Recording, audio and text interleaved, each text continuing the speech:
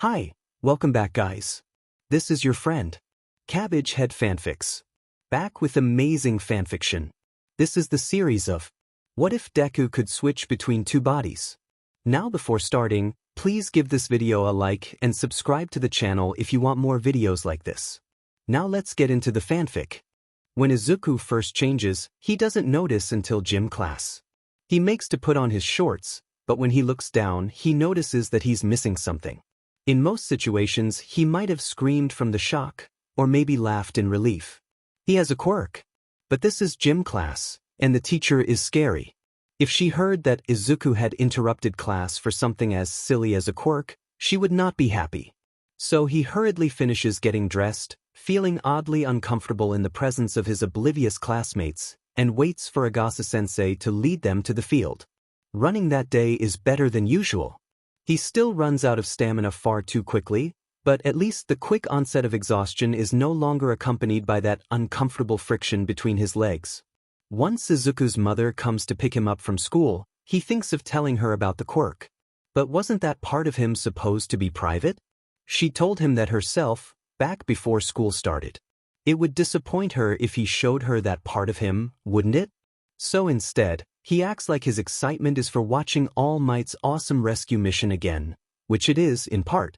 Once he gets home, his mother sets up the computer and leaves the room. With a silent apology to his all-time hero, he pauses the video and sets about figuring out his quirk. Private parts, he murmurs as he types that phrase into the search bar. Izuku scrolls through the search results, but not enough of the words make sense to him. He doesn't know which one to click, so he scrolls to the top and clicks images. That one matches, he says to himself, and he clicks on one of the pictures. It's odd, the doctor tells them. He's long past the age at which a quirk would manifest, and yet his toe doesn't have the extra joint to identify him as quirkless. But what does that mean for him? His mother asks. He's wanted to be a hero for as long as he can remember. The doctor shrugs, eyes falling pityingly on Izuku. I'm sorry to say that probably isn't possible. Izuku has what's known as an invisible quirk, one so obscure, difficult to activate or with so little usability that it's impossible to identify. 99 times of 100, having an invisible quirk is as good as being quirkless in a combat situation. His mother's eyes well up immediately. Izuku's don't. He knows what his quirk is. And yes, it's small, and yes, it won't be any good on its own. But Izuku will make it work. Both the doctor and his mother catch a glimpse of his eyes, the green fire of determination, and they drop the subject then and there. Izuku can't decide a lot of things, and it's starting to upset him. Firstly, should he tell his mother about his quirk? His first instinct is to tell her, but he knows, realistically, that his quirk isn't very powerful. He can't spit flame, make explosions, or defeat enemies with a single blow. If he tells Mom about the quirk, then she'll know for certain that he can't be a hero. At least if his quirk is invisible, she won't know for certain that it's useless. Izuku will still be able to dream about being a hero. So he isn't going to tell Mom. It hurts to keep this a secret, but it would hurt more to give up his dream. And he can't decide whether it would hurt more or less than that, to see his mom hurt like she had during the doctor's appointment. Still, that's just one more thing he can't decide. There's still plenty more to get through. His eyes drift to the computer screen. The innocent question of, am I a boy or a girl, typed into the search engine. He thought at first that he was a little silly to be unsure about such a simple fact, something that everyone knows their entire lives. But according to the internet results, it looks like he isn't as alone as he thought. Intrigued, he clicks on a random link and prepares to sieve through this new information. Izuku can't really think of themselves as a they Folta. It's fine to talk about Izuku with a they when they're talking about Izuku overall, but for most situations, Izuku decides that they'll use he or she depending on which private parts they have at the moment. It's simpler that way, she nods, with the conviction that only a 5-year-old can have. Smiling at her own logic, Izuku closes the tabs she has open, making sure to remember them for later. This whole transgender thing is very interesting. To think it was her own useless quirk that helped her discover the whole subject. She spent the last week as a girl. Not because it's more comfortable to sit and walk, although it is, but partly to see if there are any limits to her quirk, like a time limit. Lots of cool heroes have talked about knowing your limits, after all. But so far she hasn't noticed any limits beyond those of a regular human body, and the strengths of her quirk aren't exactly stellar either. The other part is that Izuku's curious about whether they're transgender. He isn't uncomfortable as a boy, but she isn't uncomfortable as a girl either. Izuku thinks they must be non-binary, that extra category that's neither a boy or a girl, except that Izuku is okay being both, so that doesn't really fit at all. She'd thought that being a girl full-time for a bit would help her figure it out, but it hasn't helped in the slightest. She's about to snap from the frustration of it all. Stretching out, she decides that staying as a girl won't get her anywhere right now. So she changes and drops to the floor. His head swam. He threw up in his mouth and barely avoided left a puddle on the floor. His hands feel clammy and cold, and when he rubbed them together to try and warm up, bits of dried skin flaked away. His mouth stuck together, and he can taste copper in his mouth. Then he was in the kitchen, crawling towards the table and trying, without success, to prop himself up against it. A glass of water appears in front of him, and he desperately butted against it. It went down his throat, and despite inhaling some, he felt a little more alive once he downed the entire glass. Now he can see his mom, desperately searching through the cupboards for something. Maybe some more water? Water was supposed to come from a tap. How could she forget that? He told her as much through the water coating his vision, and she says something that doesn't reach his ears. She finally pulls out a packet of something. He gripped onto the biscuit he's given, and stared at it blankly. How is he supposed to drink this? The moment he's himself enough to think it through, Izuku changes back into a girl. Her pounding headache lets up a little, and while she's still exhausted, she now has the brain power to piece together why everything went wrong. They only really had problems when they tried to stay in their girl form for too long. And the problem itself was starvation and dehydration, which only affected their boy form. So logically, that meant that when they stayed a girl, the boy form wasn't getting any food or drink. By being a girl for a week, she was letting the boy starve. And by staying a boy to let that side of him recover, he made the girl go hungry a bit too. That's a big weakness, especially since it probably means that they need to eat enough for two people. But maybe it could also be a strength, she thinks, hope rekindling in her chest for the first time in weeks. Surely if food doesn't transfer from the boy to the girl, that means that injuries won't either. Crossing her fingers, she searches for a sharp object. There's a pack of thumbtacks on the other side of the room, so she picks one up and jams it into her left thumb. It stings as expected, but she pulls it out, and there's little left but a sparkling red bead on the tip of her thumb. She changes, and he squints through the returning migraine at his thumb.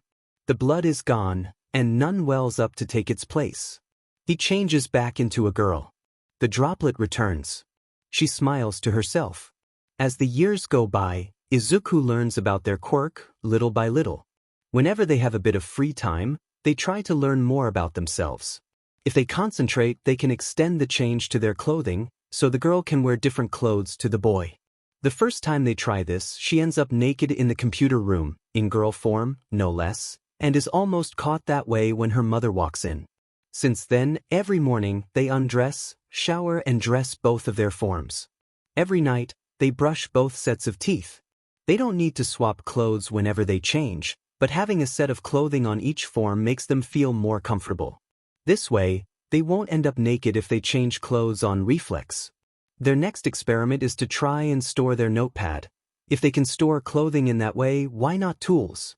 And sure enough, the notepad disappears the moment she changes into a boy. It's almost like a video game inventory, the way they can just pick something up, store it, and stop worrying about it like that. There is a limit, they find out when they try to store a huge box full of all their All Might toys. If they can't carry it, they can't store it either. So they can't just pop a car out of existence and then pop it back wherever they want. Unless they could pick up a car. Izuku hums to himself, formulating yet another new idea. Not all of their ideas come to fruition, but he's optimistic about this one. Their mother is shocked at just how much Izuku's eating, but they've always been one of the smaller kids in their year, so she lets it slide. When she realizes that Izuku's actually losing weight despite the mountains he inhales daily, she attributes his newfound appetite to his otherwise unseen quirk, and it only takes a few weeks to get extra income support so she can feed them properly. Despite this hiccup in their daily lives, Izuku's mom is happier than ever. Her son's quirk isn't invisible anymore. When she says as much, Izuku almost can't bear not telling her the truth. But Kaken's bullying has gotten worse lately, and Izuku just knows that if they say anything to anyone, it'll eventually spread to Kaken. Having an unknown quirk means Kaken hasn't written Izuku off completely, but having a useless one? If Kaken learns about that, he'll be worse than ever. So Izuku doesn't tell her. She's changing. Her hips are getting wider. He's getting taller too, but his changes are much less obvious than hers. When Kaken pokes her one day and his finger squishes into her chest, she punches him in the face and runs away beetroot. Kaken doesn't follow, and he seems to second-guess that she was even Izuku. The bloody nose was probably very convincing. No way could useless Deku have done that. His mother notices something different about her when she gets home, but she can't put her finger on it.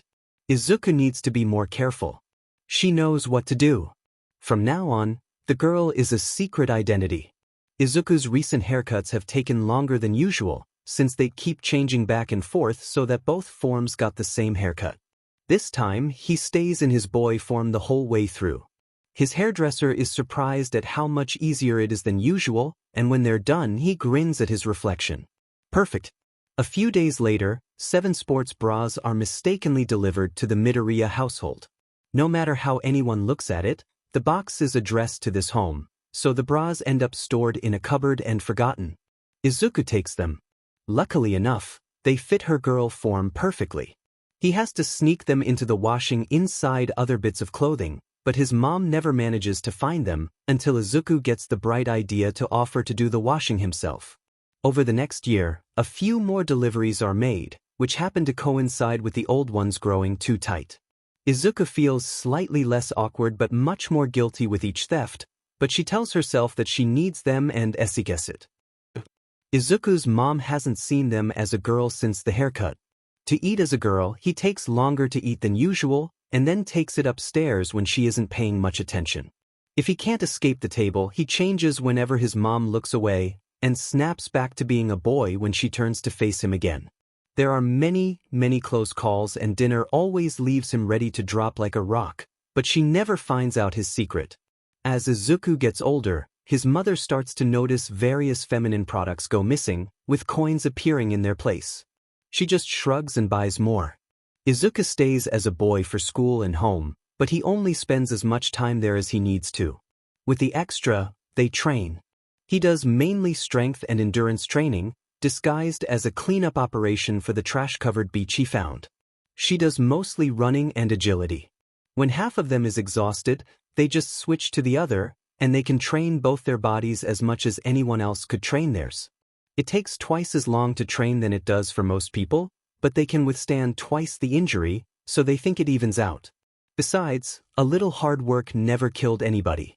Every day for months, and then years, he comes home worn down and exhausted, often more mentally than physically, but always beaming. His mother doesn't know what to make of it, but when asked, he just mentions that he needs to be strong to be a hero. As a boy, Izuku bulks up within just a few months, still fairly mobile but specializing more in raw strength. At least, as much strength as a young teenager can have. As a girl, she stands an entire head smaller than him, and while her muscles aren't nearly as pronounced, she's far faster and lighter on her feet than he could hope to be. Training continues, and while Izuku's grades slip very slightly, the hero course of UA has never seemed closer. Oh yeah, Midoriya was planning to go to UA too, wasn't he? Izuku, having previously tried to phase his head through his desk and just hide, groans to himself and braces as Kaken slowly turns towards him. Then the class bursts into laughter. "I've never even seen him use his quirk," one girl in the back exclaims. "Studying won't get you superpowers, you know," a boy reasons, snickering. Another one cackles, "You can't get on the course without a quirk." They removed that rule, Izuku argues, figuring that if he wasn't going to go unnoticed, he could at least try to defend himself. Besides, I do have one, it just isn't obvious right now.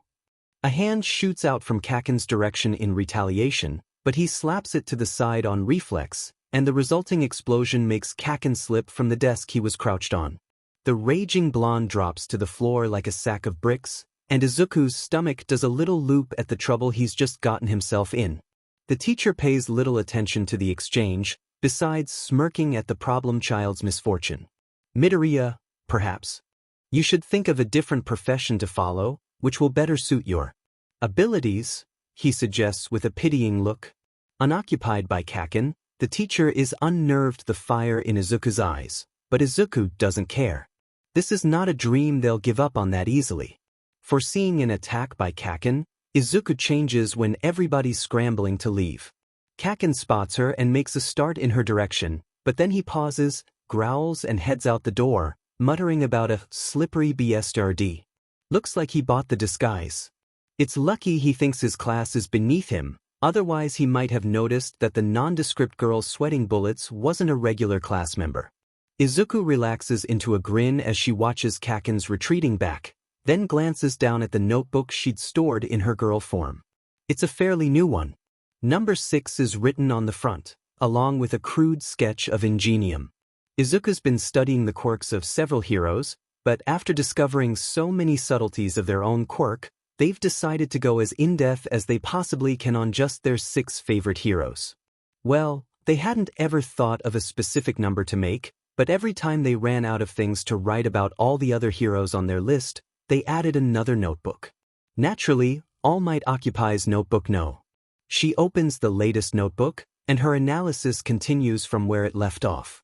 Currently, she's trying to figure out a way around Ingenium's difficulty in stopping and turning properly. He'd already had 2 accidents this month, and while he's effective at close combat due to his quirk-enhanced punches, the ability to use his full running speed in alleyways and other tight spaces would make him even better at chasing down villains. A bicycle would be too clumsy to use in combat, but it's the first thing that comes to mind, so she jots it down, along with a little argument between her optimistic side and her devil's advocate. Roller blades or quad skates. A good direction to take, but the wheels would likely wear away too quickly at Ingenium's high speeds, and they get in the way of hand-to-hand combat. The material used for his current boots is shear resistant, but only in certain directions, so wheels made of it would wear away unevenly. Instead, Ingenium needs wheels which only come out when they're needed, like landing gear.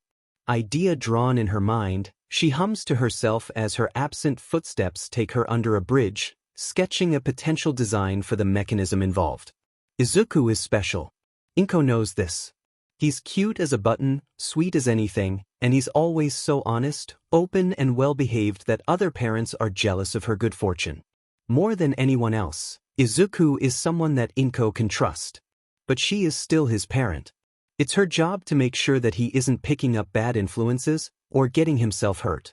So despite her immense trust for Izuku, she follows him wherever he goes. Never overtly, and she rarely does more than watch, but she knows what Izuku's life is about. Is he doing all right at school? Of course he is.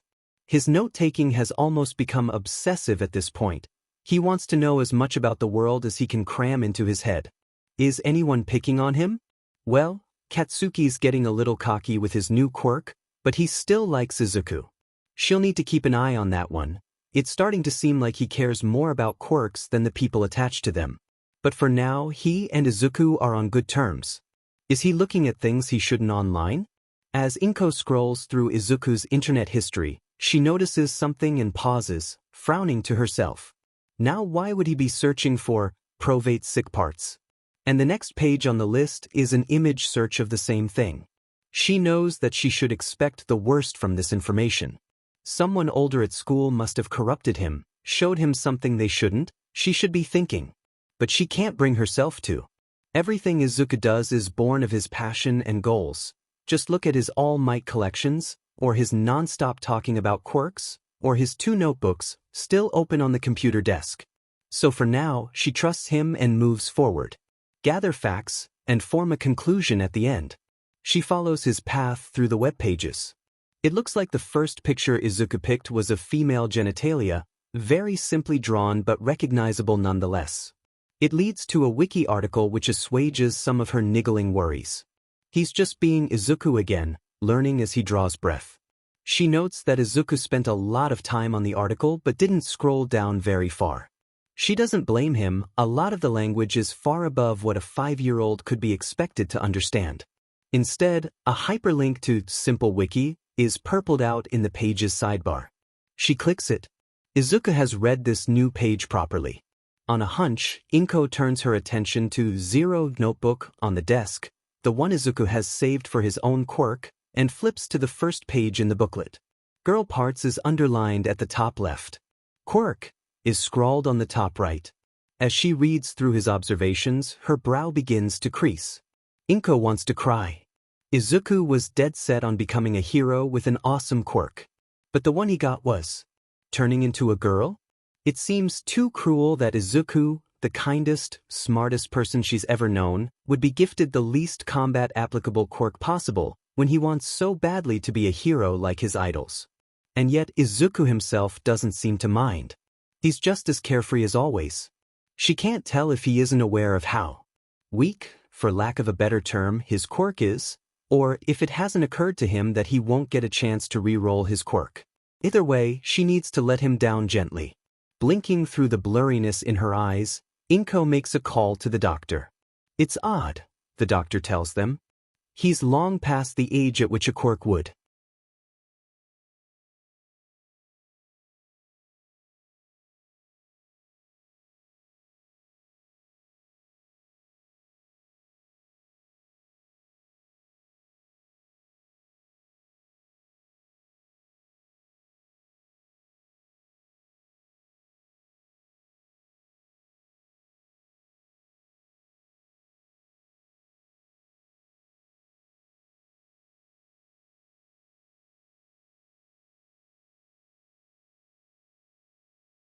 Guessed wrongly that the injury was on his back since he's actually less careful with his front than he strictly should be, but otherwise he'd think she was spouting facts instead of theories. Toshinori knows how little information there is of him as a living, breathing being as opposed to some god among men. The ability to spot such well-hidden flaws, especially through the haze of hero worship that the girl clearly has based on her starry eyes and all-might-themed rucksack, is a skill that many heroes could only dream of rivaling. But he still doesn't see why she gave this to him. It's clear that she doesn't just want to be praised with a mind like that. She obviously believes that whatever's in this book will help him. And despite the tens of specialists who aren't able to help an iota, he finds himself optimistic. So he turns forward the pages, through all the other US states, past the gushing praise and what he already knows, through the evolution of his hero costume, and finally comes to a stop at the page titled simply, Ideas. It takes a moment to decipher the seemingly random sets of words like Wide Area Force, P67, Aerial Recoil Dissipation, P82, and Exoskeleton Ala Skeletoni, P59, but with a glance back at the title he realizes. These are ideas. When All Might emits a gurgling cough and spits blood to the side, Izuku isn't sure what to do. They'd never expected to meet their hero in the first place, but to see him in such a weak position, having hitched a ride on his leg just minutes before. She's known about his injury for a few months now, but this hits a little too close to home. Is this normal? She asks warily. She doesn't want one to panic when this is probably a common occurrence for him, but at the same time, coughing blood isn't usually a sign of impeccable health. Yeah, nothing new to see here. Most of my stomach is gone, this is kind of a given. I've gotten used to it. He grins at her though, eyes wild with energy that she hadn't seen in him since his all-might form boiled away. I'd all but given up ever staying a hero, but these ideas of yours are truly magnificent. I'd wager that this exoskeleton design, he points to the corresponding diagram, and Izuku can't help but blush and look down, could keep me in the business for at least another 2 years, and the training regimes might keep me going for 5. What's your name, young lady? Izuku freezes. She knows that All Might want to find her in the future to discuss some of the weirder ideas. But if he does that by knocking on the door, Izuku's mom will answer. Their mom thinks he's a boy, but All Might thinks she's a girl. But if he asks for a different name, their mom might get suspicious. I'm Izu, she states firmly, silently thanking her mom for going through all those baby names. Midoriya Izumi. My name is Yagi Tashinori. I can't thank you enough for this opportunity. All Might bows. Izuku's world breaks. After the encounter with their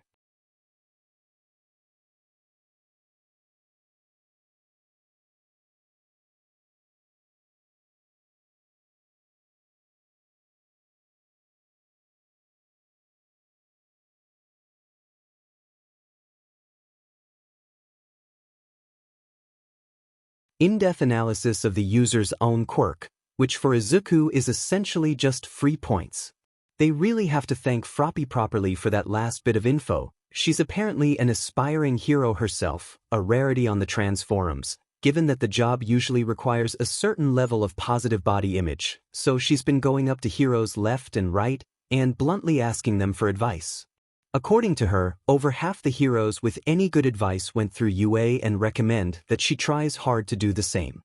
And one of the more common instructions so far is to know your quirk, inside and out. So the written exams will be a cinch. Well, assuming they're not forced to give up the secret of Izumi. But since there's only one hero they know of with a quirk-identifying quirk, and she was still doing full-time hero work around the time of this year's exam, and they only know that because the wild pussycats are a hot topic on the trans forum, with Tiger as a member, Izuku has to assume that she won't be in UA next year either, and that their secret is safe. No, what Izuku's worried about now is the practical. Dagobah Beach is almost entirely clear now, and while even more people came to dump their trash than usual as it became obvious that it would all be cleared out anyway, that's starting to peter out as it becomes more and more difficult to hide anything new in the few remaining heaps of scrap metal and plastic. Soon enough, Izuku will need to find a new way to train. They can't afford proper training equipment, and they can't bear not clearing up the last specks on an otherwise stunning beach. But without either of those options, how can they grow stronger in time for the exams? And then the problem solves itself when during his final cleanup session, hidden beneath a mustard-splattered but probably still functional microwave, is a wad of bills with a note on top. As thanks for a job well done. We fixed up the stuff and sold it off, and this is some of what we got. He already feels tears welling up, scanning the beach and the nearby road but finding nobody. And, well, he's not going to take it for granted, but he has to know how much there is here, right? So he counts. And counts. 300,000 yen. The tears fall from his face now, making new splotches on the still damp sand below, but even so he's smiling. Somebody noticed, he realizes, and it sounds dumb because he's been doing this for years, so obviously someone noticed, but he'd never considered that somebody would notice and remember. And multiple somebodies too, according to the note. And now Izuku doesn't have to worry. This is plenty of money to buy whatever training equipment, proper training equipment, that their bodies might need. Some weights, an arm pulley thing machine. They don't know the first thing about training machines, they realize sheepishly. On second thought, he says to himself half in jest, maybe finding a new dump would be easier. Technically Izuku can still only store things which are light enough to pick up.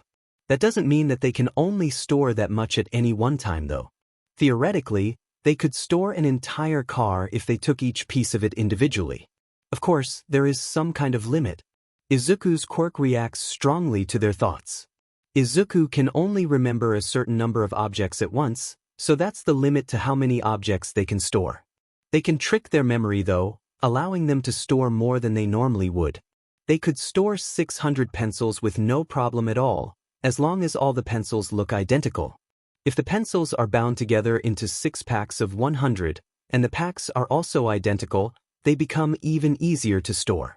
They also don't need to know the exact details of each object, although the stronger an image they have in their head, the more space is freed up for other things, so their notebooks and clothes, which they know front and back and have been storing on and off for years on end, are fair game. So with all that in mind, Izuku makes the natural assumption that the rest of their quirk depends on their mind too. Which is great, because the mind is much less concrete with rules than the laws of physics tend to be. And that's what brings them to this. Izumi burns her glare onto the mop in her hands, and yet it refuses to do what she wants. It's been a while since they've expanded their quirk directly, invested into physical training as they were. They've almost forgotten the frustration of wanting to do something and just not being able. Almost. This does bring back some very irritating memories after all. Clearly this isn't working. Maybe their brain needs some sort of kickstart. A point to focus on. She swings the mop experimentally, considering the weight in her hands. It's one of those cheap, old-fashioned wooden ones which have become more common recently, since plastics can be so hard to come by. Quirks that can create such complex synthetic materials are among the rarest, while quirks that accelerate tree growth or otherwise allow the creation of wood are only eclipsed in number by elemental kinesis quirks. She shakes her head. Focus. The mop. It's wooden. The handle's a fair amount longer than she is tall. As Izuku, it would still tower over him. She swings it again, and with the weight on the end, it almost pulls itself from her hands. That works. She focuses hard on that distinction.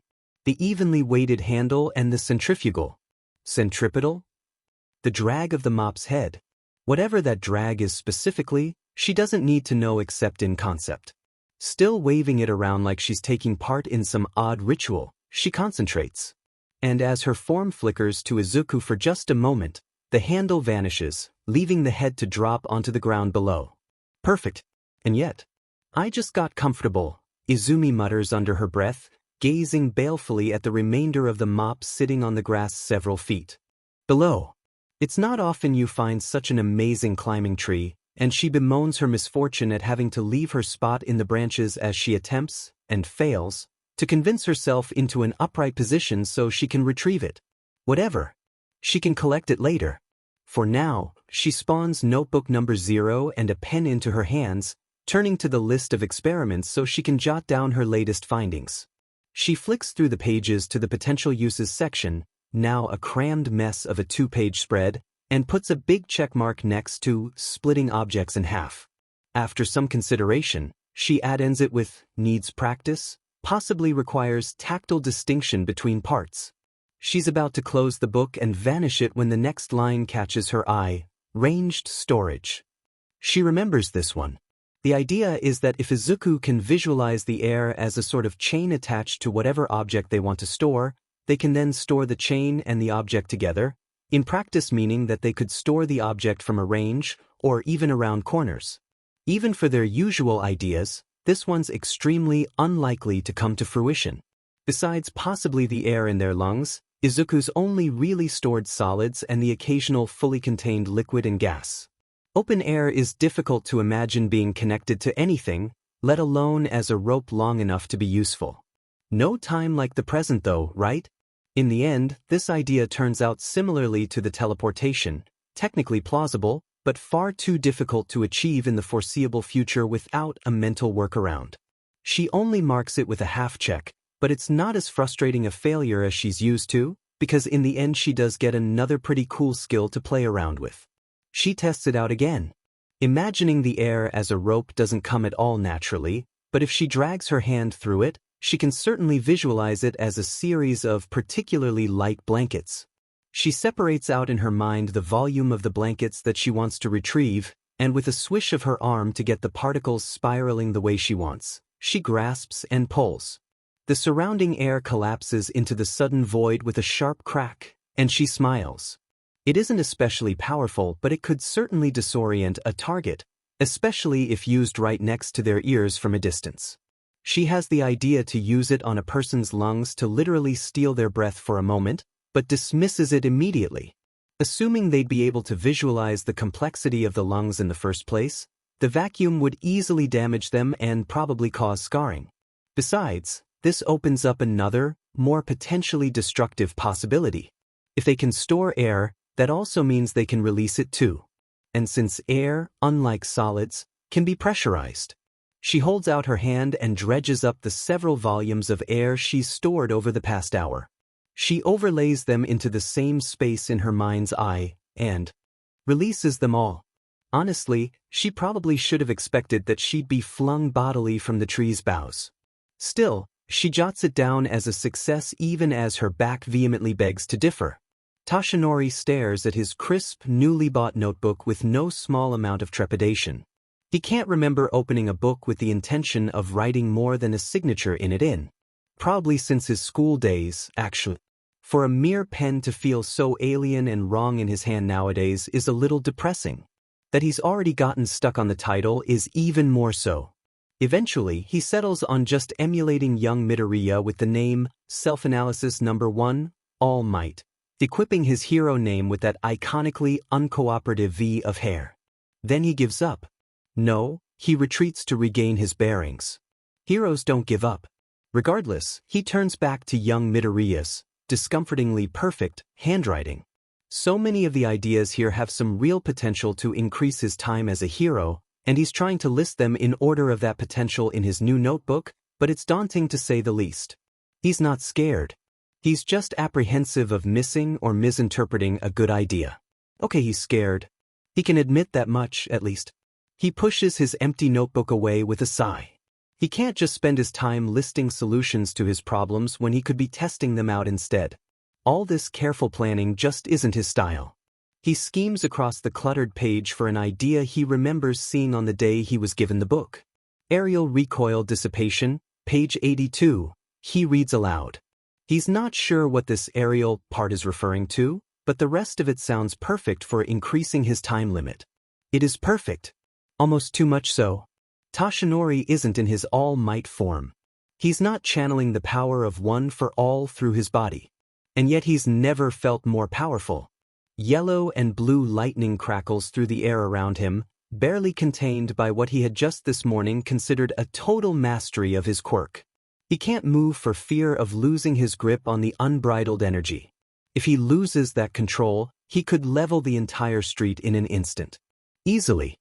Slowly, steadily, he reins back one for all from its full 100%.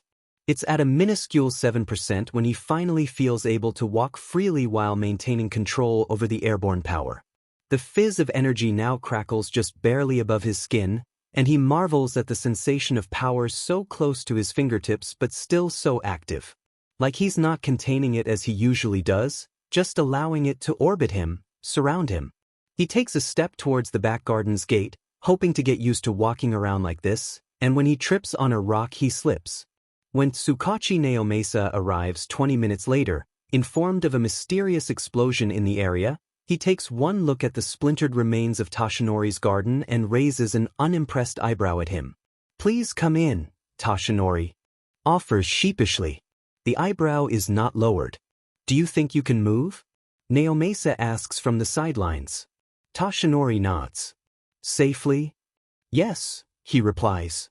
Naomasa clearly feels a twinge from his quirk, but he makes no comment on it because Tashinori's fairly certain that he can indeed move safely. He's operating on just 5% now that they're practicing indoors.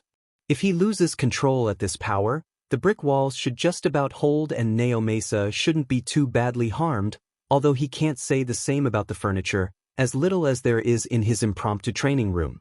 He takes a step forwards, careful to avoid slipping on the wooden floorboards. His control holds. "Amazing," Naomasa breathes. "I'd never realized just how powerful you are. Even at 5% I can see the energy so clearly." "This is news to me too," he reminds. "Young Midoriya's ideas are just remarkable." "Midoriya? Is that the child who gave you that notepad?" He gives a non-committal hum, too invested in holding his control to put much mind to the conversation. When the question finally filters into his brain, he nods with a grin at the memory. "Hitched a ride on my leg just to deliver it to me. She'll be at the top one day, I know it." "You'd lift her there yourself if you needed to, wouldn't you?" Naomasa states more than asks. He doesn't get a reply, they both know he's right. Instead, Tashinori turns to the haphazardly made training dummy across the room, an old but useful gift from a, comparatively, well-meaning if slightly stalkerish ex-villain who's recently been released from prison. It's been empowered with her quirk to leave a duplicate if it would otherwise take damage, and it's made from natural materials so he can toss the broken copies without feeling guilty for the environment. He can almost hear her voice after all these years. He shudders. He doesn't draw back a fist. He doesn't throw a punch. He just raises an arm towards the dummy and wills the energy forwards. It responds as easily as ever, if less precisely. He feels the air around him rush ahead to strike the dummy, and the torso of the newly spawned duplicate is blasted away with a crunch of crumbling straw. He inspects his hand. No broken bones, no bruising. Nothing. Amazing. He trains in near silence for almost an hour after that, Naomasa keeping an eye out for any signs of stress or injury. Have you thought about choosing Midoriya as your successor? His friend eventually asks him as he paces, acclimatizing to the feeling of holding one for all without his body as a medium. He's still only on 5%, and even then it's surprisingly difficult to direct so much raw power through the constantly shifting air. I have. And? I think it would put her in undue distress. He sighs, adding another dismembered training dummy to the growing pile. To her it would be like I'm admitting defeat. I know I'll need to give up one for all someday, but that day's starting to seem further and further away. Is it selfish to want to keep it as long as I possibly can? At this point, All Might-sama, you're more than entitled to a little selfishness. How many hundreds of people have you saved in the past year alone? Far less than I could in a month before my injury, he laments. I just feel like I've been giving less and less to society, and still taking more and more for myself. Does that make sense? It makes the same kind of twisted sense you always make when you talk about your selfishness, Naomasa mutters with a grimace. Without you there wouldn't be a society. Take the time to experience what you've worked so hard to save all these years. Naomasa said the same for so long. But for the first time, Toshinori listens. That I saw this coffee shop a few days ago if you have the time, he finds himself saying. Naomasa beams. It's finally time. They think that, and yet the past 10 months have been something of a blur for Izuku. The countless hours of experimenting and training body, mind and Quirk, thousands of failures and successes alike. Those have all been compacted into a single speck in the corner of their mind. Izumi's taken the bus to UA today, to save energy. She probably wouldn't have been winded even if she jogged all the way here, and they aren't even planning for Izumi to show up in the practical in the first place, but Izuku isn't taking any risks. They need to be ready, mind, body and backup body. When she spots the front gates opened into UA's sprawling campus, she spins on her heel to check that the coast is clear. Izuku's male form completes the rotation with a bounce in his step at such a flawless transition, and he happily strides into the grounds as though nothing of interest has just taken place. Inwardly he's worried. He'd still be just as worried with all the preparation conceivable though, so he allows that thought to blunt his anxiety and goes over his plan of attack for the umpteenth time. The written exams are going to be almost upsettingly easy, there's no getting around that. Izuku might as well be custom-built for these tests, going by all the information that Froppy has shared, in return for a promise to meet her in real life if, when, they both pass the exams, over the past 10 months.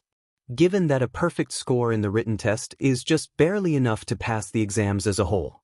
Well, a mere dozen points in the practical would net them a middle-of-the-road pass overall. Of course, they aren't counting on getting a perfect score. That would be setting themselves up for disappointment. But it doesn't change the fact that, point-wise at least, they don't have a single care in the world. No, that care is reserved for their Quirk. From the moment that Izuku stepped through the gate, they became just that. Izuku. Not Izumi. Just Izuku. Their Quirk. It isn't like breathing to them. They don't feel a need to use it, and it doesn't quite happen automatically. It's more like a habit that they've cultivated for the past several years. In the same way that they write right-handed and kick a ball with their left, they use Izuku for raw power and Izumi for speed and agility. Not shifting to Izumi whenever they need to close a distance will be difficult to remember. Their brain is almost programmed into automation at this point. Heck, even just walking down the unobserved road usually has them changing forms on a whim. Forget the exams, how are they going to keep up the charade once school itself rolls over? If it rolls over. Izuku's legs catch on each other, and with a blink he's a head shorter. She curses inwardly and forces herself back into Izuku, resigning to take the fall like a man? Well, resigning to take the fall? Apparently not. Untangling his legs, he kicks off the ground and pitches himself forward, marveling at the sudden sensation of weightlessness as he spirals into a lazy front flip. He sweeps his arms in a circular motion to speed up the rotation and frowns. The air isn't heavy enough to push off of, which is weird considering. His thoughts are interrupted by the feeling of ground under his feet as gravity shackles him to the floor once more, and he turns to face his savior, a petite, rosy-cheeked girl who, slightly shorter than him, would still dwarf Izumi. "That was so cool," he murmurs, and the girl's natural blush deepens slightly and she presses her fingers together. "You tapped me on the shoulder for that, right? Is it a 5-finger quirk?" "Yep," she beams with a wave of a pink padded hand. "I can make things float by touching them. Sorry for using it, but it'd be bad luck if you fell now, right?" "No, it's fine. You saved me after all," he smiles. "That's a really versatile quirk. Are you here for the hero course?" "Of course. Are there any other exams today then?" "But are there?" Izuku's not sure. The written exam's the same for everyone apart from the hero course section at the end, so he thinks they'll see a few candidates for the general studies. He's not sure if they'd be in the same hall as those candidates though, but he'd wager not considering their exam shorter, so to have everyone together would risk disturbing the hero course candidates, which would probably go against UA's exacting standards. "Is that a maybe then?" "Oh." He sheepishly rubs the back of his head. "Sorry about that, I get a little verbose when I'm nervous. Or any time at all, really. That makes 2 of us then. Being nervous, I can barely contain myself." She bounces excitedly on her heels, and he finds himself wondering if she can make herself float too. Maybe she needs to weigh herself down or she'll float off into space. "Let's both work our hardest to pass, okay?" His face seems to be broken, he can't turn off the smile. "Sounds good to me," he replies with mild difficulty, and it seems to be enough. She gives a quick wave and bounces over to the UA building's entrance. "Out the way, fucking though," abruptly comes Kaken's voice from behind him, sounding oddly strained. Izuku sidesteps the blonde's general area on reflex, and catches sight of him as he strides past. Looking for something? He's scanning the crowd for someone. Did he somehow manage to make a friend? Or is he just scoping the competition? It doesn't seem like the latter. Every now and then he makes an obvious step or 3 in a direction, then stops dead, cursing under his breath. It's probably not the former either. Anyone who can worm their way into Kaken's heart must have shrunken themselves to fit with their quirk. He shakes that image out of his mind with a mild grimace. Humanoid chestbursters are not chief on the list of things he wants to think about in preparation for a day of exams. Instead, he should be focusing on what's really important, the pit of fear slowly eating his stomach from the inside out. That's probably worse than the chestburster, actually. When he finally pulls himself out of his bottomless pit of nerves, he finds himself being funneled with all the other hopefuls into a surprisingly small auditorium, having half expected a fully realized theater capable of holding thousands of people. Hoping against all hope that he's in the right place, he detaches from the crowd with much more difficulty than usual. Izumi's usually the one to slip through heavy traffic since she's so small, and takes the seat marked out for Examinino, which just happens to be positioned next to a visibly upset Kaken. Moving within 6 feet of a visibly upset Kaken is comparable to actively sprinting towards a tornado. If said tornado is directly on top of an active volcano, spraying the area with lava and shards of obsidian, and can explode the nearest object with its mind. The unmistakable presence of Present Mike, it is in the name, after all, snaps him out of his mild spell of horror. All you listeners with a stake in the next exam better pay attention. Everybody say hi. Izuku barely resists the urge to yell back for fear of attracting Kaken's ire, and it's extraordinarily lucky that he does, because nobody else utters so much as a peep. He supposes there's a time and a place for hype building and audience participation. What a refined response. Present Mike rebounds without skipping a beat. Izuku doesn't know much about him beyond his quirk, and he wonders if maybe that kind of unflappability is something that should be followed up on. Present Mike could be extremely interesting to catalog, then I'll give you all the rundown and send you on your ways. He's lost his train of thought. Are you ready? Yeah. There's silence. Oh right, unbreakable spirit. As it says in the application requirements, you listeners will be participating in 10-minute mock urban battles. You can bring whatever you want with you into the arena. After the presentation, head to your specified battle center, all right? Okay. Maybe someday, someone will reply. He steals a glance at Kaken's slip of paper and catches him looking at Izuku's own slip. The examiners have apparently separated anyone in the same schools into different fields. So they won't be seeing any teams, unless someone out there is charismatic enough to make friends within 10 minutes or has a quirk to do the convincing for them. Present Mike takes them through the 3-point giving villains, and when a boy so angular that he must find it uncomfortable to sit points out the extra villain on the printout in the most long-winded fashion imaginable, he describes a 0-point obstacle, fit only to be avoided. But then, what's the point of having it there? Is it just to scare everyone when it powers up? Maybe to prevent people just camping in a safe space the whole match? Thank you very much, the boy states, bowing stoically, apparently not having felt the embarrassment that being corrected in front of a crowd should rightfully have caused. He's a little intimidating, to be honest. Izuku thinks they have a plan. The robots are actually more of a blessing than they could have hoped. Against human opponents they would have had to hold back to avoid killing anyone, but against robots that restriction is lifted. They probably won't have laser beams or other excessively dangerous tech either, although with the 0-pointer he's not so sure about that. They do have Recovery Girl on site, so anything could go as long as it's non-lethal. Now the only question is whether the robots are light enough to use. Light enough? He spots the rounded brown hair and splayed fingers of the nice girl from earlier, and makes a beeline for her. She clearly wasn't lying about her nerves, and knowing that just brings Izuku's own worry to the surface. A hand on his shoulder makes him jump about a foot in the air, and he has to clamp down on his knee-jerk reaction to swap forms as he turns to face Angel's boy from earlier, who releases him contritely. I apologize for startling you, but that girl appears to be trying to focus, he states, bowing slightly. Izuku tries to slow his heart in his chest, and only marginally succeeds.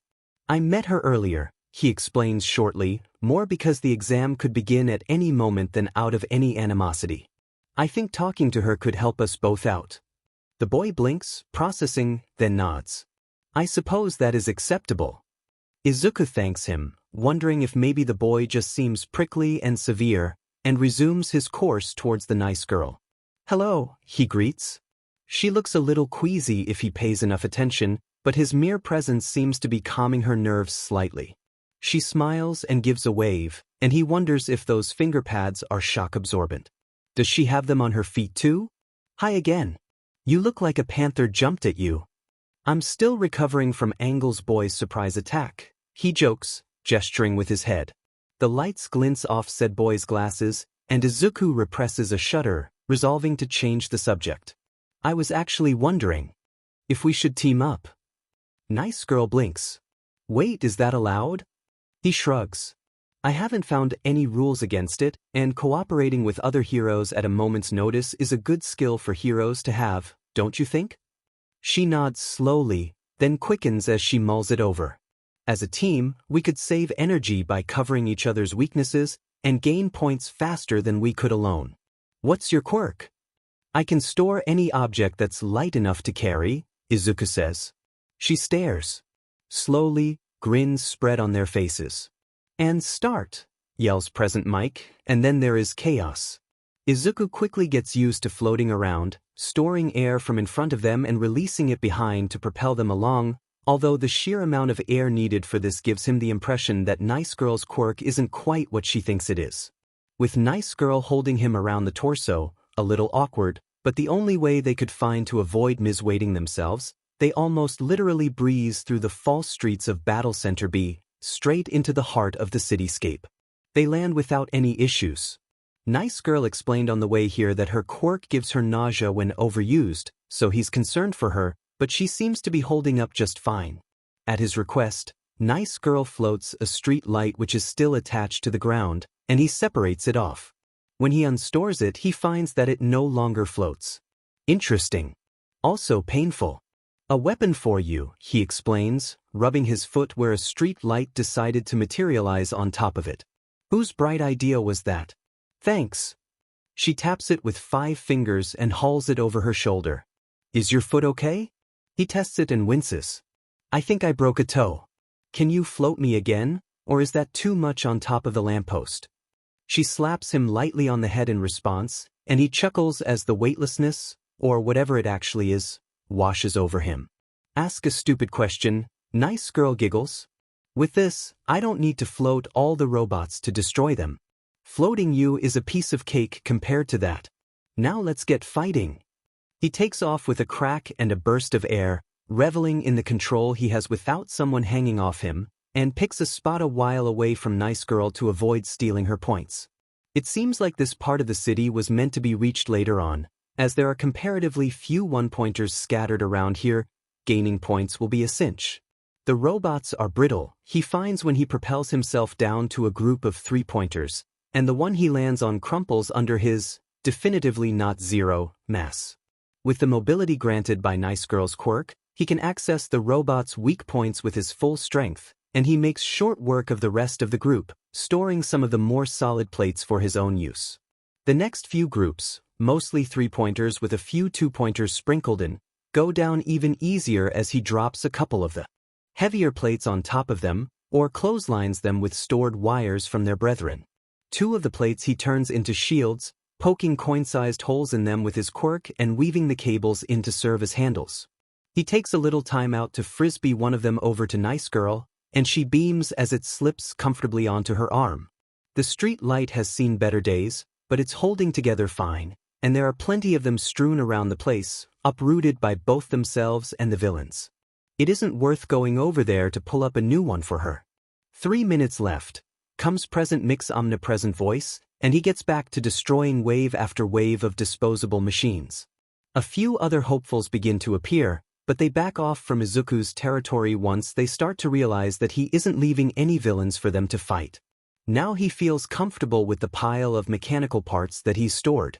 He doesn't need any more, so he doesn't need to worry about damaging them. The next 3-pointers left half is removed from existence with a touch, and reappears to crush a small group of them. 12 1-pointers are blasted away by a cable tied to a 2-pointer's heavy carapace. Incoming attacks are deflected into the mixed assortment of nearby villains with his makeshift shield. Everything's going perfectly. Until it isn't.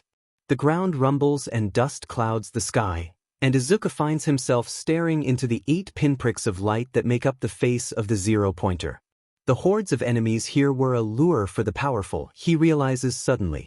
They were a trap that he's fallen into. Not just him. He glances towards where Nice Girl is, barely able to make out her silhouette through the grit in the air.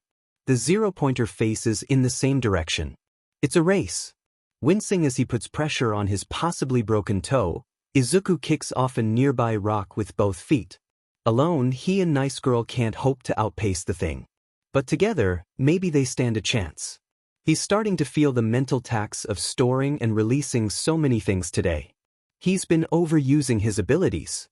Nice Girl too, from the hand over her mouth. Her legs are covered in cuts and bruises too, and she's shaking from the effort of standing.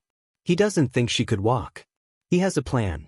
Nice Girl, he calls out, and she chokes on her spit in a bout of near-hysterical laughter. He's not sure what's so funny. The 0-pointer is almost on her as he lands alongside. It's faster than his exhausted self, but he started out closer. It raises a gigantic right fist, and Izuku has a moment to spare as its treads were ever closer. How much of its arm could you float? He asks her. She frowns in consideration. Up to the shoulder, I think. That's good. Okay, we're going to do something stupid. When she makes no attempt to argue, he sighs at the sheer idiocy that he's going along with. I want you to wave your arm through the air. She does. What do you feel? Air resistance. And silly. The first one is the one we want, he smiles. That air is connected to everything. And if something moves fast enough, it creates a cushion of air. So, imagine that cushion as a sort of armor on the front of the dash. It's here. He's out of time. The arm comes faster than Izuku can think. It's up and then it's there. It stops. His hand is out. Nice Girl's hand is out. The cushion of air washes over them both. Nice Girl reacts. Izuku reacts. The arm is gone. Unbalanced, the zero-pointer topples to the ground with no fanfare. Izuku and Nice Girl follow close behind. They don't speak for a while. Happy with your points total? Izuku finally asks. I'm not about to complain, I almost died today, she laughs hoarsely. What even happened? I don't remember much. He shrugs. How's he supposed to verbalize the event that's been burned into his mind? You made the arm float without touching it. You learned that really fast actually. I thought I'd have more time to teach you, and then I stored the arm and the robot kind of just fell over. That's one way of putting it. Doesn't quite get the overwhelming terror or the sudden clarity across though. I remember that part, I think. I feel a bit bad for it now. It tried to squish us, he whines, injecting as much comical hurt as possible into the words, and they both break into peals of laughter. They lie in a comfortable silence for another moment. Woo, we did it, Nice Girl quietly cheers. Yai, go us. The next silence lasts much longer as they both bask in the sunlight and the light of the victories they shared. Nice Girl's the one to break it.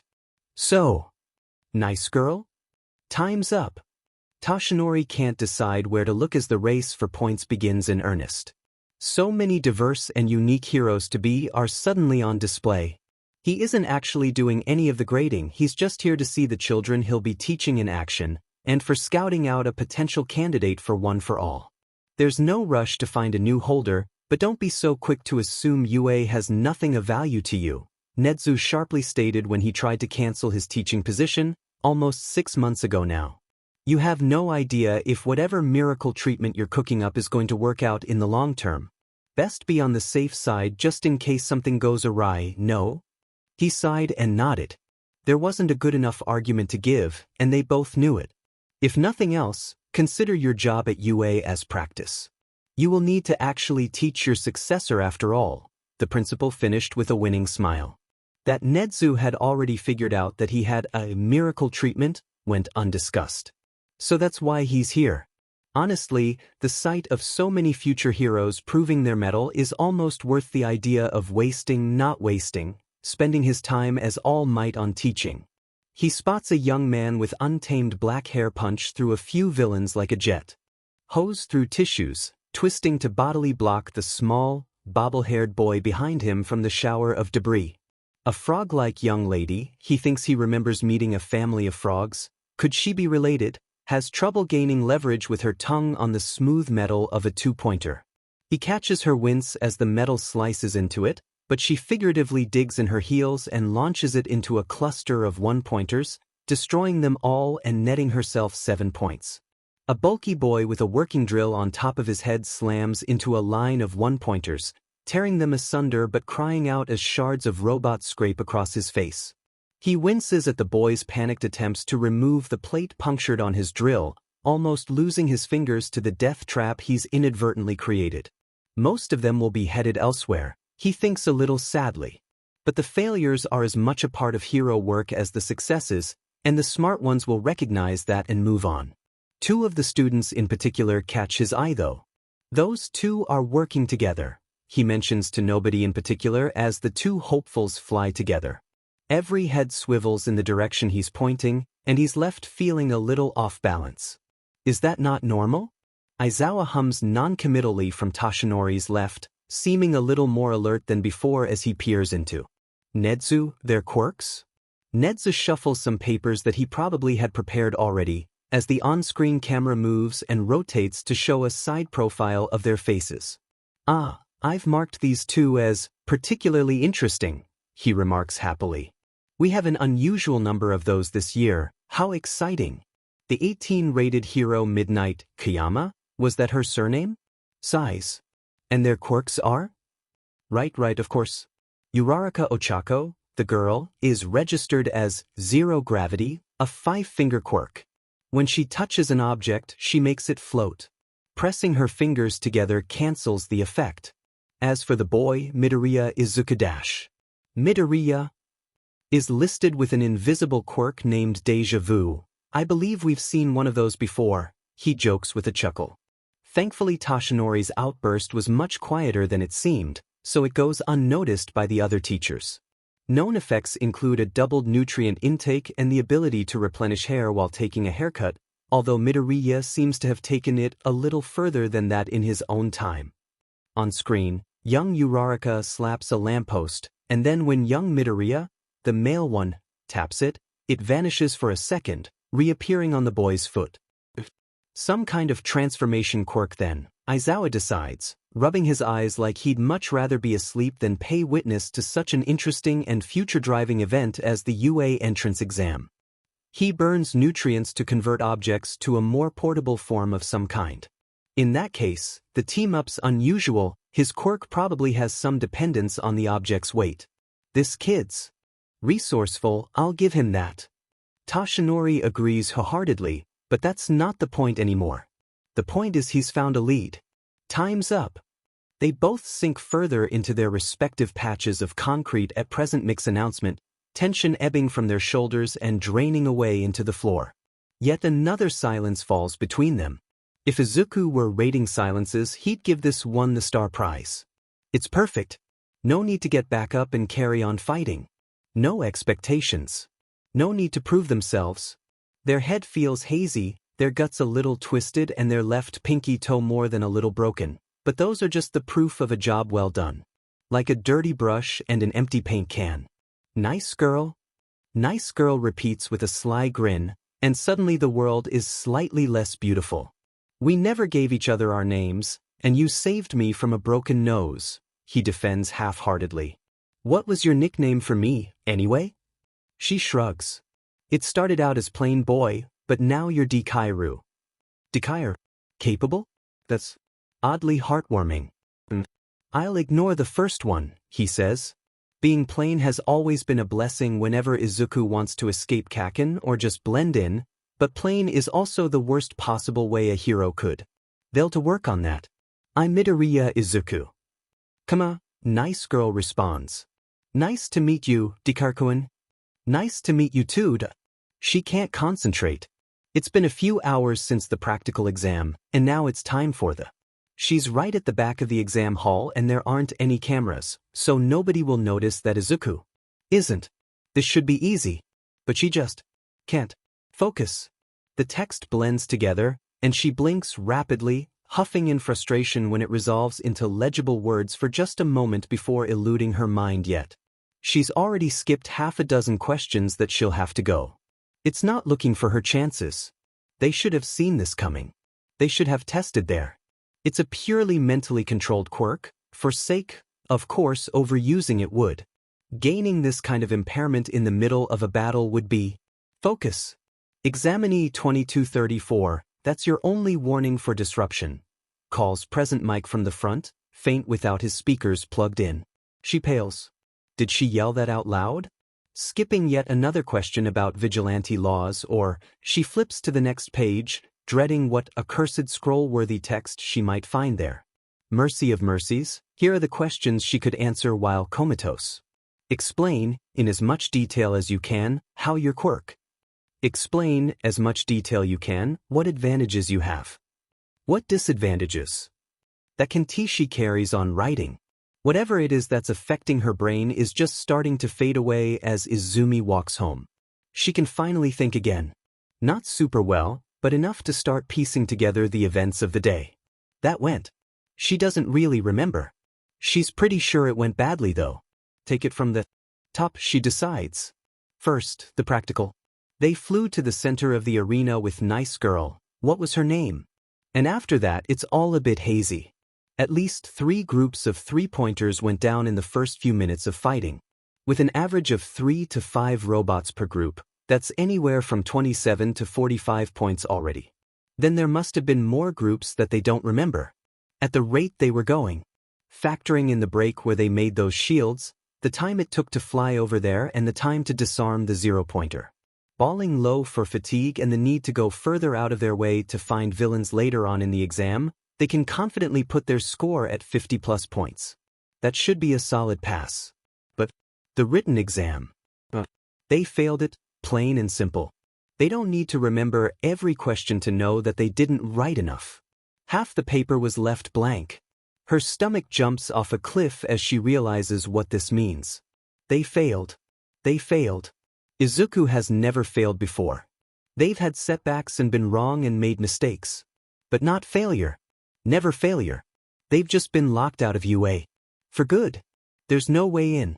However well they did on the practical exam, passing the written one is a necessity no matter the course. And they failed. They failed because they weren't careful. They weren't thorough enough to check that their mind quirk didn't affect their mind. Of course it would. Why hadn't they thought of that?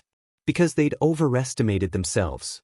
They'd been so convinced that they'd always have another self to fall back on, that they hadn't considered that quirk exhaustion might bridge the gap between forms. Know your quirk, inside and out. They hadn't. When he gets home, Izuku's mom is busy cooking, and can't give him more than a greeting. He knows he can't answer without his voice cracking, so he just bolts to his room the moment his feet hit the floorboards. He'll talk to her later. She'll understand.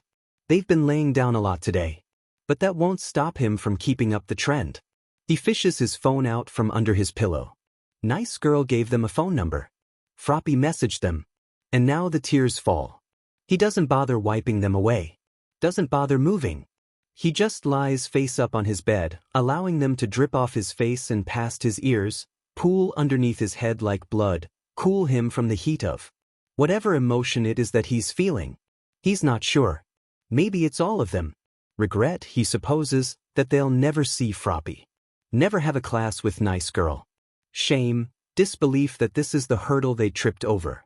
Anger at themselves and at the exams. Why is the practical first? How is that a logical idea? Traitorous hope. They don't have a chance, they should just give up. Pick another school before it's too late to apply. Maybe their practical results could land them in a different hero course. They can't, obviously. But they should. Maybe they could be a vigilante. It'd make hiding their quirk easier at least. Embarrassment that they let such an utterly predictable weakness go unseen for so many years. Upset that they've never pushed themselves that far before. Dread. Dread. If there's still even the tiniest chance of being accepted, a single thread of hope, then that is what Izuku is hanging from in this moment. Has been for the past week. Their mom's been worried sick for them. They don't blame her. They've been worried too. If they don't get in, what will they do? The letter's arrived. Izumi's holding it. Now she just has to open it, accept the reality. She doesn't want to. She opens it anyway, pulling out a fairly heavy palm-sized disc. The projector? I am here as a dash. All might.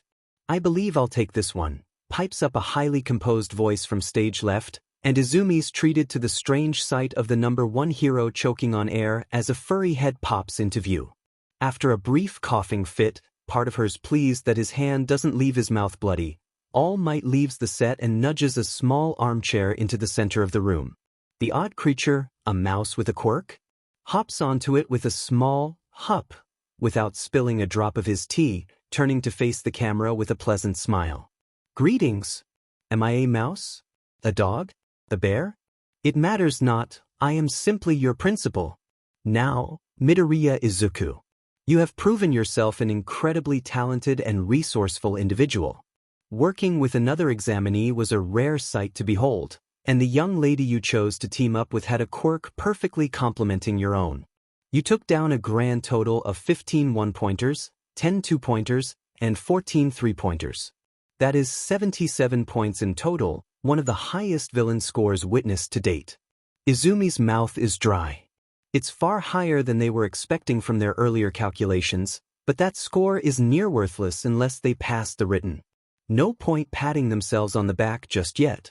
This exam was also graded in another way, however. We are, first and foremost, a school for aspiring heroes. And that is why we hand out bonus points for those who put their all into heroic acts. For each of you, both yourself and your impromptu partner, 62 points. What? That's enough to pass even without villain points. Congratulations, Midoriya Izuku. With 139 points to your name, you now boast the highest score ever achieved in UA's practical exam. Kaken took that exam. They beat him? The camera is pulled closer to the principal until just his head is projected, and Izumi's sweat glands freeze over. And thus ends our wave of good news. he sighs, something odd swirling in his button eyes. Izuku, you did not pass the written exam. You were only a couple of marks off, an amazing feat given how few questions you answered, but the fact remains that you failed the exam. As a result, you have not been accepted into UA. It hurts. It hurts more than they could have thought possible. They knew this was coming. They didn't even answer enough questions to pass if they'd written each one perfectly. They'd just been denying their inevitable failure for the past week. The tears don't come. She wishes they would. And then they do. That said, the principal's voice cuts through her heart-wrenched sobs, and she tries to blink through the streams to see his face, tries to cut back on the strangled whimpers. She can't. Midoriya Izuku, I would be truly honored to meet you in person, at your earliest possible convenience. I believe that at this moment, a discussion regarding your future would be very beneficial to you, and I am more than willing to oblige. Should you wish to accept, this projector doubles as a temporary student identity to allow you onto the school premises. Just tell the hero at the front gates the code, 12250, and they will escort you to my office. Izumi hiccups, scrambling for a tissue. They haven't applied for any other schools, and there aren't any nearby with a hero course that accepts applications this late. I hope to see you in person soon, future hero. It's either talk to the principal and hope beyond all hope that he's able to grant some opportunity to salvage their hero career, or become a vigilante. Well, with options like those, what do they have to lose? The next day, on a bright and cheerful Friday morning, Izuku thoroughly thinks things through. They failed. Well, that's all right. The world's still spinning, isn't it? Sun shining, grass growing, people living their lives as usual. Nothing's really changed. It's not like they've stepped backwards. They just haven't gone anywhere, and the door to UA's entirety, and any other hero course, has closed ahead of them. So they need to take a step in a different direction. Surely there has to be some other way to be a hero than high school. The principal's message isn't straightforward in the slightest. They've re-watched it twice to make certain that their emotions hadn't clouded their rationality at the time. They had been, but Izuku came out of it with the same utter confusion regardless. Whatever he's calling them in for, only two things are clear. First, he isn't offering a place at UA. He was clear enough that they hadn't been accepted, at least. Second, he called Izuku a future hero. He might be wrong. Izuku knows nothing about him beyond his appearance and that he's principal of UA big and very stylish shoes, but that doesn't say much about his actual personality, and the message certainly doesn't help in that regard. So they can't know if he thinks they have another school listed, is taking a shot in the dark, or if he actually has something planned and ready to go. They have to assume the former. They've already tried optimism, and look where it got them. So, there's no chance that they can become a hero through school. No chance whatsoever.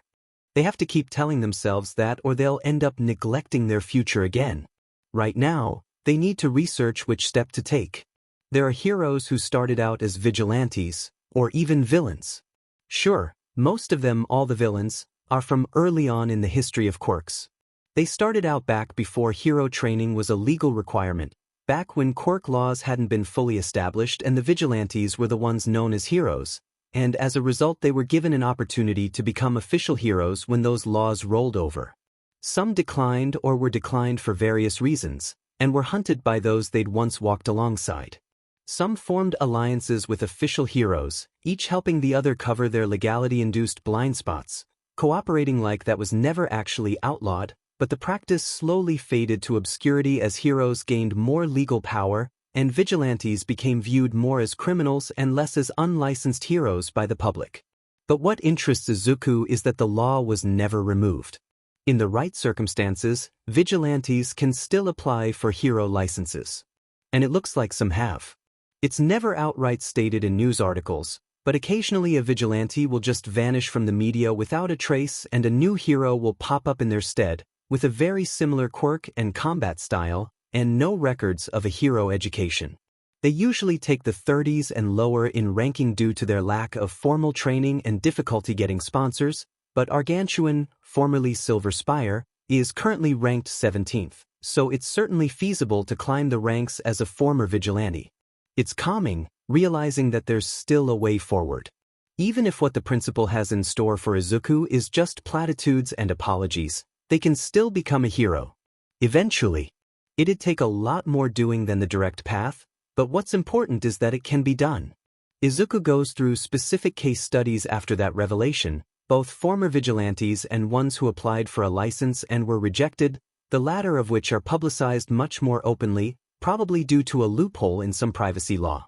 The laws themselves don't specify any vigilante behavior that prevents them from receiving a license, but there are certain correlations to be made here.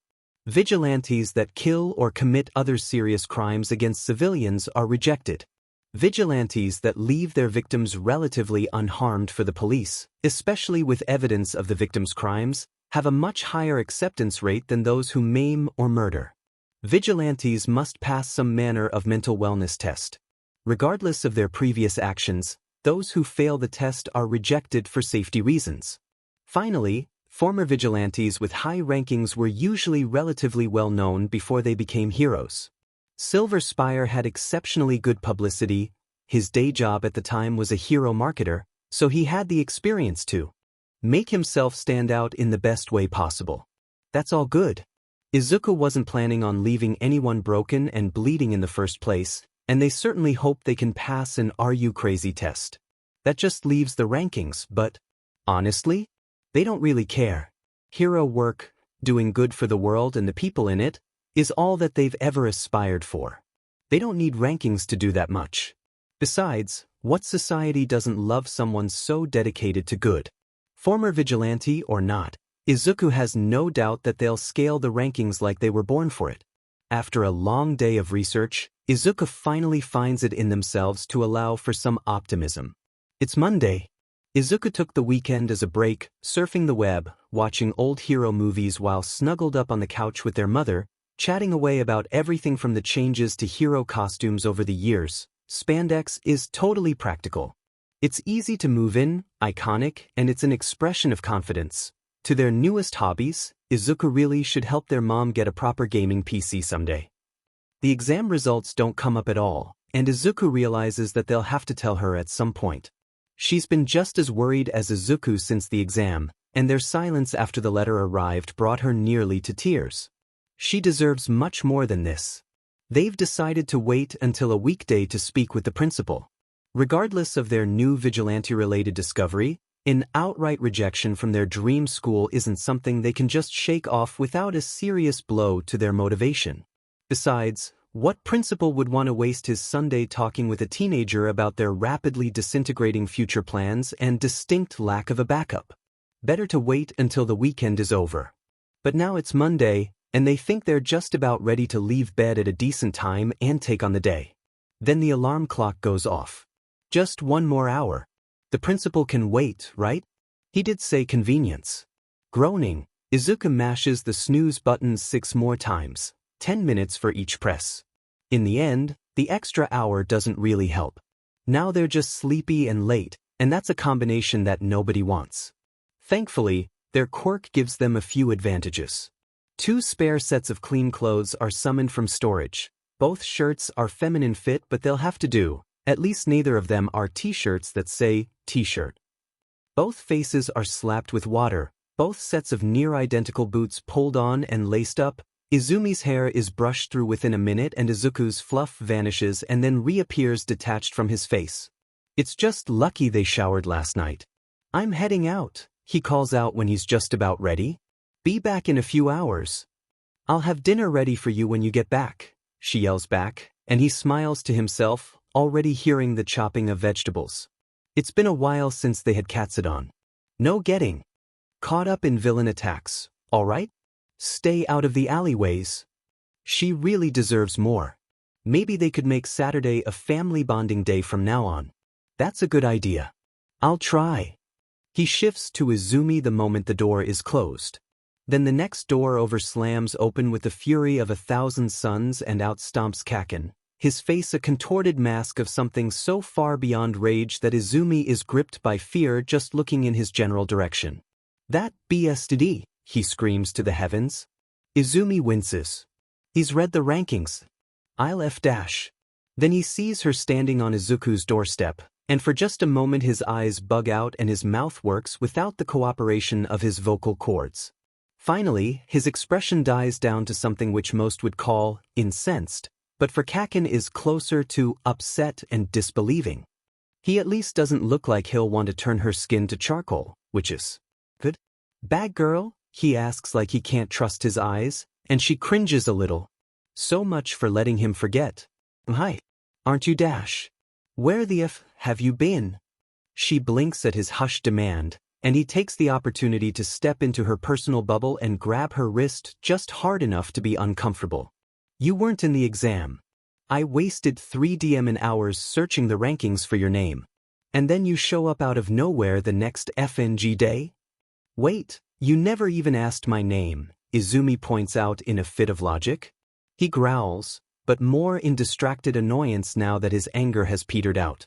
I know your face, genius. They show school photos with the rankings. I was looking at those. The alarm bells in her head slow to a dull thumping, and she sighs. Kaken might not deserve a full conversation per se, but she'd feel bad if she just up and left right now, after he's searched. Hang on, was he looking for her before the exam started? Did she really leave that much of an impression? Alright, I've got somewhere to go right now, but let's sit down and talk for a bit later, she says on a split-second decision. It's a long story. There's a short pause and he reluctantly nods, face set in a scowl. Vanish again and I'll wreck your sheet, he assures. She doesn't doubt it. She's walking to their doom. Each step puts her closer to the reality of failure. She can turn back now. Leave it for another day. Maybe if they're patient enough, it'll sort itself out. She can turn back now. And deal with Kaken. Why is she scared about a meeting again? With a wry chuckle, Izumi shifts to her male form and carries on walking towards the UA gates. The hero on guard duty, cowboy theme, revolver, a letter S engraved on the hat, sniper? Sharpshoot? He's only vaguely familiar, steps forward. Izuku's a little unnerved. Midoriya Izuku, he says. My name is Snipe. Have the password. Loss. They both heave in a breath and sigh it out in unison, Snipe putting a gloved hand to his mask. Swear to whatever god there is, he mutters, shaking his head to rid it of that memory. The principal's been waitin' for ya all weekend. Go crash his party for me, would ya? Izuku nods, some of his nerves dissipating. Maybe that's the idea behind such a dumb passcode. Ah, greetings, Midoriya-kun, is Izuku's first impression when he steps into the office. Is it a bear? A cat? A dog? It's just me, your principal. Oh, so he does that every time. Is he everyone's principal? Not everyone's, just those who are willing to learn, the principal replies, and Izuku realizes with a blush and an apology that he was muttering again. Oh, it's no trouble at all. Everyone has their own eccentricities. Tea. Izuku nods wordlessly, and is poured a cup with a few sugars and milk. He is thoroughly off balance. The principal's beady eyes, was that scar always there, are pulled into a neutral expression, but there's something behind them that turns it. Not intimidating, exactly, but steely. Unignorable. Midoriya-kun, I hope you realize just how special you are, he says. Your practical exam results are beyond what could possibly be expected of almost anyone in our school, let alone someone applying for a first-year position, and something tells me your written results would have been similar if not for your quirk's backlash. And your quirk is something that nobody can put an explanation to, as far as I am aware. Izuku nods in agreement, not sure if he's supposed to, and is rewarded with an assessing stare. Quite simply, you have become a legend. People have seen your achievements, and people want you to join UA. I want you to join UA. But just accepting you outright would draw shade to the integrity of our system. There would be those who doubt our students, those who doubt you in particular, Midoriya-kun, if we just let you join the hero course. We have unfortunately strict guidelines for when retakes can be granted. If your quirk's mental drawbacks had been legally recognized before the exam, you would have been perfectly eligible. If you had requested a hospital visit after the practical, same story. But it is my understanding that you yourself weren't fully aware of the backlash until it came time to take the written test. Izuku nods, inwardly cursing at the 2 escape clauses they completely missed. I've never had a reason to go all out before then, I guess, he mumbles, and the principal nods. Perfectly reasonable. Heroes discover new limitations and abilities every day. It doesn't help our situation, but I don't blame you an iota. He takes a long sip of his tea, and Izuku follows suit, mostly to avoid just sitting there in silence. It's pretty bad actually. Weird, Izuku could have sworn they tried tea at one point and found it nice. Was that Izumi, then? They do have different taste buds, so it'd make sense for them to have different tastes. Or has this tea just been brewed differently? With a frown, he adds another sugar and stirs. The next sip is better. Not great, but still better. The principal looks on with quiet amusement. There is one option that hasn't been closed to us, he says. Izuku almost chokes on his drink, and he decides it'd be better to just place it down for now. Could this be? I didn't want to say it in the projection since it took quite some doing, but my standing in the school is unparalleled. I made it work. He slides over some papers, and Izuku reads the title, Recommendation Student Application, Midoriya Izuku. The rec dash, his voice breaks and his eyes water, and he hastily dries them on his sleeve so he can see. The recommendations exams are over, he points out needlessly. And that's why those involved have agreed to allow you to be given other tests instead, the principal agrees mildly. Should you accept, you will be granted a temporary spot on the hero course until the sports festival. There, you will be treated as any other student attempting to join the course, and your permanent place will be decided accordingly. You will also be given a written test, which you will also need to pass. If you place too low in the sports festival but pass the written test, you will still have a place waiting for you in the general course. And finally, you will be required to take an interview. He stirs his tea, then taps off the droplets with 3 small tinks. No time like the present for that, wouldn't you say? Between Kaken and this meeting, Izuku starts thinking that maybe they should have hit snooze a few dozen more times. He signs the paper, of course. The principal pulls a recorder from nowhere and hits play, beginning the exam. This is an audio recording of the interview portion of the Recommendations Students Application Assessment. Student name, Midoriya Izuku. Overseen by Nedzu. This recording is to be reviewed only with the XPLCT permission of the current or acting principal of UA. Midoriya-kun, should you wish to pause the recording at any time, please raise your hand and I shall oblige.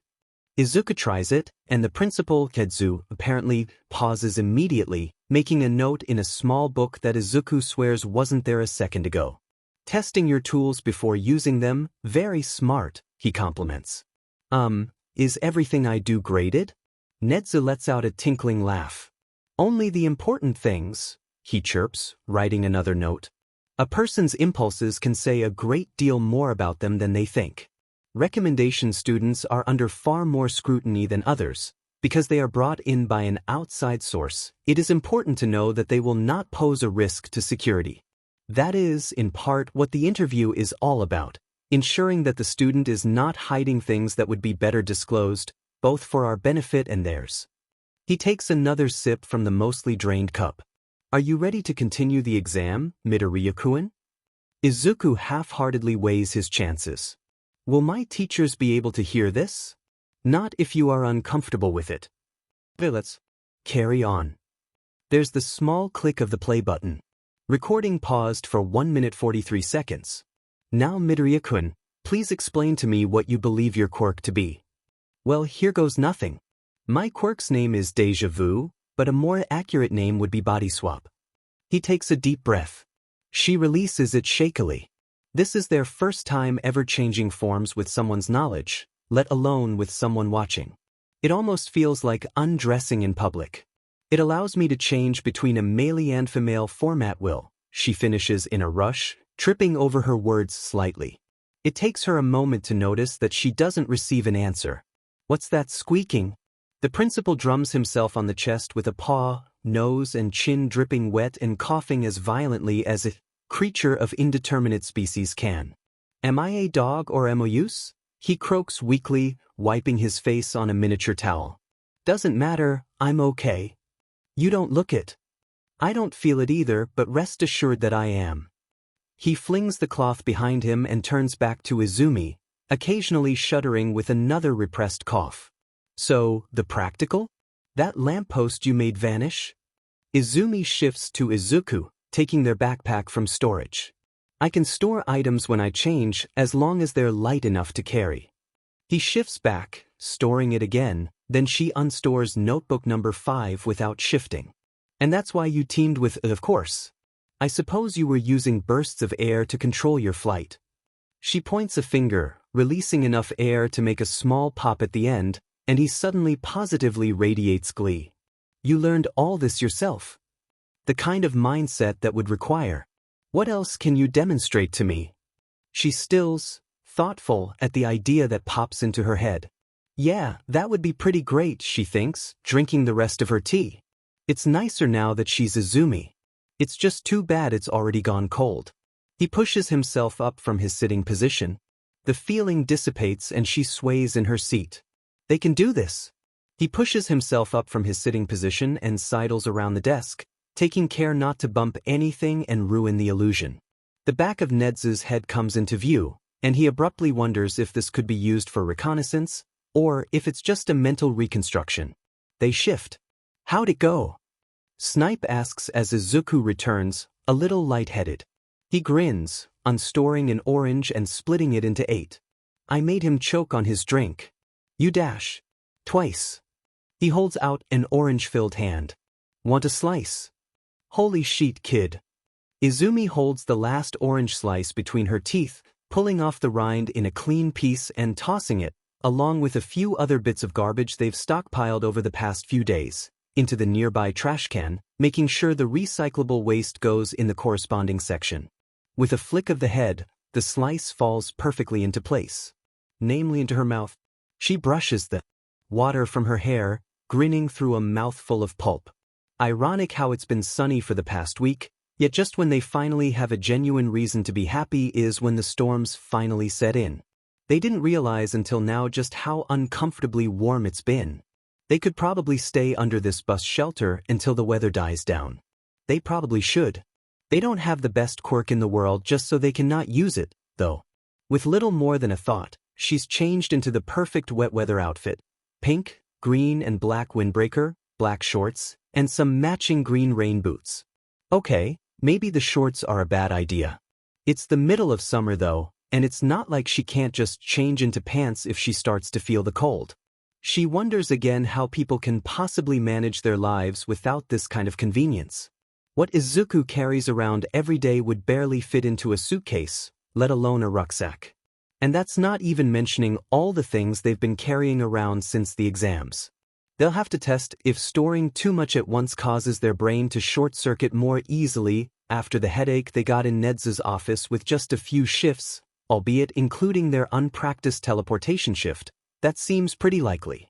She pulls out notebook number 0 and jots that down for later, humming as she spots a spelling error and corrects that too. She puts the book and pen away with a flourish. She thinks they've earned a day off training. Now's the time to have fun. Yes, she's putting off the meeting with Kaken. He can wait a few hours. JRK. Okay, so she ended up training anyway. Force of habit. At this point it'd be more effort not to train. That's fine, as long as she's having fun. Which she is. Besides, usually training has a distinct goal in mind. This is more of a nebulous, whimsical approach, which is usually less lucrative unless they're in a very particular mood, but at the same time is infinitely more fun. So far she's split sticks in half lengthways and widthways, separated the bark of a twig from the rest of it, stored a branch from 2 centimeters away, not exactly useful in a fight, but someday they could probably steal weapons straight out of enemies' hands, fashioned a big branch into a cane. The grain of the wood makes it difficult to visualize splitting it, so the detail is less fine and more chisel-tipped than she'd hoped. She even does a few things that don't relate to sticks, like tree climbing. Boy, tree climbing's fun. Better yet, it's good for finding a dry place to sit. Where benches fail, nature prevails. Why are benches never made under shelter, anyway? She pulls out their phone from storage, and immediately it pings. Apparently it doesn't have internet service while it's in there, which makes sense and is something they really should have thought about earlier.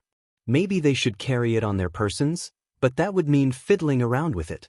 Whenever they change forms, they'll think on it. 10 days ago. Floppy, how do you think you did? Floppy, edited, I'm pretty sure I passed. Floppy, the robots weren't very strong, they broke when I threw them at each other. Floppy tried to poke you, but you were offline. 8 days ago. Floppy, I'm getting worried. Message me when you see this, alright? 3 days ago. Floppy tried to poke you, but you were offline. Crud.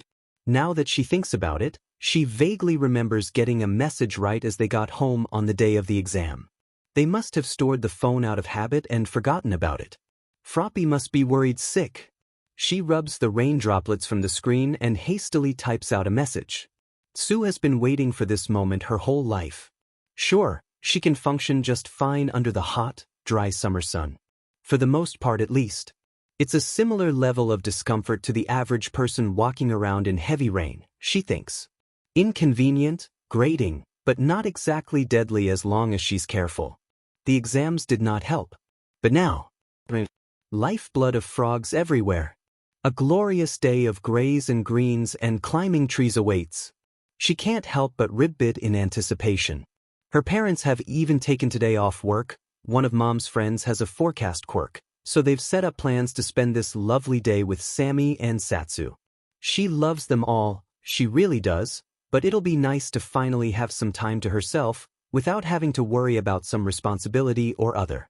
She starts out simple, jump onto tree, jump off tree. No point getting hurt and wasting the rest of day in a heap on the floor. On tree, off tree. On tree, next tree, off tree. Soon enough she forgoes the ground entirely. Tree to tree to tree. Occasionally the forest wears thin and she vaults over a bush or kicks off a nearby fence or building. Whoops. She didn't put enough force into that one. She's not too stubborn to take a loss when she's going to land badly, so she carefully lets herself lose balance and fall, rolling to a stop with just a slight strain in the shoulder to show for it. Instead of dwelling on the misstep, she plans her next attempt. The tree closest would absorb all the force in her jump. She's learned the hard way the importance of a sturdy platform, so should she use that one over to the left? Half of the trunk has been reduced to ash somehow, a quirk, maybe. Looks like one good kick would do it in. The one on the right then. She crouches and leaps, literally, shrugging off her shoulders' complaints but logging them in the back of her mind for later. A ping rings out before she lands, and she fumbles a little. What's that? No, seriously, what? Half Might must have finally replied. She sticks to the trunk and crawls hurriedly upward to nestle into the crook. What could have kept them from replying so long? They usually reply within a day, but it's been over a week and she's just now hearing, well, seeing, but same difference, from. Something must be up, right? A moment ago. Half Might, I'm so sorry. I thought I failed when I got the first message, so I wasn't really ready to discuss it, and I guess my phone died after that and I forgot about it. Degree. She ribbits in amusement. Even through messages they get their nervous personality across, to the point where it's endearing. Floppy, you passed then? Half Might, sort of? Sort of? What's that supposed to mean? You know, if I don't see you at UA I'll have to. She deletes the half-written sentence when he clarifies. Half Might, I passed the practical, but I overused my quirk which affected my brain, so I failed the written. Half Might, principal called me in to offer me a recommendation, but the exams for that passed, so I'm getting assessed on the sports festival instead, with a temp spot until then. Half Might, plus I have to do another written test. Half Might, even brain dead I still almost passed. Being fully conscious feels almost like cheating oars. They don't seem too worried about it at least. Floppy, it's a bit funny how you were so worried about the practical, but it was the written exam that you failed. Floppy, how many points did you get? I got 25 villain points and 30 rescue, 55 total. She's quite proud of that. She has always wanted to be a rescue hero, and her hero points were solidly above average, even when she was focused on earning villain points. Yes, her villain score was lackluster, but that's something she can improve on in the future, now that she's made it to UA. Half Might, yet was AI got 139 in total, 62 rescue. She blinks, then rolls her eyes fondly as Half Might hastily edits out the first part. Of course they'd be worried and then wind up as Midoriya Izuku, highest practical score in the history of UA. And of course they wouldn't even think to mention it. She works out their villain score in her head. Froppy, 77 villain points? Half might. I guess that means I got 77 villain points. Half might. I forgot so I had to work it out. Froppy, smiley face. Half might. Backslash undo. Half might. W. Emoticons usually halt the conversation, so she waits a few moments for half might is typing to appear and happily pockets the phone when it doesn't. Still, she doesn't feel like jumping around again right after sitting down for so long. Maybe she'll just take a walk. That sounds good. This bout of good weather can't be wasted just training all day long. Alright, she's put it off long enough. Leaving Kaken, Bakugo. Remember to call him Baku. No wait, don't call him anything until he mentions his name. Leaving him waiting for any longer is a free ticket to oblivion via Nitro Express. Well, the only way to move forwards is to take a first step, right? She knocks on the door. The second swing of her fist doesn't make contact. It's about friggin' time, Batgirl. Kachikatsu, the unnamed blonde boy grumbles, an open door between them. What, are you more scared of me than that godmed? Villain? No, I just had more time to process it this time, she snarks automatically. She takes a deep breath when his grin widens. He's smiling, he was just joking. He can joke, and her heart settles from running a marathon to just finished last in a marathon. Come on. He vanishes from the door and having known him for their entire life, Izumi takes that as her cue to follow. Before she can really regain what bearing she had, Mitsuki intervenes, teeth bared in her son's direction as she peers out from the living room. Oi brat. You're not even at UA yet and you're already bringing home girls? Leave it a few years before dash. Shove it hag, unnamed blonde boy grits back. Izumi can't imagine speaking like that to their mother. Apparently Mitsuki, unnamed blonde lady, agrees with the sentiment, because she's up and dragging him by the ear in an instant. Oh, quit it. He makes to elbow her in the stomach, but she catches it and Izumi is treated to the funniest sight she's ever laid eyes on. Stop hitting yourself. Mitsuki cackles. Maybe a small snort of amusement escapes her, because Katsuki gives her a glare of utter betrayal, forgetting for a moment to fight back. The inevitable result sends her halfway to the floor in hilarity. The ensuing shouting match takes her the rest of the way. No matter how this meeting turns out, it was worth it. When Katsuki arrives, 5 minutes after his mother sent Izumi up to his room, she covers her mouth to try and muffle her involuntary giggle at the sudden reminder. Right the hell off, bad girl, he says snidely, crashing onto the unoccupied half of his bed with a loud thump. In this instance, the color red does not make him seem more dangerous. In fact, it's almost cute, in the same way a crocodile with a pet name could be considered cute. She's almost tempted to keep him embarrassed for as long as possible, just to see how bright his blush can get, but she's pretty sure he tolerates her right now, and she wouldn't want to damage that. Brash as he is, Katsuki's esteem is something they can't help but strive for. And come to think of it, this is an opportunity. So spill, he abruptly cuts into her thoughts. Huh. A deep breath. Where? The F dash. Have you been? Oh, that one wasn't even a question. He's getting mad. This is suicide. I failed the exam, she says bluntly. The less information he has, the less chance he has to call her out. UA only publishes the passing grades. He fills in by himself.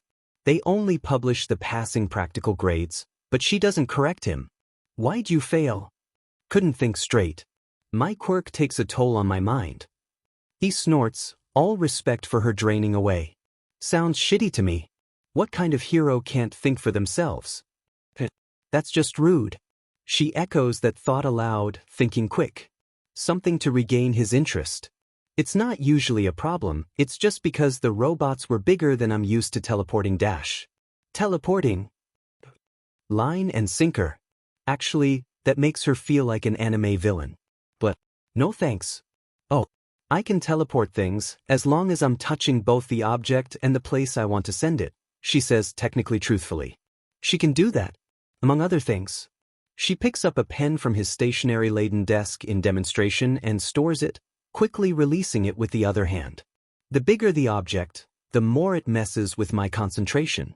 I got stuck in a bad situation during the exam, so I ended up losing concentration too early. She automatically looks down in shame at that. They didn't actually fail because of it, but it's still something that shouldn't have happened. Still, she forces herself to look at. He's staring. SCKS, he says shortly, like he isn't a second away from judging her value. What are you doing about it? And there's the question, isn't it? They haven't done anything. They collapsed at the finish line, were gracelessly dragged over it by Principal Nedzu, and they've still done nothing about it. Katsuki isn't rushing for an answer. He's letting her think. She needs to. What to do? It's a while before she feels ready to answer. It's something they've been half-planning ever since they read about it, but it stopped seeming so important after the talk with Nedzu. I'm gonna be a vigilante, she says with newfound resolution. How? Katsuki asks. The grin makes its way onto her face before she can stop it. His follows shortly. He opens the door. Finally, they're home. It's been such a long day between two meetings, an unarranged meeting and an apologetic texting session. He's just about ready to head upstairs and collapse, after dinner of course. They still need to message Nice Girl at some point too, but that's fine. As long as today they're just free to roll over and die. Oh, Izuku, his mother calls. Thank the world he doesn't have to cook today. He doesn't think he could.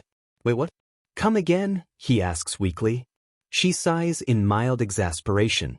We've got a guest over to dinner today, Izuku, she repeats. Honestly, pay some attention. He follows her into the dining room, and a droopy, bright blonde shock of hair comes into view. Oh come on. That's just not fair.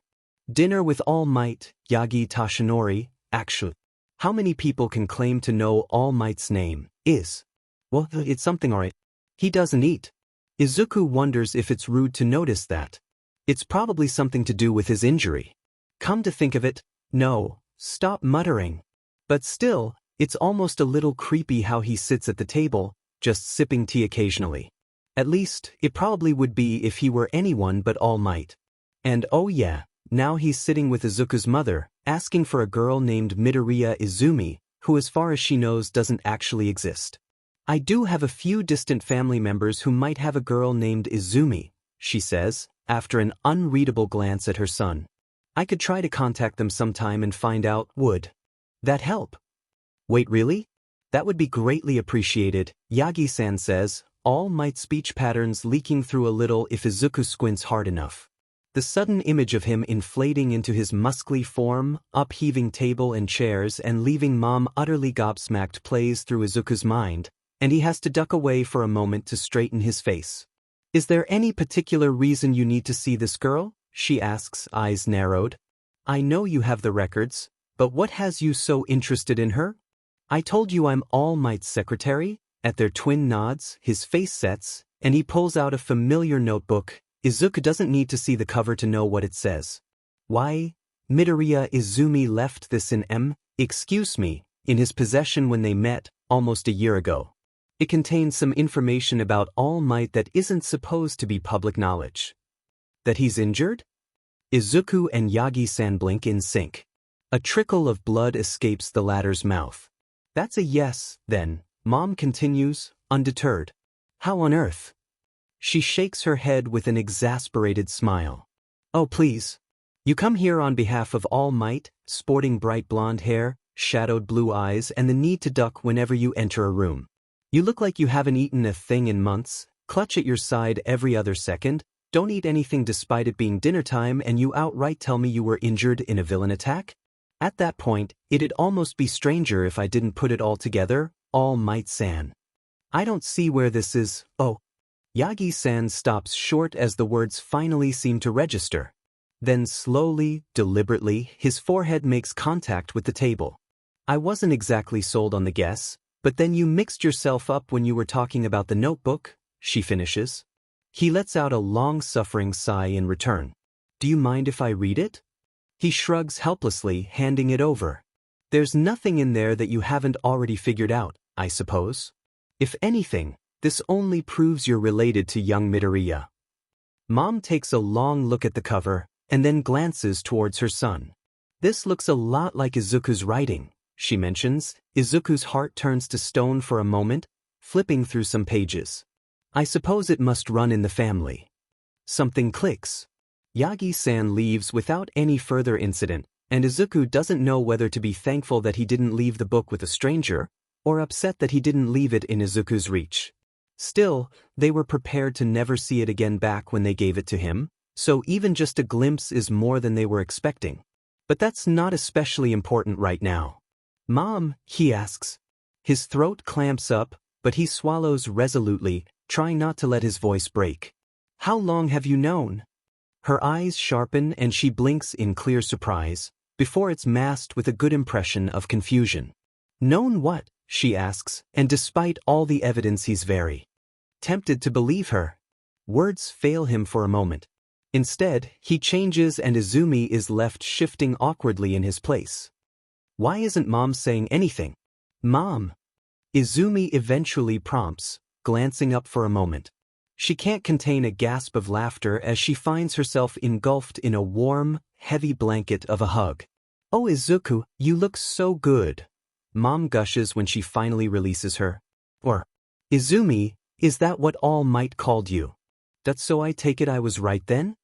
Izumi asks dryly, voice conspicuously high-pitched as it breaks the house's quiet. She suddenly feels self-conscious as Mom leans around her to better take in her form.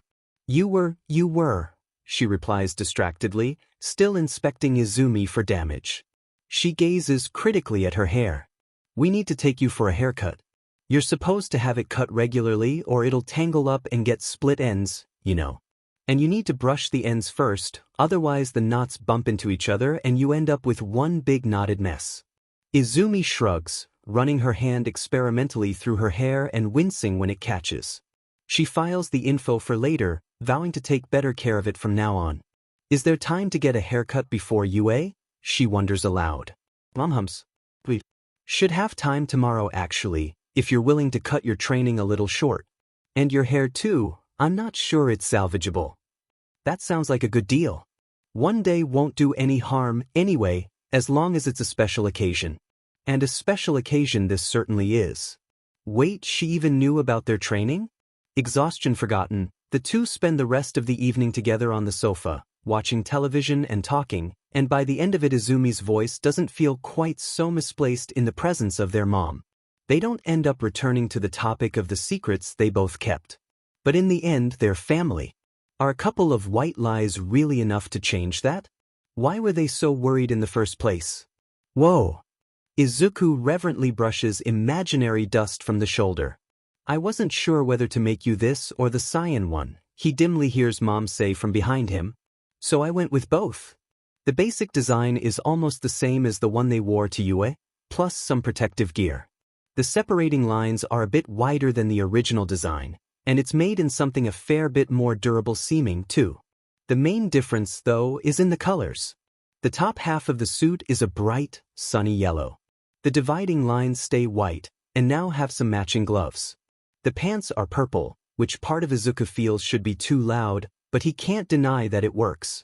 All the extra gear, boots, pads and tool belt, are a leathery black, with a vague tint that reminds them of the Midoriya hair. The colors of the non-binary pride flag. I have another version planned for your other form too, but I put all the work into this one since I wasn't sure when you'd tell me and she devolves into murmuring about measurements and materials and protective gear. I love it, they breathe. Mom glows. Today's the day. The sky is clear, the plants are green, and even the promise of a future sunburn can't get Izumi down. Mom knows about their quirk and still loves them as much as ever. They have a new hero costume just begging to be completed by the support department. Her fluffy, newly tamed hair bobs just a little under her chin. And oh yeah, it's the first day of UA. By the time he's made it into the halls of UA, Izuku's tie has been the victim of so many nervous grips and futile attempts to fix the damage done that he gives it up and just allows it to hang around his neck like a tangled handkerchief. Whoever thought these bright red affronts to nature were acceptable where for a teenager deserves whatever's coming to them? As long as whatever's coming to them is extremely unpleasant and preferably humiliating. Okay, so maybe they're a little nervous. He stops short at the sight of Class 1A's gigantic doorway. Idly he imagines MT Lady's first day here, getting stuck halfway through a regular door and forcing the staff to replace it with this one. The door's unexpectedly light. He finds out the hard way when he attempts to slide it open with his body weight, and succeeds a little too well. The floor's expectedly solid, he discovers a moment later. Is this just how things are gonna be here? He asks the room at large with surprising vocality. He thinks he spied Nice Girl on the way down, so maybe that's why he feels so at ease. Sure enough, he feels a 5-fingered tap on the shoulder and is able to right himself with a pop of displaced air.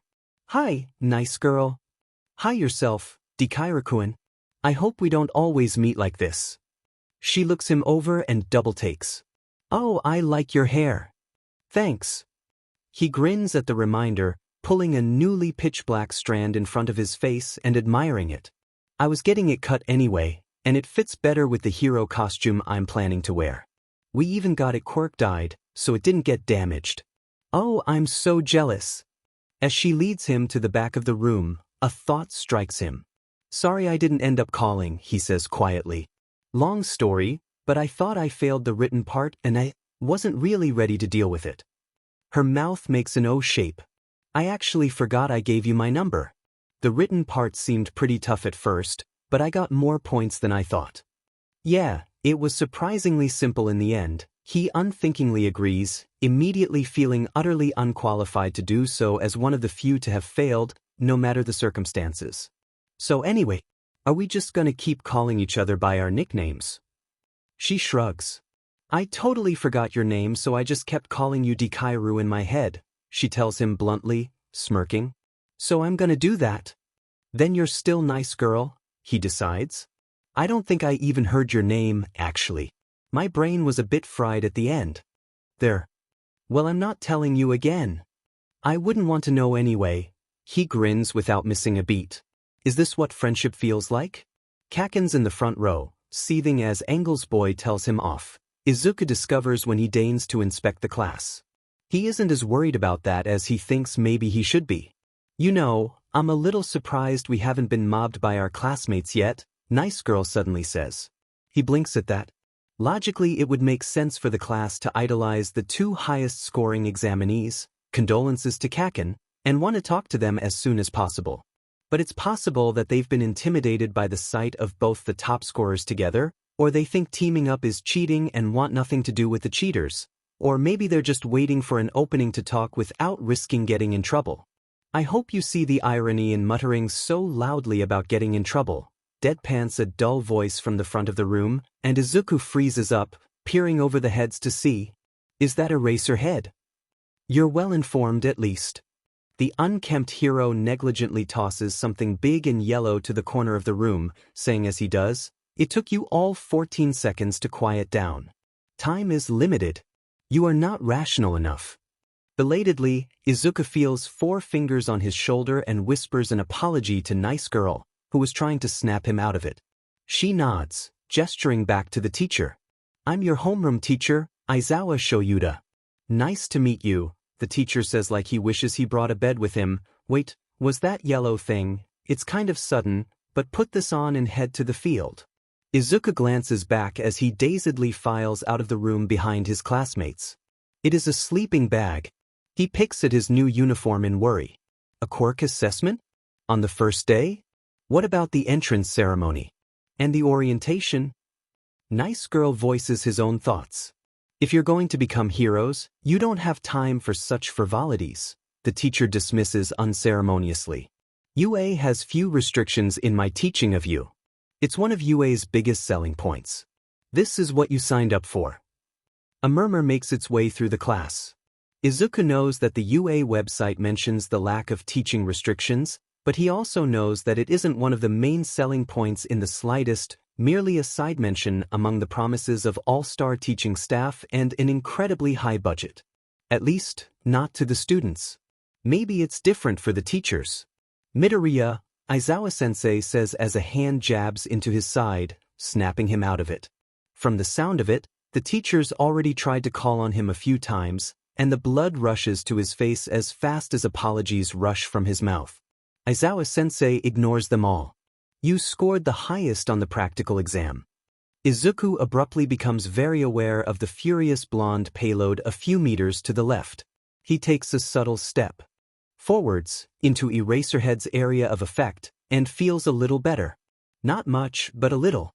What was your best ball throw? He blinks, temporarily distracted from Kaken. I don't remember. Less than 50 meters.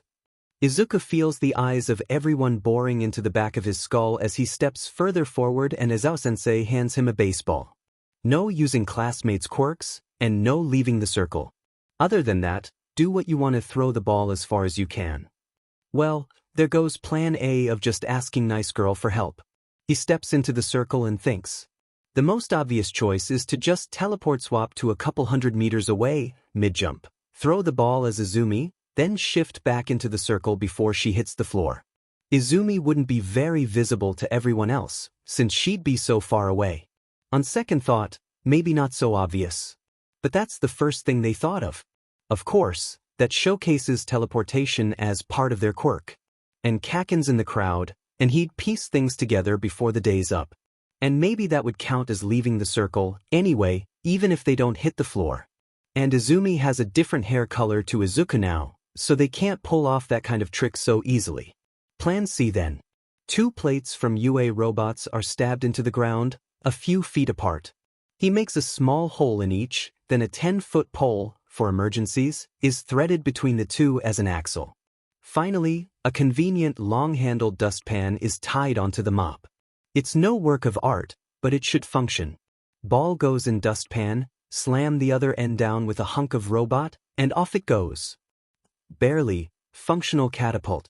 Know your limits, Aizawa-sensei says boredly, holding up a screen to show Izuku's score. 150m exactly. Not amazing, but not bad either. That's the foundation for a rational hero. There are quiet murmurs from the class, mostly amounting to, "What's that quirk?" And Izuku spots an opportunity. "Sensei, is it all right if we explain our quirks to the rest of the class?" Aizawa-sensei gives him an extremely put-upon look, but nods shortly, and Izuku is reminded that he has to actually explain their quirk.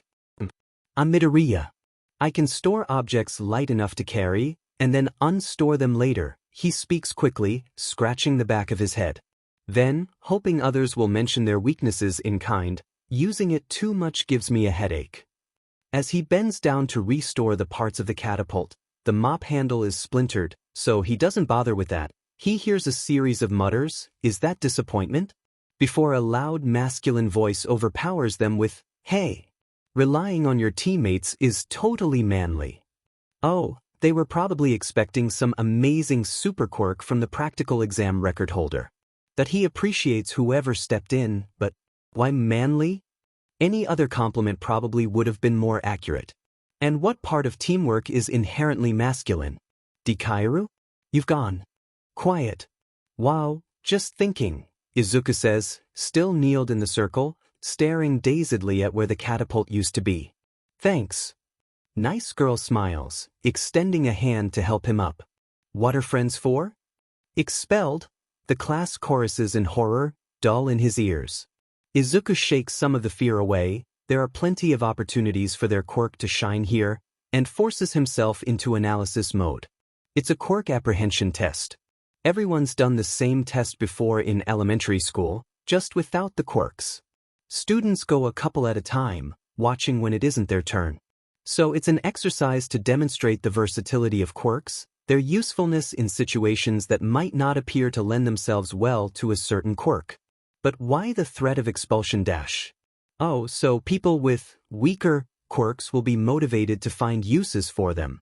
It must be a bluff. Well, maybe if someone doesn't bother trying their best, it won't be a bluff, but surely someone like Aizawa-sensei understands how useful an invisible girl would be even if she can't compete with everyone else when it comes to physical exercises. Surely he understands that sticky ball can be incredible for villain containment, even if the owner is too short to keep up with everyone else. Or maybe he expects them to show ingenuity. The invisible girl can run seconds before the start signal. The boy with the sticky hair could turn his shoes into mini trampolines if he stuck ball to the soles and covered the bottoms with a cloth, or sand or something. Maybe the teacher genuinely will expel the student to get the lowest score. But if they all show potential, can he really be justified? Izuku watches the class, tallying the students who might struggle. Small and purple. Invisible. Shocker. Sound of silence. Earplugs. Sure. The teacher focuses on the students taking the test, and in the background Izuku slides alongside each student on his list. Hey, what if you started running before he says you can? He'd never know, right? I guess he wouldn't. Thanks. Invisible's 50-meter dash score, 2.92 seconds. What if you shocked the grip tester? Whoa man, that's smart. I could light the whole display up at once. Shocker's grip score, 888.88 kilograms. Nice girl gets in on the action too. I guess you could just pull yourself up with your earlobes, couldn't you? Or pull yourself down for the toe touches. Oh, that's gonna SCK royally tomorrow. Thanks though. Earplugs sit-up score. Izuku's own quirk is far more limited in this situation than they'd hoped. The 50-meter dash he passes on his own 2 feet, vowing to place rollerblades, or at least an assortment of wheels with which to make those sorts of things, in storage at the earliest opportunity. Meanwhile, the creation student fabricates her own pair of rollerblades from nothing. Izuku's almost jealous. Almost. Shaking himself, he returns to the problem at hand. How can he launch himself without teleport switching? Is something that he knows should be possible. The other tests are all about speed or power, and there's a limit to how high he can score there. But the standing long jump is something they can work with. He could propel himself using air again. No, not without Nice Girl's quirk. He could use something as a springboard, but the only boards he has are brittle ones from the UA robots. He could teleport switch. No, he just decided that that wasn't an option. What's wrong with him? And then an idea strikes him, so simple yet so utterly insane that he desperately wants to try it just for the sheer spectacle. And if it works? Well, if it works. He's vaguely aware of his peers' eyes on him as he weaves together the 10-foot poles at a 90-degree angle using robot cable, but he ignores them and winds it around again for good measure. He's just lucky that Aizawa-sensei didn't specify a time limit, or he'd probably have taken last place. The winding done, he unstores a lightweight tarp. They'd actually forgotten they were carrying this for a while, which is strange given that their quirk seems to rely on their memories to function. Perhaps the memories are subconscious or something. Or perhaps they've made some wrong assumption somewhere along the, cuts it down to size and ties a corner to each of the 4 free ends of the poles. Perfect. He lifts the impromptu kite over his head and jogs over to the standing long jump pit. The air collapses around him as he goes, cracking against his skin with each volume he stores. And then, when he's up 20 volumes, he jumps. He locks his legs and an arm around the vertical pole. His other hand stretches into the center of the kite, and he releases a blast of air. A giddy laugh escapes him as the sand pit glides out from under him. Another few hits and the wind catches him briefly, dragging him a few feet to the left, and he almost overbalances, but he saves it at the last second with a well-placed air shot. He's down to 3 bursts remaining and is just preparing to draw more from the surroundings, when one of the tarp's corners come loose and the air rushes out and he slams into the grass with the force of an angry god. But still, even as he rubs his aching spine and stores the undone mess of poles, wires and tarp, he can't wipe the smile off his face. They can fly. Shoyuta scowls across his new class of hopefuls as they run, jump, and throw their way onto the leaderboards. He can see the potential in all of them, a rarity in the wake of such an irrational entrance exam. For some, the potential is in their quirks and bogged down by their personality flaws, and he will have his work cut out for him to iron out those flaws. For others, their personalities do the heavy lifting, and it's Shuta's job to simply build up their quirks and their knowledge, and tear down their insecurities. A few pull stunts that he hadn't expected, showcasing new applications for quirks and minds that he wouldn't have otherwise pegged as capable. For one, it's strange. Midoriya Izuku's is a quirk that few would call powerful, but he has seen his own potential in a way that few children can, and he seems to have built it up to a point that many pro-heroes struggle with. He turns the limitations to his quirk to his advantage, takes into account synergies with his peers, and finds loopholes in its functioning to apply it to a greater range of situations. All the makings of a hero. And yet, his name is at the bottom. It starts halfway up the list, stays there with the 50-meter dash and briefly rises further after his flight, with a storage quirk, breaking the top 10. But then he just gives up. As in, actively sabotages himself. He jogs for the endurance run, but he fakes a limp and quits before anyone else, besides Hagekure, who cuts off half of each lap by the rustling in the grass and has completed 7 laps by the time she taps out. He fakes the injury well, almost, but he messes up the timing near the end and Shoyuda knows that on an actual twisted ankle that would hurt like hell. If that were all, Shoyuda would write off the limp as a result of the botched flight, the stumble as adrenaline-fueled painlessness, and the early quitting as a rational decision to avoid damaging the ankle further when he might need it for future tests. But that isn't all. The grip strength, he comes second to last in, ahead only of Mineta, and only by a few points. Shoyuda isn't stupid. Midoriya's body is diligently honed under that P uniform. Unless Hagekure is secretly ripped, Midoriya is holding back a lot. And that's ignoring his quirk. Surely he must carry around string or elastic or wires to wrap around the grip tester. He sandbags his sit-up score. He trips partway through the side-to-side steps, citing his hurt ankle. He actually tries in the seated toe touch, but only because he knows he can't do it. He's wonderfully attentive. Between tests, when he isn't talking to the less physically oriented students, trying to gauge their middle school scores, likely, he watches and listens for other scores to base his own off, trying to get a grasp for where to let his score land for minimum points without being suspicious. But if he actively tries to lose, then he has no potential, no matter how skilled he is. Any student who doesn't want to be here threatens the development of the rest. Could threaten the lives of the rest in the future. So the test ends, and Shoyuda calls up the results, and Midoriya's name is on the bottom. Midoriya. The child's face flattens from something oddly relieved into tense fear, before pulling itself into a grimace. He swallows deeply. There are whispers from other classmates. He levels an unimpressed glare at Midoriya, ignoring them. You have no potential. Get out. One of the girls gasps loudly at that, having thought this to be a ruse. He ignores her. There's always one. Wait, you can't do that. It isn't Midoriya or the girl who speaks up, which is all that gives Shoyuda pause. Instead, it's a panicked Mineta Minoru, breaking free of the crowd with a leap powered by his bouncy shoes. Give me one good reason. He helped me. Without him, I would have come last. Mineta sniffles at this admission, rubbing scared tears from his eyes. Clearly he expects to be expelled in Midoriya's place. There's a second of silence as he processes this revelation. Midoriya's breathing shudders in an effort of forced calm. Me too, comes another voice, and it takes him a moment to pin voice to face. Then he realizes that's because there's no face to pin it to, it's Hagekure. He helped me with my racing scores. Those racing scores are not insubstantial, and her method took the kind of thinking that he encourages. That's a point for Midoriya.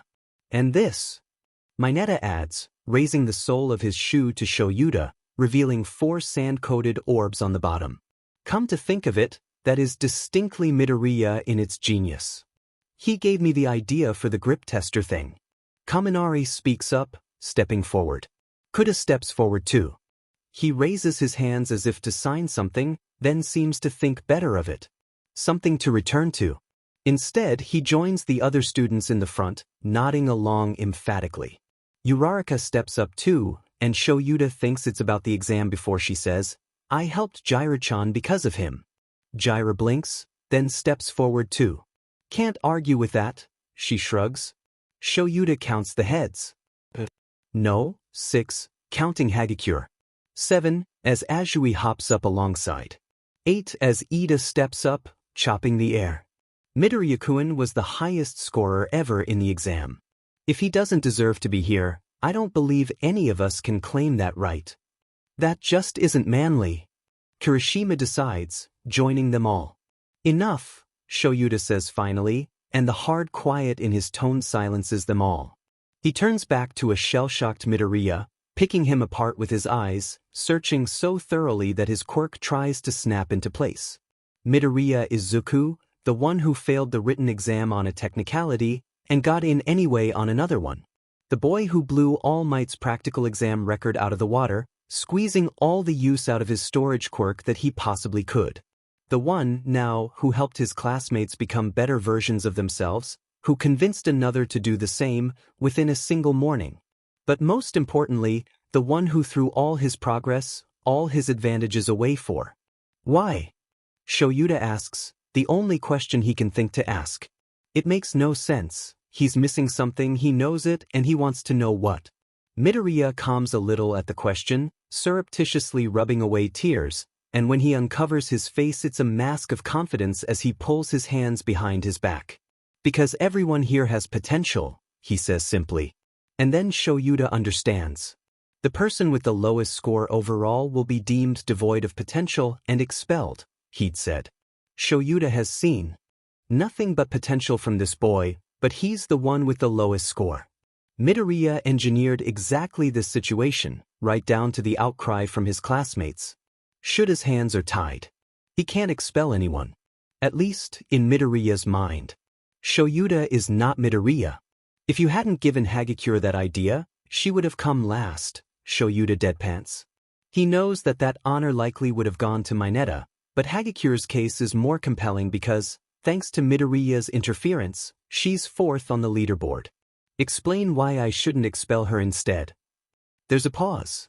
The invisible girl, he clarifies tiredly, and sudden understanding flashes across Midoriya's face. He didn't even know their names? Can you prove she'd come last? Midoriya counters, which Shoyuta can't. Besides, she'll see opportunities like that in everything from now on. As long as she isn't talking, she could use context clues to make people think she's anywhere. That's her potential now. Shoyuta blinks, realizing that he's right. A simple suggestion, when it worked, must have opened up all sorts of possibilities in Hagakure's mind. And Mineta? Mineta cringes at the attention, but Midoriya stands strong. He can use his quirk for bouncing instead of just sticking now. And he has great mobility. And he was the first one to stand up for me. And again, why shouldn't I expel you? A student who doesn't try their hardest has no potential, regardless of anything else. It's a bluff, but Midoriya's mouth drops open anyway. But then he schools his expression and says boldly, head raised high, this is trying my hardest. If you do expel me, then you should, because I'd have nothing to learn from a teacher that doesn't understand that. Sheer guts aside, he has Shoyuta there. If Shoyuta were such a blind, brain-dead idiot that he couldn't see the overwhelming potential oozing from Midoriya's being, and the pains he has gone through to construct this everybody wins scenario, then he would hang up his teaching license without a second thought. And if Shoyuta expelled him now despite all he's seen. He glances over the half of the class still stood shoulder to shoulder with Midoriya. There would be blood. Welcome to Class 1A, he grins madly. Dude, that was so badass. Kaminari proclaims loudly as they walk back, heedless of the teacher listening in. You totally had him beat. Pulling from years of underground hero work, Shoyuta very carefully does not look towards him. This budding conversation feels enlightening, somehow. Oh, thanks. Midoriya replies, glowing with embarrassment and maybe a little pride. I wasn't sure it would work, actually, but I think Principal Nedzu would have backed me up if I explained it to him. Yes, he would have done. The rat adores those kinds of mind games, and judging by Midoriya's trust, they're acquainted and on good terms. A relieved sigh escapes him, unbidden. That would be a shit show. He'd lose that argument, swayed by the mere fact that Midoriya actually had a fallback plan, and they'd never take his threats of expulsion seriously again. How did you know everyone had potential? Mineta asks, like he's afraid of the answer. Given that his score is one of the lowest despite his improvements, it isn't surprising. Everyone has potential, Midoriya says like it's obvious, emboldened by his success. The only way to not have potential is to give up on finding it. Or just have a bad personality for hero work, I guess. Kaminari frowns. But what if your quirk is something like, I dunno, something a hero can't use? Name one. He fires back immediately with no hesitation. Oh, how naive, to make a challenge so bold where the teacher can hear him. Chromatic eye. Shoyuta cuts in to various yelps and yells of surprise. Your eye color changes depending on your mood. It's his grandmother's quirk, and it's one of the few that even Shoyuta struggles to find uses for in the hero industry. Anything he can think of is just too situational, or won't actually work due to the color change being restricted to the user's mood instead of directly controlled. And Midoriya lights up when he hears it. That's a 100% accurate physical sign of your mood. A hero with that quirk would appear way more trustworthy, and it'd be nearly impossible to impersonate them properly even with mimicking and quirk copying quirks, because nobody can copy their mind. Plus you could hook up an eye to a sensor, and have a hero costume that changes color to match your eyes, to make you harder to see in certain situations, or to act as dazzle camouflage. You could have systems in place to manipulate your emotions to keep you calm when you need to be, or to automatically deploy anesthetic when you're in pain so you can fight for longer. If you get good at keeping your emotions in check, you could have a hero costume that changes shape depending on your mood, to make you more intimidating when you're angry, or more approachable when you're trying to calm someone down. You could base an entire hero gimmick on that, maybe a blue-eyed folk hero yellow-eyed dragon dichotomy. And you could switch fighting styles to match your mood with a costume that responds to improve your current style, which would throw villains off. He devolves into a murmuring tangent about how an eye would actually accomplish the color change and whether it would be possible to harvest those pigments or create them at a faster rate, not noticing everyone else's stunned silence. He did it. The problem child actually did it. He thought up better uses for that quirk. The very quirk that taught Shoyuta that pretending anyone could be a hero was an irrational oversimplification than Shoyuta had in his entire life, in the span of 2 minutes. Without so much as a stutter. And better yet, Shoyuta caught a recording of the whole conversation. "Di Kairukuin, you're mumbling again," Nice Girl prods gently, and Izuku snaps back into reality, apologizing as he simultaneously realizes that he's not sure where they are. Never mind that. Can you really do that for any quirk you hear about? That's so cool. He blinks. I guess so. It's kind of a reflex at this point. It's easier for some quirks than for others because a lot of the time the same effect can have a lot of different causes, and that changes how the cause could be repurposed to get a different effect. Nice Girl stares uncomprehendingly and he sighs. Okay, take chromatic eye. The change in eye color could be caused by a material in the iris that reacts to electrical impulses to change its color. In this case, if you can safely harvest some of that material from the eye and synthesize more of it, you could make a color-changing suit, and that could be applied to your image as a hero. But if the color change was caused by something else, you wouldn't be able to do that, but other things might be possible instead. Some quirks are just hard to define, even if you see them in action. She's nodding intently as his explanation comes to an end, and he has a moment to muse how gratifying it is to have someone listening to and following along with their thoughts for once. Maybe they'd make a good teacher, sometime in the future. But what about something like my quirk? Nice Girl prompts after a moment. He levels her with a knowing look and she has the decency to look chastised. Okay, so I'm curious, so sue me. He chuckles. I've actually been meaning to talk with you about that. I don't think your quirk is what you think it is. She's lost for words for a moment. How so? Well, when you were swinging that street light around in the exam, what kind of damage did it cause? Her confusion doesn't waver. Crushing, right? It crushed them. It's not a trick question, but if it crushes things, then that means it still has mass, right? Which means you're making it ignore gravity instead. Right? My quirk makes things float. But if you're just making it ignore gravity, how do you swing it? Her face begins to show the beginnings of realization, so he presses on. If it still has mass, it's too heavy to swing. But if it doesn't have mass, it's too light to do any damage. Nice Girl's mouth works without the cooperation of her brain for a moment. But then what is it, right? He asks for her, and she nods helplessly. It's assistive telekinesis. When you touch something, you're actually imbuing it with telekinetic power, which then assists you by making the object act as if it were weightless. That raises so many questions. Do you, nice girl? She stopped walking at some point. Izuku abruptly realizes when he turns and she isn't there anymore. Instead she's leaning against a half-open door, a white-knuckled hand on the handle, pale-faced and breathing deeply. Incongruously, her pinky is raised. But oh god, they've really screwed this up, haven't they? You don't just drop that kind of revelation on someone, not when. Quirks are so woven into people's identities. What do you say in a situation like this? Wait, Aizawa-sensei's a pro hero, he could. He's gone, along with the rest of the class, probably already back in the classroom, and Izuku still doesn't know their way around. Great. Not knowing what else to do, Izuku flits back to Nice Girl's side, pulls her from the doorway and gently pushes down on her shaking shoulder. Come on, let's sit down for a bit, okay? She nods wordlessly, swallowing, and sinks to the floor, her back to the wall. Now unburdened, her foot taps listlessly to no beat in particular, but her breathing begins to even out as the minutes pass. And as the minutes pass, it slowly dawns on Izuku. What were they thinking? They just purposely bombed a test on the first day of UA, on a hunch. On a whim, a plan with an entire 3 seconds of thought behind it. What if Aizawa-sensei hadn't listened to the other students?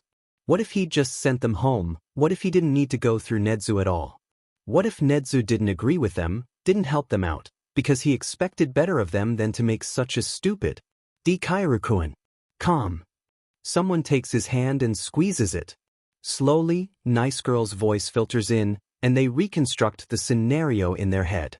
Right? They're sitting on the floor of an unknown hallway, being comforted by the person whose worldview they just tilted. So, who goes first? Is the first thing that rolls out of his mouth, before he thinks to shut it, when they've both somewhat recovered from their simultaneous panic attacks. Nice Girl laughs a little too hard and he's not really sure what's funny, but the pause gives him a chance to regain his wits. You first, I think that makes most sense. Talking about Nice Girl's quirk will put her at ease, and it's a comfort zone for Izuku. They can deal with the expulsion thing later. My quirk's called zero gravity and I've always loved the stars and my quirk made me feel like I was closer to them, I guess? But if it's just telekinesis instead, I lose that. She rubs her head, grinning sheepishly. It sounds stupid when I say it out loud, doesn't it? Not really. Quirks are a part of you, learning they aren't what you thought they were is a bit like learning that you're trans, their mind supplies. They try to shake it away, but the thought clings, driving out anything less. Anything they could use to fill the gaps. It's like challenging your identity, right? He finally settles on, settling further and rubbing tears from his eyes for the umpteenth time today. He's practically lying down now, and Nice Girl is the same, and he's thirsty. Probably from all the crying. He pulls a pair of bottled mineral water from storage and hands one to Nice Girl, who smiles and pops it open. A hearty swig later, and they're both a little more grounded in reality. So, telekinesis. Nice Girl finally prompts. You said it was. What was it? Assistive. Telekinesis. It assists you in moving things, so. He trails off, unsure where he was going with the sentence. So, she echoes, what does that change? Well, it depends how it works. Even if we know it's telekinesis, we don't know how much of it is based on your perception and expectations, and how much is set in stone. For all we know, if you touch an object expecting it to become super heavy, it might do that. Or you might be able to make things move at will, or tell when an object under your control is being moved by something else. There's all sorts of possibilities. For now though, he was going to suggest having a fan blow on the object, but they'd need the creation girl for that, and for that they'd need to find that they're skipping class. On the first day. We need to go. You're right. Having lost their way, Izuku and Nice Girl rejoin class a good 20 minutes late, but Aizawa-sensei gives them a once-over and silently motions them to their seats. Do they really look that pitiful? There's a lot of whispering, especially from Pinky and Shocker's group, and some of what they have to say has him blushing to the roots of his hair. The second day they've ever met is a little early for that. And then, the rest of the school day is normal. relatively speaking. In a school with staff comprised entirely of pro-heroes, normal is somewhat subjective a term. But still, outside of hero studies, they have most of the same classes that they had in middle school, taught in similar ways, maybe a little more difficult but still perfectly manageable. There's no interruptions, no swerves in the lesson plan, no XPLCT, threat of expulsion. The big difference is Kakin. Where in middle school he was rowdy and cocky even in front of the teacher, getting into UA where he doesn't have the same rapport with the highest authority is giving him pause. He glares. He swears. But he doesn't explode.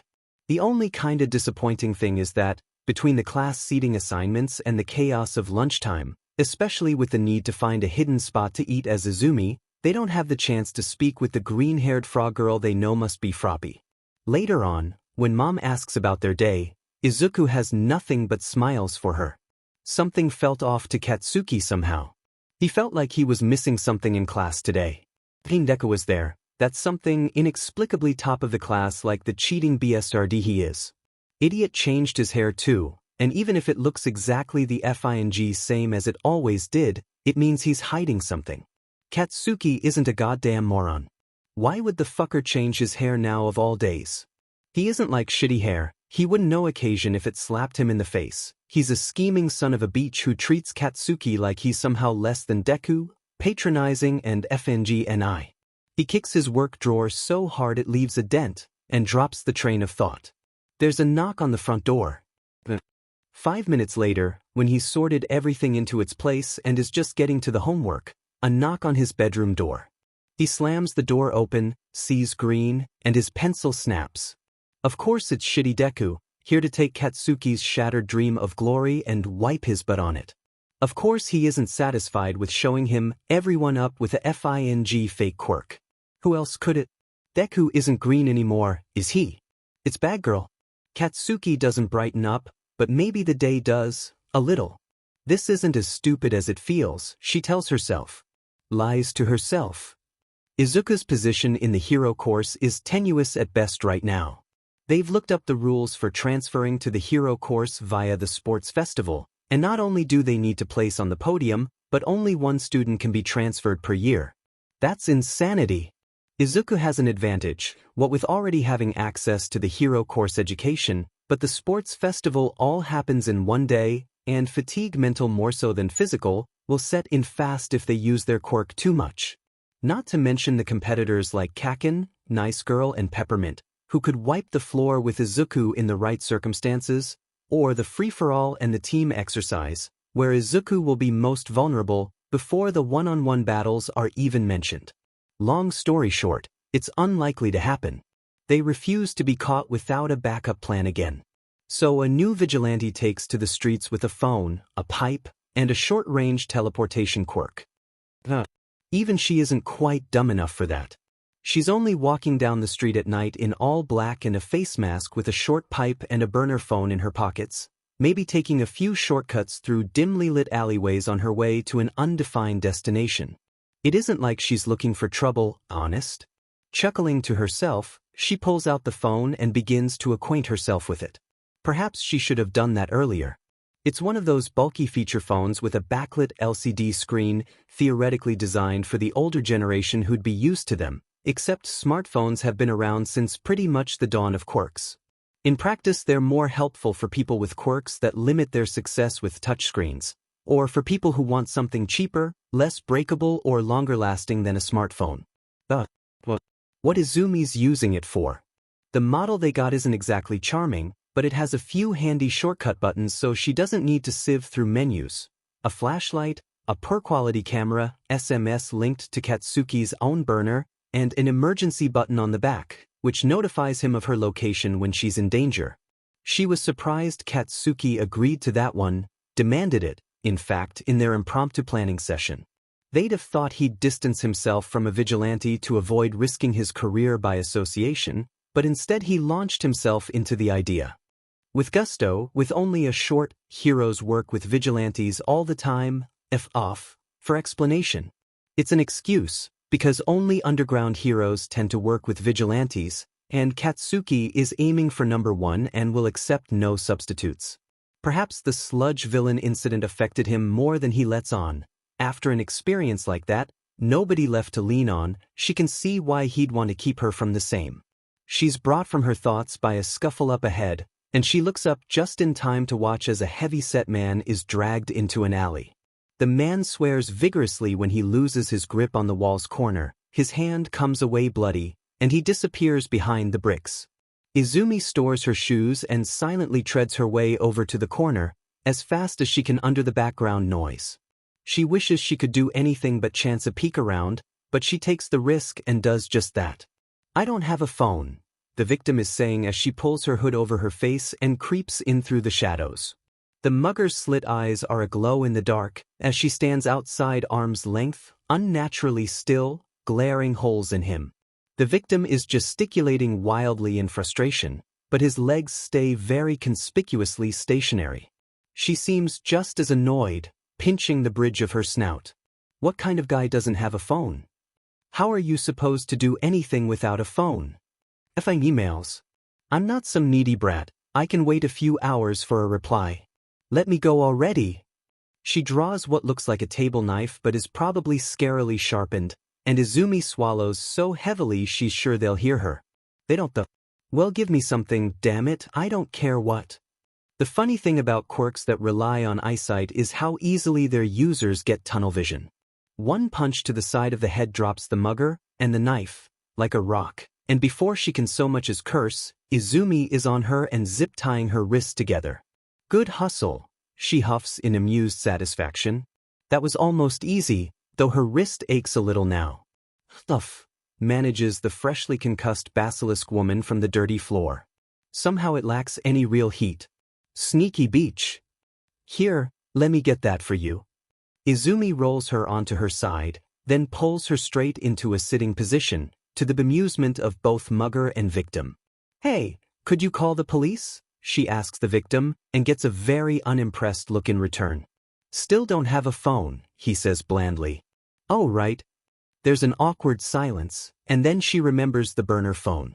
It rings 3 times before "Emergency services, how can I help you?" comes from the other end, and she's directed to the police department. Hello, I found a mugger. Izumi blinks rapidly for a moment, all social ability leaving her head, pulling the phone from her ear. Hey, where are we? She asks nobody in particular. Both sides of the conflict slump in resignation. I'll go check, says. Feels awkward just calling him the victim, but that's who he is until he gives a name. Don't bother, Snake Lady says before he can take a step. He tries to anyway, but her eyes are trained on him long enough to finish. It's right outside the Rebar Valley in Alderaan. Why dash? I'm cold, she snaps irritably, and Izumi shuts up. You have a mean hook but you're hella dense. Too right, victim says, and from this moment forth Izumi will take great pleasure in his nickname. You're not supposed to back up your mugger, she points out indignantly. Vaguely, a part of her is aware of the police officer slowly dozing off on the other end of the line, but it doesn't quite click for the moment. He scoffs. Even a stopped clock is right twice a day. Snake Lady lifts up both tied-up feet and slams them down on victim's toes. Beach, I just wanted to make a call, she yells over his cursing. Then why did you hold me at knife point? I panicked. Why did Miss Studda, mister? She breaks off, side-eyeing Izumi expectantly. "MX," Izumi supplies, tiredly rubbing her eyes. What is life, anyway? Why did MX up over here try to knock my block off? Wah, I also panicked. You had a knife. You were waving it in his face. I didn't mean it, okay? Then why were you carrying a knife? It's a table knife. I have a fork too.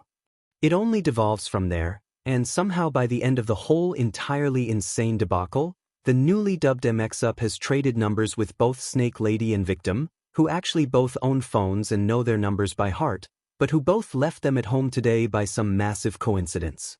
Snake Lady gets her phone call, too, on MX-Up's burner, to assure her family that she hasn't been murdered since she went off the grid 3 days ago, and she's just been walking home because she's flat broke and took a wrong train. By that point in the conversation Izumi's just super ready to collapse into bed already, so she doesn't pay enough thought to keep track of everything. And anyway, that's around when the police arrive, so the three share a police car back to the station and a far more amicable game of I Spy than any of the officers can begin to fathom. By unspoken agreement, the incident is sold as a simple misunderstanding, and Snake Lady's illegal quirk use and MX-Up's minor bludgeoning, quirkless though it may be, aren't brought up. Snake Lady waves a happy goodbye as the cop car pulls away to take her home. Izumi's allowed to keep the face mask on, and she and victim are released onto the world following standard protocol. Did they do it? Does this count? Are they a vigilante yet? Sighing, Izuku kicks off their shoes and crumples onto the couch, a full 2 hours later than they'd planned and running on as many brain cells. The door slowly creaks closed in their wake, leaving them in almost pitch darkness. Not that they'd prefer an alternative. They just need a minute to reform from their constituent atoms, and then they'll find the energy to. The light clicks on. Izuku, it's time to get up, comes Mom's gentle voice from the door. Groggily, Izuku unstores their smartphone. A new day is here, blares merrily through tinny speakers, the soundtrack of their impending doom. I won't ask where you were last night, Mom continues, as Izuku blindly swipes at the screen. She finishes the sentence just as the alarm shuts off, leaving the living room discomfortingly silent. They blearily crack an eye open, sending awareness through their body. Izumi's body. The two feel distinctly different, though they couldn't voice how. It's time to get up, Izumi, Mom reminds her again, just as gently. Vaguely, she's aware that she's been staring into space for several seconds. It's your second day of dash. Izumi springs off the cushions as the urgency slams into her like a truck. I'm not late, am I? No, Dash. I can't be late on the second day. You're not, Dash. I missed like half a lesson already yesterday. Wait, Dash? How long do I dash? Izuku. Me. It's 6 a.m. Izumi blinks rapidly, shocked into stillness. Laboriously, she calculates. 6 a.m. is. She collapses back into the cushions. I'm going back to sleep, Dash. A wad of folded-up clothes strikes her face. Not a chance. Get ready for school, or I might actually want to know why you're sleeping on the sofa. Izumi gets ready for school. Izuku's hero costume is the same blue-green as the tracksuit he wore for the entrance exam. They'd love to wear the cheerful, pride-inspired suit Mom showed them before. They planned to even. But as they tried to send in the specifications and the base outfit to the support department, the more they wrote, the further the heat drained from their face, the more their hands shook, the drier their throat became. In the end, they finished the shakily written letter and packed the pride costume, but they just couldn't find the strength to hand it in. Izuku's lip curls in frustration as he opens the box further, revealing the new gear built by the support department. It's such a stupid hang-up. If anyone even knows the non-binary pride colors, let alone connects them to Izuku's costume as anything more than a coincidence, it isn't like the costume's patterning is anything close to those clean horizontal stripes after all. They're probably already part of the community. He sighs and clips the box back shut, dragging it by the handle off the shelf. Something to deal with in the future. He ducks around a corner between here and the changing rooms, as they always did in middle school. As bummed as Izuku is with their costume, and as tired as their extracurricular activities made them, and really, they should have picked better patrol times or researched some resting techniques beforehand, all of that is washed away by the slow onset of giddy realization that this is heroics. Taught by All Might. They hope he's taken some of their advice to heart in the past 10 months. All Might's facade is practically impenetrable to the naked eye, so they won't truly be able to tell until they see him in action. And it isn't as if they can ask him, as Izuku. Especially with a costume designed after him, what were they thinking, putting a smile on the respirator? Shaking his head, Izuku tunes back into All Might's explanation of the exercise. The class is split into teams of 2, with one team per match as heroes, and the other as villains. The villain team hides a fake bomb, and the heroes try to touch it before time runs out. It's a massive oversimplification of real life. The bomb would need disarming. The villains would try to escape the blast unless they're suicidal. Okay, that isn't important right now. Switch tracks. Izuku turns around the two teams in their mind. If they're a villain, they should keep the bomb as inaccessible as possible from the most likely avenues of attack, and preferably keep it at least somewhat mobile as well, in case of emergency. For most matchups, that means keeping it high up in the building. For others, away from windows and roof access. Near the windows or the stairs, but only if enemy mobility is limited. If they're a hero, villain Team D, Midoriya, Izuku, and Azui Tsu. And facing them, All Might rummages in the box of names for a moment, picking out two more, Todoroki Shuto and Mineta Minoru. Great, now that they know who they're dealing with, they can start to make some actual plans. Now, their partner's quirk is. Well, they'll meet their partner soon enough so they'll have more time to form a plan. As long as they know the hero team's quirks, they'll be fine. Perhaps they should have memorized some names yesterday. Midoriya. He yelps in fright at the new voice, tamping down the urge to switch to Izumi to make themselves harder to hit. Standing there, for who knows how long. Froppy? He blinks at the frog girl from yesterday. You're the... He forgot her name. Come on, All Might said it less than a minute ago. Are they just destined to call everyone by nicknames for all eternity? Half Might, she nods matter-of-factly back at him, you're Midoriya Izuku. She politely ignores, or maybe doesn't notice, his reddening face at the username as he tries desperately not to glance in All Might's direction. He thinks he almost succeeds. No, wait, focus on the assignment. They can catch up later. Which ones are the hero team? Froppy points with two oversized fingers, or are those just the gloves, at what may be the oddest impromptu pair in the class. The one with red and white hair and the great boy. Fire ice and sticky orbs. He recalls their quirks from yesterday, wincing. That's an awful matchup quirk-wise. For Froppy especially. Grapes has the potential to be very stealthy and mobile, perfect for the hero team. He could enter from any point in the building, severely limiting their options for the bomb's location. He's small, difficult to capture, but his quirk is perfect for capturing them. Meanwhile, Peppermint's quirk is a perfect counter for Froppy's. Amphibious quirk users are almost invariably cold-blooded, so it's very likely that Froppy is, too. I am, she confirms. And the volumes of ice that Peppermint was outputting yesterday would easily be enough to slow her, if not outright send her into hibernation. And he could freeze both them and the bomb to the ground, limiting their mobility even further. Really, he could probably take them both out and win the exercise in a single wave of ice, and Peppermint knows that. Izuku's thoughts grind to an enlightened halt. And with that costume, it's highly likely that, I'll be right back, he murmurs. Shudo will win this. He has no doubt. Perhaps it's better to say that his team will win this, but the truth is the same. He will overwhelm them. It will be over. Begin, calls All Might across the speakers. Now, ice bursts from his body, down the halls, up the stairs, and it's over. The frog-like girl cannot handle temperatures this low, he reflects as he walks. The boy's storage quirk is no match for his.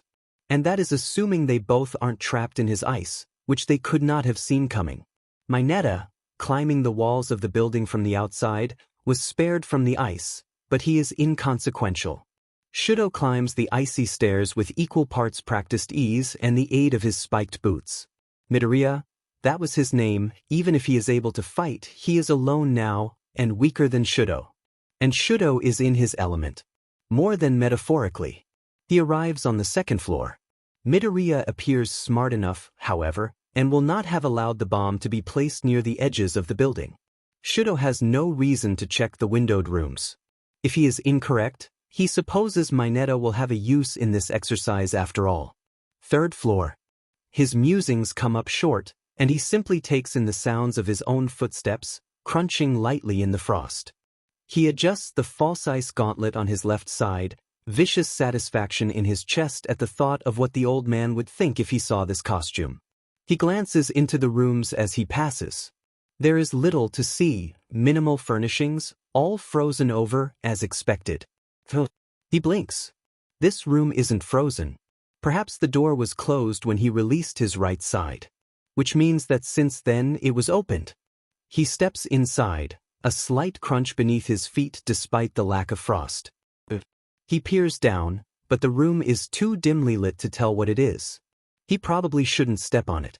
Shudo continues on, suspicions mounting as he goes.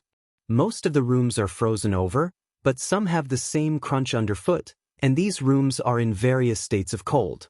Some are as icy as all the others. Some are entirely spotless of ice. He notices that the doors are untouched by frost, too. They weren't closed after all. Frowning, he freezes one of the untouched rooms. It ices over as he half expected it not to, but with an odd crackling sound that lingers long afterwards. Strange. He picks up the pace across the floor, the crunching heavier beneath his boots. Then up to floor 4. Crunch. That one was different, more pronounced. He glances down. It's that grit again. Grit dash. There he is. Just as Midori-chan said he would be. Sue double-checks her grip on the fragile flour sack in her arms. She waits and patiently watches as Todoroki-chan glances into each room. When he comes to the first site of their experiments, he stops halfway into the room and glances down, then hastily steps back out. He checks the next rooms more thoroughly. Also part of the plan. The evidence has been dealt with as best as they could. He shouldn't see it coming. She shivers and forces down an unhappy rib bit, curling further into the thick layers of borrowed clothes. Most of them speak horror stories of Midori-chan's fashion sense, but she can't complain, not when the innermost one is a lily-pad green turtleneck, decorated all over with little cutesy pink and lime frogs. The thought brings some welcome warmth to her cheeks, and she burrows further into the clothes to protect them from the frigid air. She has a small heater built into her hero suit, but it's fairly loud. She'll have to wait until she engages to turn it on. Until then she's sluggish, but at the very least she's warm enough to stave away her sleepiness. As Todoroki-chan continues to check the rooms, she hefts the sack onto her shoulder and climbs silently into position, clinging to the wall above and behind the stairs. She listens as he clears the floor, speeding up the further he goes, and then he comes into view below her, tromping up the iced stairs until she has a perfect view of the back of his head. She presses her earpiece and runs her finger over the mic, knowing that Midori-chan will recognize the signal. Todoroki-chan stops at the top step where the ice ends, peering down at the stuff he's treading on. He realizes just a moment too late, and she strikes. Her tongue sling is sloppily aimed under the extra layers and the cold air, so the sack impacts between his shoulder blades, rather than the back of his head as she was aiming for. Still, it does the job, and he collapses onto his hands and knees, shielding the unmasked half of his face as the sack explodes into a cloud of fine brown dust. She leaps in close and loops her tongue around his arm to drag him further off balance, but he quickly encases it in a layer of ice and she's forced to let go before they're stuck together. Wrong arm, she chides, rolling her cold tongue around in her mouth. Aim for the one covered in the tacky fake ice. Todoroki-chan stares, picking himself off the ground and wrenching his right arm free from his ice. His mouth twitches down into slightly more of a scowl, and that's the only warning Tsu gets before ice bursts from his right side and crumbles. The structure falls in on itself even as he builds it, and by the time it reaches her, it's little more than slush, crackling angrily in the sudden, shocked silence. Worked. It worked. Catching herself staring, Tsu flips the switch on her heater and rib bits with newfound vigor as the heat washes over her, loosening her stiff joints. Todoroki-chan tries again with the deepest scowl she's seen from him yet, but the dust in the air stops the ice from forming properly, and once again it breaks down into a quickly melting slurry. She leaps a little clumsily to the side, Todoroki-chan tracing her movements with his right arm. "What is this?" he growls as his third attack collapses wetly to the floor. She says, "A frog." Her tongue strikes true this time, swinging around Todoroki-chan's left wrist as his incredulous anger leaves him stunned. Unable to set it alight through his costume, he tries to reach over and freeze it instead, but she hops up to the ceiling and allows him to dangle, bouncing him up and down to dislodge him when he tries to reach up anyway. "Miriam," she tries to say around her tongue into the earpiece. "I ne baku." As if summoned, Midori-chan barrels around the corner from downstairs, something purple and white loosely dangling in his arms. He's only a few steps away when she recognizes it as a capture tape with one of Mineta-chan's orbs attached to one end. Young Todoroki has been captured. Izuku drops his hands onto his knees as Froppy now shorts several layers of clothes to free up her movements a bit, sets Peppermint down in a dry corner, 3 limbs handily wrapped in the capture tape and his left arm pinned to his side by Grape's sticky orb. Peppermint, for his part, scowls mildly, but maybe that's just how his face looks. Grapes got away. Izuku pants, chest burning. What he wouldn't give to be Izumi right now. He kept sticking me with traps. I could store them, but they kept slowing me down. I was looking for him for ages. Tsu nods, glancing upwards at a quiet metallic clanging sound. And the bomb. Still on the top floor, I held Grapes off, so he came in on the 3rd floor, he gasps. Ugh, I think I hate stairs now. We still need to dash. The clanging grows louder and Izuku groans. He's in the vents. Midori-chan, he heard us. We need to stop him.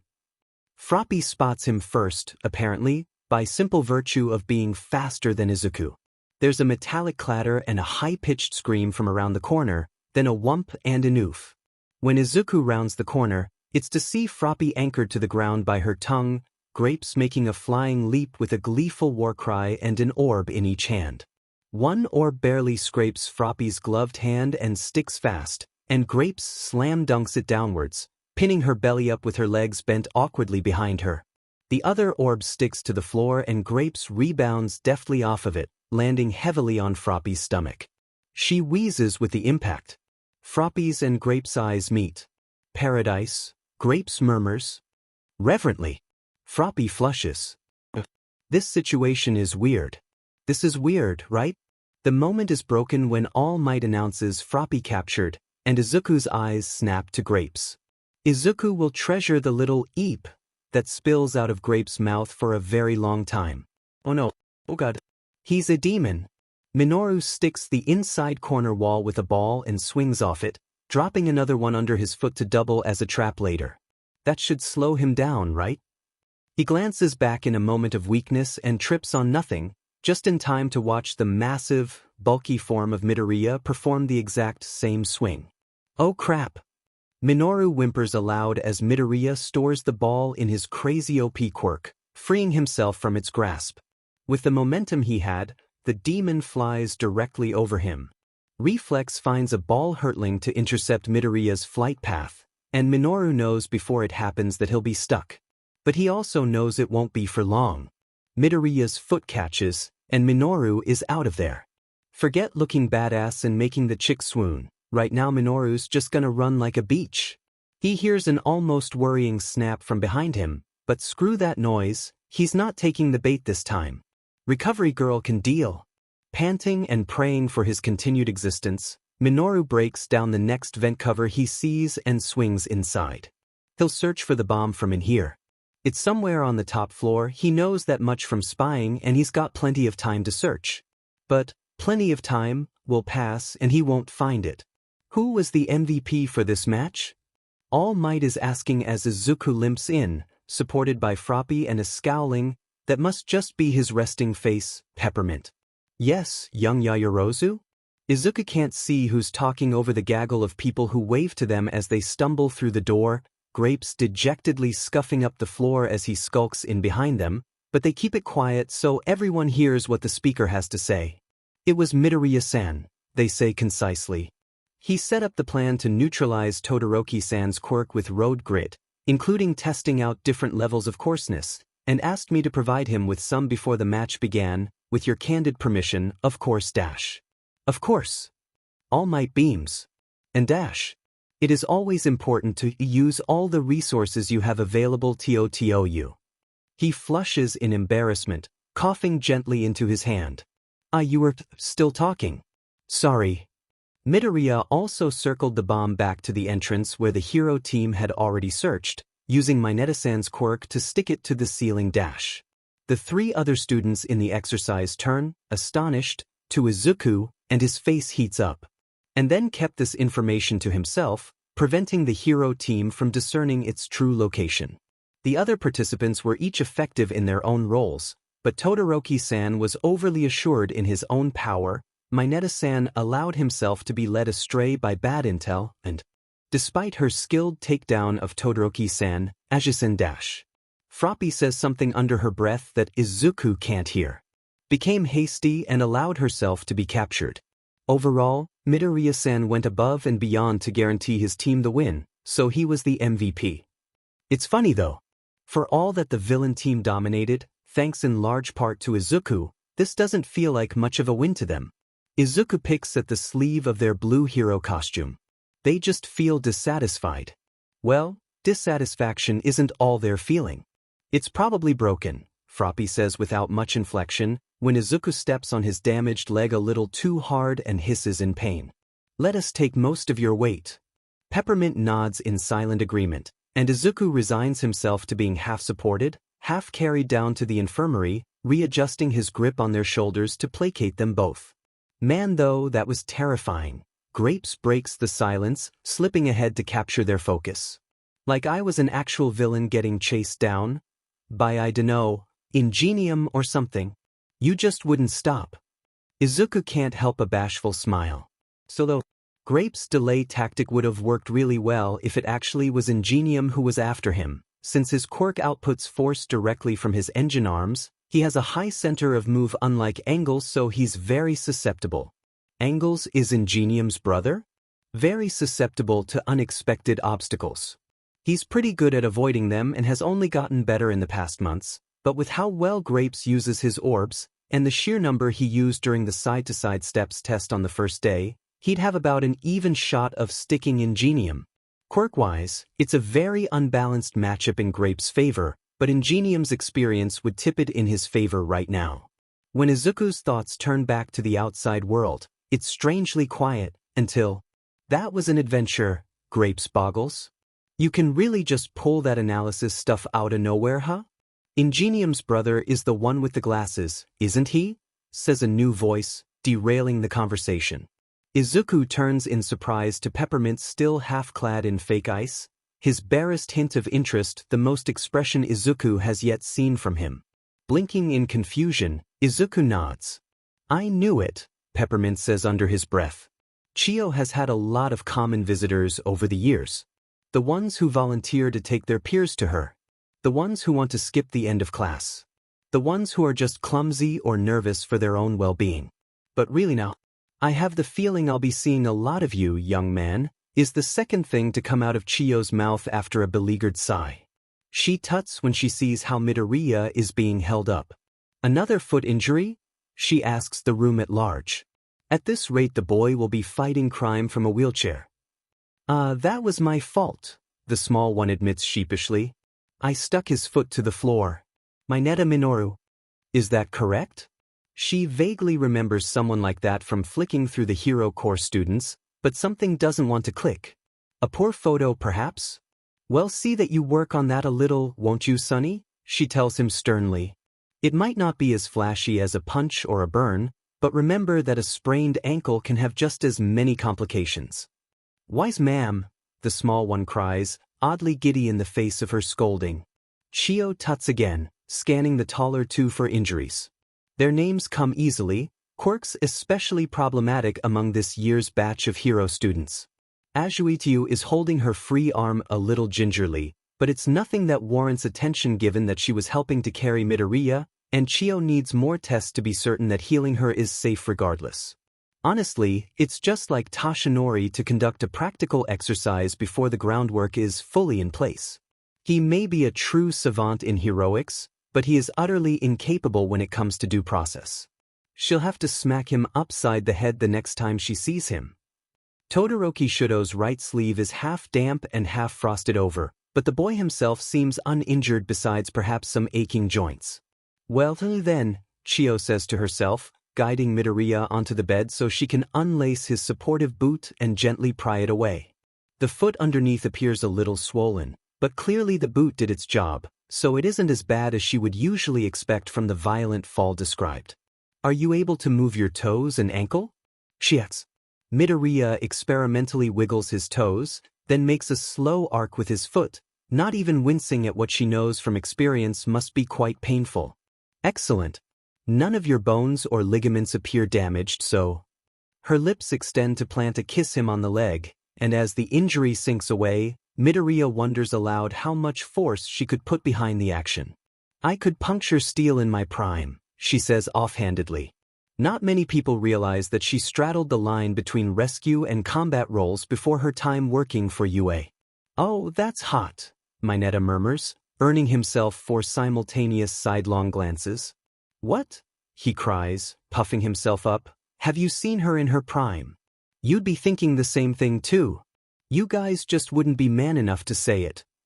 Azui gives the boy the most judgmental look Chio can imagine on a frog-like face. Not out loud in front of her 40 years later, she deadpants. Her reward is a rap on the head. My prime wasn't that long ago, dearie, Chio huffs. Honestly, the nerve of some children. Now you 3 run along. I'll keep Midoriya a little longer, but, she glances over him where he's captured in a murmured tangent about Chio's quirk. He seems energetic enough to rejoin the class soon enough. She waves them off and returns to the boy, who still doesn't surface from his thoughts as she begins to run his ankle through gentle exercises. She will become very familiar with Midoriya in time. The rest of the day passes in a dull haze, everyone still heeding yesterday's reality check and too preoccupied with first week setup to interact much in class, and Izuku leaves UA itching unpleasantly in their own skin.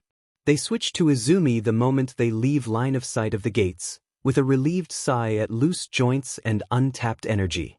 Maybe it's the new environment, maybe it's their 2 forms drifting further apart in look and feel, but they're having more trouble keeping themselves locked into one body than they ever did in middle school. They switch a few more times on their way home, to shake off the lingering residue of constraint.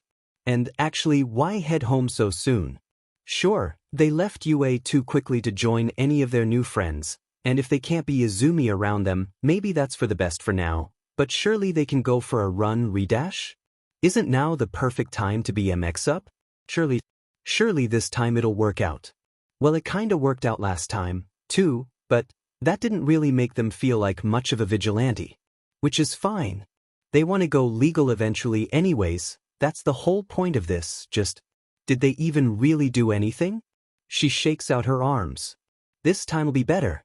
This time won't leave them exhausted tomorrow, won't interfere with their schoolwork, won't get them almost caught by mom. Why didn't they think of this before? Really, they just walked around town for the afternoon.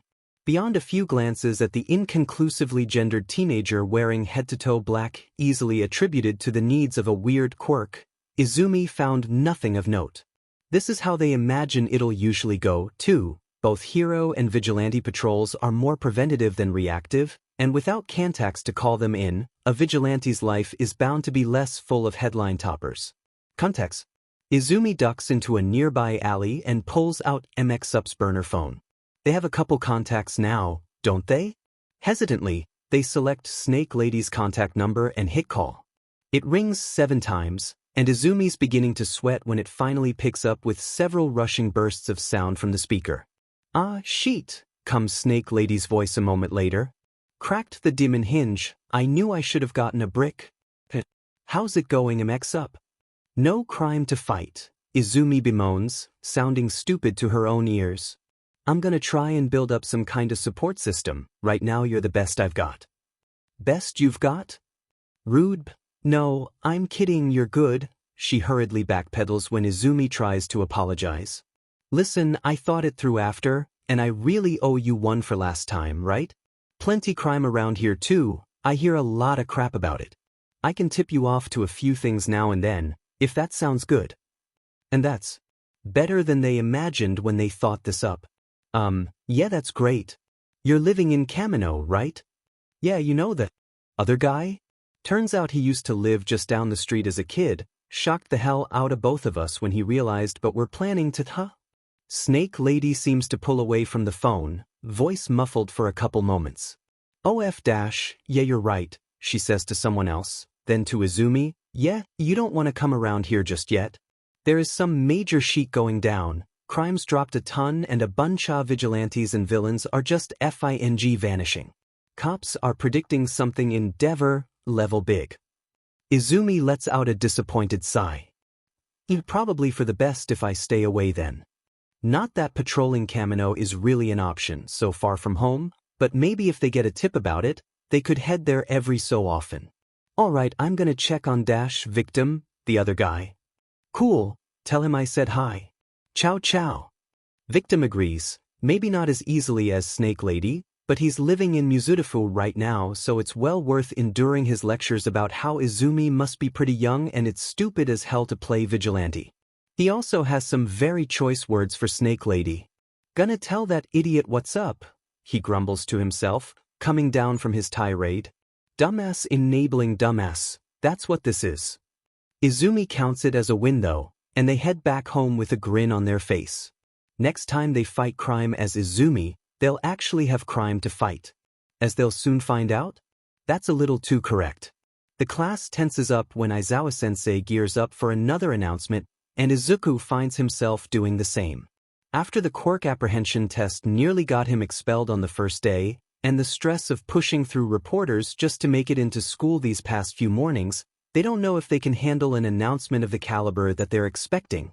Class presidents, Aizawa-sensei finishes boredly. That's not so bad. And the rest of the class seems to have the same sentiment, if a little more enthusiastic. Ooh, pick me. I'm up for it, you guys know I am. I'm the best suited. Pick me, damn it. I'll make it so all female students' skirts go high above the knee. Grapes cries, garnering dirty looks from Froppy and earplugs, and what the heck? Izuku likes Grapes so far, but was it just a bad joke? But he seemed almost desperate to say it. In what world would that get him elected? Silence, please. Angles finally calls, and he garners it so easily that Izuku can't help but be impressed, though perhaps that's the influence of Aizawa-sensei's methods. I was taught that leadership is not just for those who want it. It is a calling meant for those who have earned the trust of those around them. From there the class changes gear, a democratic election, as Angles puts it. Everyone votes for someone, people can vote themselves, and whoever has the most and second most votes become president and vice president respectively. Izuku gazes around the classroom, wondering who they should vote for. Angles took charge of the situation well enough, but they're a little worried about his willingness to jump to conclusions and overall prickly demeanor, with all respect to his dedication, and they can't imagine most of the class feels much differently. Creator? They're pretty sure they remember her voice as the one breaking down Izuku and Froppy's fight against Grapes and Peppermint.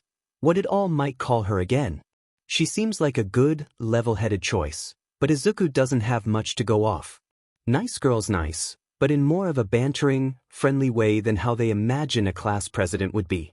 They'd need to be someone who's approachable for the shyer members of the class, right? And that probably means someone less likely to tease people, even in good faith. Katsuki they're gonna skip right over after that revelation, for what they hope are obvious reasons. Their eyes come to rest on a head of hair, similarly green to their own but much sleeker. Froppy's a good choice. She's calm and rational, approachable even to sound of silence, and just what kind of nickname is that? Takes concerns seriously, is likely to treat quirks equally thanks to her own experience having a frog-like mutant-type quirk, and they already know she's a very open-minded person after chatting with her on the. Izuku bites their tongue, clamping their mouth shut as they realize they were muttering, and they jot down Froppy's name before they can spill anything else they shouldn't. Is everyone a little quiet, Dash? No, as soon as they have the thought, the class fades back into its usual dull roar, this time underlaid with the scratches of pencil and eraser. And they win. Do they really though? Is this winning? Is being made class president really a victory? Don't be a dumbass, Kakin grouses, glaring from the desk ahead with only a large fraction of his usual murderous intent. Course it FING is. If you can't PP up and deal with it, Froppy over there gets president and we've gotta do this sheet again for vice, so FNG accept it. Izuku scratches a reddening cheek. They thought he'd go straight to putting Izuku down for daring to get ahead again, but that was almost encouraging. And he's right too, because the score is so lopsided that Izuku and a name they think belongs to Froppy are the only two with multiple votes, and half the class have none at all. That doesn't make sense though, does it? Yeah it does, Midoriya. Shocker calls with a grin, and wow, but they need to deal with this muttering habit. But dash, they probably won't even be in 1A after the sports festival. I haven't even learned your names. I mean, I wrote down my choices, Froppy. At the front of the room, Engels freezes, peers at a slip of paper that he's put into its own stack, then transfers it to a bigger pile and adds a fifth tally under Froppy's name. That just makes it manlier. A boy with shark-like teeth and scarlet hair grins widely. Don't even know us, but I see you helping out everywhere. Yeah dude, you're pretty cool honestly, Earplug says. Better than some idiots in this class at least. Hey, comes Shocker's indignant voice. Froppy nods. Midori-chan, I always say what's on my mind. It's early, but you're already the glue that holds us together, ribbit. Izuku box. It's been less than a week though. The one with the tape, Quirk shrugs, unconcerned. Superglue takes like a couple minutes to set, he says, others nodding along. Izuku files away his apparent knowledge of adhesives. Maybe he could help identify. The whole thing on day one kinda sealed your fate. Izuku sighs, putting their head in their hands. Well, if 7 people decided they were right for the job, who are they really to argue? But 7? Izuku asks the table at large. You made a good first impression, Froppy croaks. You're the reason I was chosen too, ribbit. The entire class trusts your word already, and we're still in the first week. Also, your food will go cold if you don't dash. Izuku shoves a bit of everything in his mouth and promptly inhales half of the cabbage. But 7, he repeats helplessly around his coughs. I still don't know your names. Well, why don't we do introductions? Creator suggests brightly, between mouthfuls from her piled-on bowl of rice. My name is, it's very nice to meet you. Izuku blinks. I'm sorry, I didn't catch that, he says. Why, Creator repeats. Her smile slowly turns concerned as he shows no recognition. Grapes, Froppy in silence stare at him in various states of worry. Yao dash, Creator repeats, eyebrows furrowed. Yao, and that's as far as Izuku's brain wants to take him before the name slips away like it was never there to begin with. He struggles with the first syllable but then realizes that he doesn't know it anymore. I had it, I swear I had it dash. Midori-chan, Froppy cuts off his growing panic. You read my name off the board, didn't you? Yeah they did. She got 4 points and then Engels added Izuku's to the tally when he realized the nickname, and Froppy said her name during the Heroes vs. Villains exercise. They're sure of it, and she must have mentioned Grapes and Peppermint's names too, but they don't remember. I don't remember any of it, he murmurs hollowly. Their name is Midoriya Izuku. The other is Midoriya Izumi, mom is Midoriya Inko. Kaken is Bakugo Katsuki, auntie is Bakugo Mitsuki, uncle is Bakugo Masu. But Froppy? Nice girl? Grapes? Peppermint? They don't remember. It takes them too long to realize that the ringing in their ears is the UA alarm. By the time they do, everything is already over. But they still can't focus on it, how Froppy and Grapes, those aren't their names. How they buffered Izuku from the rampaging crowds. How Creator, stop calling her that, helped muffle the noise with a pair of ear defenders, suggested through gesture by silence, stop it. Why wouldn't they remember their own friends? Names. Did they hit their head or something? Are they ill? Dying? Brain trauma that could accomplish this kind of effect would be life-threatening, surely? But they feel fine enough besides the justified panic and the usual anxiety, and they don't remember hitting their head, but maybe that's because they hit their head. Dimly, they notice Froppy's hand around their wrist, and they force themselves to focus on the feeling of her fingers, longer than most, likely. Stop spiraling. Calm down. Izuku lifts their head to their new friends, trying not to think about how they don't know any of their names, and Creator, Silence and Grapes all return the look with their own worry and unease. Froppy, though, gives Izuku a froggy smile, and they immediately know that they made the right choice in suggesting her as vice president. He gives her a shaky smile, and her own brightens a little. We can head to the nurse's office together once things have died down a little, if you'd like? Creator offers, but Izuku shakes his head after a moment's thought. Whatever's going on has been happening since before UA, he reasons nervously, otherwise I'd remember nice girl's name. And my Quirk's mental-based, so maybe, he trails off dubiously. Maybe I just need to figure something out? It isn't exactly a settling thought for any of them, but the others accept it easily enough, though Froppy continues to stare thoughtfully through Izuku as they all finish up their lunches. But wait, Grapes asks suddenly on the walk back to class, how come you remember Aizawa-sensei's name? Or your own nicknames for us? Izuku doesn't have an answer. Izuku can't concentrate for Midnight Sensei's lectures, or on the sharp tongue she points their way, or on how their classmates jump to defend them. They can't focus on her apology or her recommendation to visit Hound Dog Sensei if they feel they need it. On the way home, the world dissolves away between blinks and they come to already opening their front door. They don't know if Mom greets Izuku or Izumi, or how long they stay downstairs talking with her before they numbly climb upstairs. The day ends short, but they still feel stretched thin. Izuku wakes up disoriented and dulled the next morning. They gaze into bagged eyes through the mirror, barely noticing the pitch-dark hair that usually catches them so off guard. They eat breakfast in spiraling silence as Mom stares at them with worried eyes that just remind them of yesterday's lunch. They take a clean change of clothes for Izuku, but they can't see the point in dressing Izumi today. They know they should know their friends' names by now. They reflect as they set out for school, dimly aware of their path-crossing Katsukis. They know they've heard them all.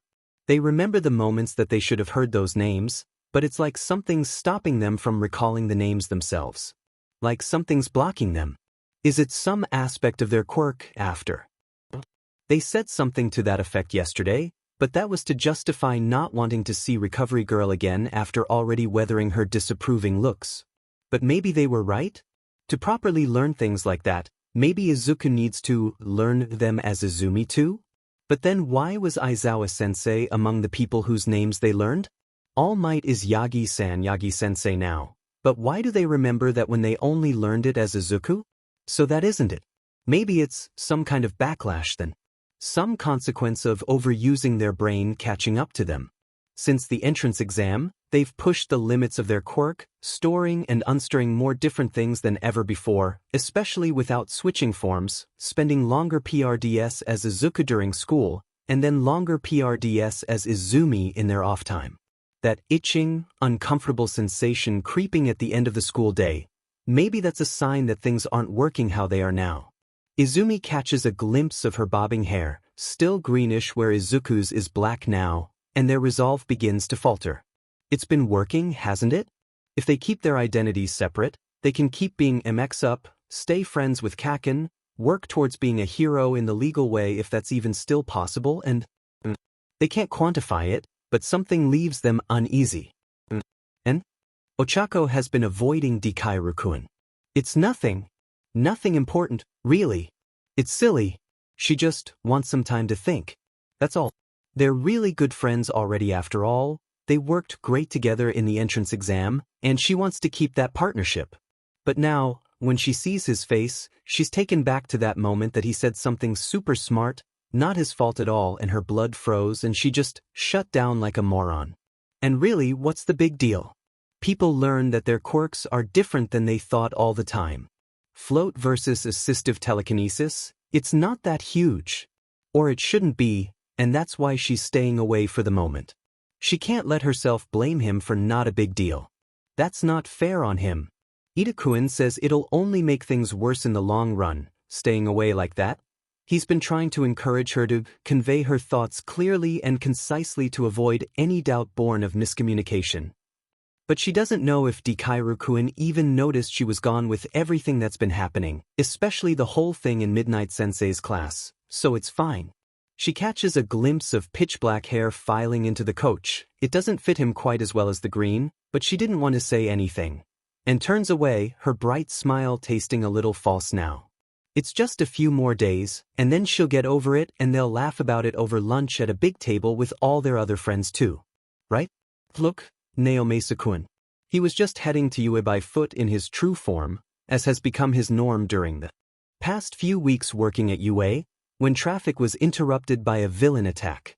It's just some no-name thief, barely even a street-level punk. Tashinori doesn't have the time to double back and then re-enter the scene as All Might. He should just leave it to the local heroes. Molten and Hairraiser are always active during morning rush hour, aren't they? But he can't see them around. The villain barrels southbound down the road with the police on her trail, towards where Tashinori is speedwalking, dragging nearby plastic trash into amalgamate gauntlets, or actually, fully functioning gorilla-proportioned arms and hands that she uses to leap four-limbed between cars, leaving scratches and splatters of old food on the roofs. On her upper arms, Tashinori spies several clearly full carrier bags, as well as a couple handbags that are probably made from polymers. Such an incredible quirk for community service or even heroism, squandered for petty robbery. It takes him back to the slime villain, the day he met young Midoriya. To her ingenuity, her heroic spirit, her sheer competence. Juicing potential from every detail, in action, speech, or writing, all in service of those around her. And maybe that's why Tashinori, not All Might, but Tashinori, sticks out his neck in just the way that he does.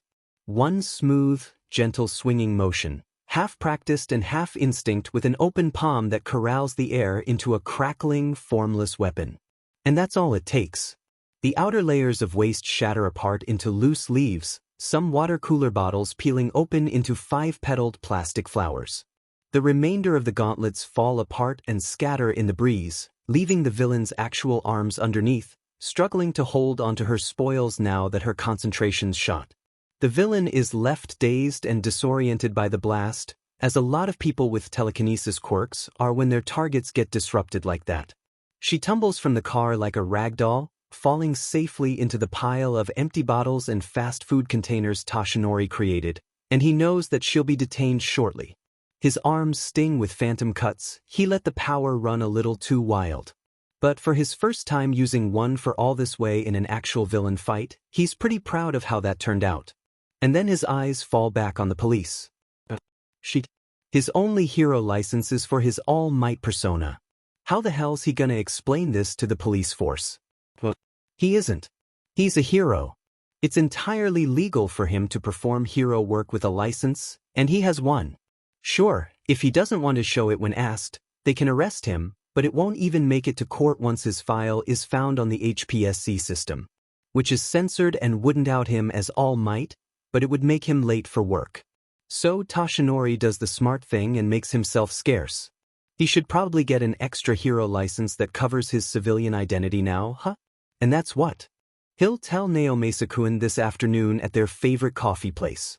They'll have a laugh about it. Naomasa-kun will be saved a couple sheets of vigilantism-flavored paperwork, and they'll check out that walk by the river that Tashinori's been seeing from his leaps over the city. It'll be great. But maybe he spies another couple of crimes underway, a few people in need, and as much as he can't say I am here today, he can at least keep them safe. This is an unexpected spike of crime. For incidents, on the quickest route to UA from his apartment that really isn't all that distant, he's become so used to Mizurufu's low rates, he almost forgot the whispers between UA staff of how that isn't the norm, but are things really picking back up so suddenly? The thought picks at him. Why so suddenly? He'd wager that Molten and Hairraiser have been called in already. They would have called Argantuan in for backup, and maybe he called their sister agencies too. But Tashinori hasn't seen them, only the police, which means Tashinori hasn't just been getting unlucky. It must be like this all over Mizurufu. Crap, he's gonna be late for you. And that means late for the USJ. I'll be fine. The other teachers are more experienced than him. He hates to put the pressure on them, but they're far more adaptive to class schedule disruptions than he is. They can handle it. He'll text Izuku now. He'll pass his suspicion of a greater threat in Mizurufu off to Nedzu when he reaches the school, and then he'll bulk up and make it there in time to supervise some activities. Izuku and 13-kun will be fine until he arrives. Sue is worried. She isn't certain why. Her frog quirk doesn't give her much in the way of enhanced senses. Her skin is very slightly damp, which makes her a little more sensitive to storms and winds, and that's about the extent of it. But she's observant, intuitive, when it comes to people. And things are just slightly off-kilter in ways that she isn't quite sure she isn't imagining. Midori-chan stares out the window, the shell shock of yesterday still painted in his glazed expression, but in a different shade of worry that she can't exactly place. Tsu wonders after his masculine presentation. She knows that half-might feels a different gender depending on somewhat concrete circumstances, which they shruggingly dubbed gender-adaptive instead of gender-fluid, but she doesn't see any of that in Midori-chan. Not to mention that he's going solely by he-him in class, when she knows that isn't the case online. It's almost like a mask. Midori-chan isn't quite the same as the half-might she's come to know. Everyone who was with him for lunch yesterday glances worriedly after him, and so do several of the classmates he's interacted with in other ways, who can tell already that something is wrong. That might explain the coach's overall sullen mood. Midori-chan has already endeared himself to most of them, and seeing him in such low spirits might be getting to them. But that isn't the end of the strangely offset atmosphere. Uraraka-chan sits next to Ida-chan near the front of the bus, barely receptive to his earnest conversation and eager chopping motions as she draws cutesy shapes on the dewy window. Pings sound randomly, moods obviously falling as Tsu's classmates read through their notifications. Friends share the news with nearby friends, whose moods fall in turn. DMN, my apartment complex got hit. Someone cries. Villain attacks? In the seat ahead, Baku-chan mutters under his breath about someone who missed his plans yesterday, and the growl of Rucksack Beach is almost enough to startle a croaky laugh out of her, if it weren't for the dour air. As they begin to near their destination, Aizawa-sensei reads a notification on his own phone and rubs his eyes tiredly. Does that have something to do with All Might not being here? Several seats ahead, Kaminari-chan suddenly shivers, and just a moment later, Tsu feels something strange pass over her as more classmates perk up. Shuji-chan, Jiro-chan and Kuda-chan are already looking out the window, soon joined by the rest of the class, as the gigantic dome of the USJ rolls steadily into view. It really is Universal Studios Japan. Ashido-chan grins, and finally the tension in the air begins to show cracks. Uraraka-chan recovers a bit of pep as she wipes the dew away to see better, boggling at the scale of it all. And 13 Sensei will be there, she remembers suddenly, eyes truly lighting up now. Bakuga-chan huffs when he lays sight on the dome and his face goes from angry to bored, which she thinks actually means interested. Even Midori-chan perks up a little, ill eyes brightening somewhat. Yamamoto-chan finally manages to capture his attention, and they quietly chat about the rescue training they'll be doing, though Tsu sees the lingering concern in her eyes, unable to do more than distract him from his thoughts. Not soon enough, the bus has parked, and they're taking their first collective step into the USJ. Izuku's finally beginning to filter out their doubt by the time they all come off the coach. As worrying as everything is, creators write, rescue training is an important part of becoming a hero, so they need to be properly focused for it. He sets his jaw into something approximating a smile, determined to set aside their worries for today, to take 13 Sensei's lecture seriously and encourage the class to do the same. His lungs catch the gentle, vented breeze. They're the class president, aren't they? They should be acting like it.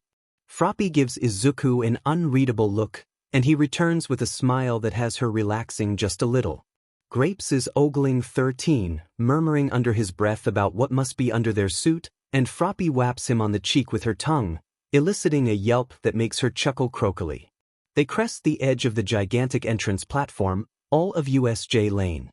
Out before them, it really does look like a theme park meets disaster movie, recursive domes encase what might be the more dangerous zones, which is a little scary to think about when gigantic landslides, building collapses and an indoor lake complete with a water slide adapted for full-sized ships dominate every other corner of the landscape. And that purple haze in the center. Has a disaster already started? Izuku asks aloud, and Aizawa-sensei whips around to follow his gaze just as the haze begins to coalesce into a solid black, whirling vertex that walls off the entire back half of the central plaza. Yeah. The student with the hardening quirk agrees as bodies start to separate from the mist. This has got to be like the entrance exam, right? Stay back. Aizawa-sensei barks, stuttering Izuku's half-step forwards. Those are villains. And on a second glance, Izuku recognizes some of them, several from news reports, and even a couple from hero fights they watched in person. But what are they doing here? It doesn't. Izuku's eyes catch the villain in front, covered in disembodied hands and flanked by a gigantic person with what looks like a bird mutation and, Is that an exposed brain dash? He tears his eyes away from them. The image stays in his head. It doesn't matter. We need to leave, he calls, and a cry of assent ripples through the class. Aizawa-sensei, Eraserhead makes to meet the villains halfway, capture scarf fluttering in an unseen breeze, but Izuku catches his arm on instinct. Sensei, they have a warp quirk. They might try to warp more villains close to us. Their teacher seems to reconsider, then he nods and turns to keep guarding the rest of the class. Cover the stairs, he calls to 13, who spreads their fingers, latches snapping open to prepare their quirk. Then before Izuku can even process, the purple-black mist has ascended to the entry platform, releasing a dozen villains in close quarters. Eraserhead doesn't fall for the trick though, training his eyes on the humanoid form taken by one particular vortex, as he and the class make short work of the villains. But the eyes trailing from that misty figure aren't pointed towards Eraserhead. You are a clever one, the warper says in a smooth baritone, unconcerned by Eraserhead's crimson gaze as he bears down on Izuku. We, the League of Villains, are here to kill All Might. But I'm afraid you've made yourself a secondary target. Be scattered and fall to ashes now. Izuku braces, knowing the calm is a short one, even as Kaken leaps towards the warper, fighting through the few villains left standing and rocketing up overhead. The instant that Eraserhead blinks. The first portal Izuku skips over, fighting the urge to switch to Izumi. The second opens straight into his path and he dredges up half a UA robot, slamming both hands against it, sending it tumbling into the abyss in his own place, but he just knows that the third is coming directly beneath him now and as Izuku he can't move in time dash. Two bodies tackle him off his feet, knocking the wind out of him, but the warp gate now resting below them curves upwards on every side, to engulf them all in an inescapable event horizon. The free fall is unlike anything Izuku's experienced before. It's only a moment of sensory relief, total darkness, total silence, arms wrapped around his torso, the only sign of anything else in the world, but it strangely brings them calm. And then it's a little more than a moment. This is a warp quirk, isn't it? Should it be taking so long to warp them, or? Izuku extracts an arm from the blind tangle of limbs and experimentally places it on one of the four arms wrapped around him, following it up to the shoulder, closer than they'd expect. That must be Grapes, where he taps 4 times and then twice. Grapes taps 3 times back, then 3 times slower, and 3 times quicker again. The darkness is starting to feel less welcoming. Swallowing heavily, Izuku spreads his arms outwards, imagining the sphere of mist that they're trapped inside. They brace for something, anything to go wrong, and then, deafened, their eyes before shutting as a lancing miger. That's what happening? Gloss. Somni else to. What? Smono. Lost Osmiagon where Quirk. Quirk's Sothic big take it pull. They try to gasp as thoughts begin to return to them. Robot they unstirred sinking down, but water, froppy, draw more. Robots drift further into the depths, first 2 and then 5, 7. Grapes. They tug at darkness in storage with friends inside still, but then think better. Surface first, but their arm erupts in POW can't swim like Thiskant let them out here just. Froppy. With a Herculean effort, they raise their unhurt arm, envision what they need to happen, and release. The cable stretches upwards, piercing the water's surface, and on the end, an orb of dense fog dissipates to reveal 2 familiar silhouettes. Midori-chan seems to dissolve away in Tsu's fingers, and then for agonizing seconds it's just her and Mineta-chan, falling through nothing for eternity. Tsu reads from his frantic taps. She taps her own message into his arm. Emi, he says, followed by a long sequence that might be a query, which Tsu translates as Midoriya? The tap for E becomes a frantic flail to pull Mineta-chan in as the mist finally rolls away into the breeze and they hit the water together, dazed and nauseous. The USJ feels like it's been rolled like a marble until she can't tell which way is up, but this is still the water. It flows past her skin, cool and refreshing as she quickly regains her bearings. Something catches her eye, a long ribbon slowly sinking deeper. A cable? It doesn't look like it belongs, And then she remembers the wires that Midori-chan used in his kite on the first day. It's probably the same stuff. She glances to Mineta-chan, who by some miracle is already holding a full breath. Eyebrows set in concentration. He points down to the other end of the slowly spiraling cable, where she can spy a speck of teal and red amidst the royal blue depths, and without a second thought she dives. She catches up with Midori-chan pretty quick, but another blurred figure races her there, shark-like teeth bared in a grin. See ya! She intercepts with her tongue, wrapping Midori-chan and unceremoniously kicking off the shark villain's face towards the surface. See ya! The villain garbles again as he sinks, taking the loss graciously instead of swimming after them. See ya! She agrees in good humor. That guy seemed fun. He did try to kill her friend though. They hit the surface and Tsu whips her tongue out over the nearby ship to carefully deposit a coughing Midori-chan on board. Mineta-chan splutters for a moment, hugged close to her side, and his first words after being trapped in a void and then half-drowned are a woozy, "Your melons are pretty big for a frog's." Mineta-chan does not get the careful treatment. Tsu-chan, what was that for? Mineta-chan whines from by Midori-chan's side as she hops aboard. She slaps him with her tongue, a motion that's quickly becoming familiar. "You're being a perv," she tells him bluntly. "What? It's only natural for a man to say stuff like that," he pouts, rubbing his own cheek where she hit. "You're cute after all." She gives him up as a lost cause. Face warm, she turns to Midori-chan instead, who has recovered from his coughing fit and is now surveying the area, though his legs are trembling. "Midori-chan, are you all right?" He jumps when addressed, spinning to face her but still leaning against the railing. "I stored you in my quirk by accident," he says, face gray and tears welling up, "and then I couldn't think at all, and I didn't know what would happen. You had limited air in there. Did you go into stasis in there or could have killed you dash?" "You didn't, Midori-chan," she says, pulling him into a wet hug, avoiding the arm that's hanging limply by his side, obviously injured. He drags her halfway down to the floor, legs giving out now that his good arm is clutching her instead of supporting himself, and she feels droplets land gently on her shoulder. "We're here." "Yeah." Mineta-chan cheers, punching the air. "We're strong. We survived your storage thing fine. And it got us out of that misty guy's quirk eventually, anyway." Midori-chan chuckles wetly, raising his arm to wipe his tears and then flinching when he realizes it's the injured one. He takes a moment to blink and breathe, and then his eyebrows fall into something more determined. "There's around 10 villains surrounding the boat," he mutters, and then he's off. "The Mist villains said they wanted to kill All Might, so they have some kind of plan for him and they know our class's schedule, but they don't know our quirks or they wouldn't have sent Froppy here with Grapes Ball Dash." "Heh," says Mineta-chan faintly, seconds. "From a panic attack. We'll have a good shot at trapping them if we can convince them to group up or churn up the water enough, or we could try to stick them directly and let them catch their own limbs. My broken arm will slow us down unless I dash." He abruptly bites his own tongue, cursing under his breath. "Here's the plan," he says instead. "I'm getting off this death trap."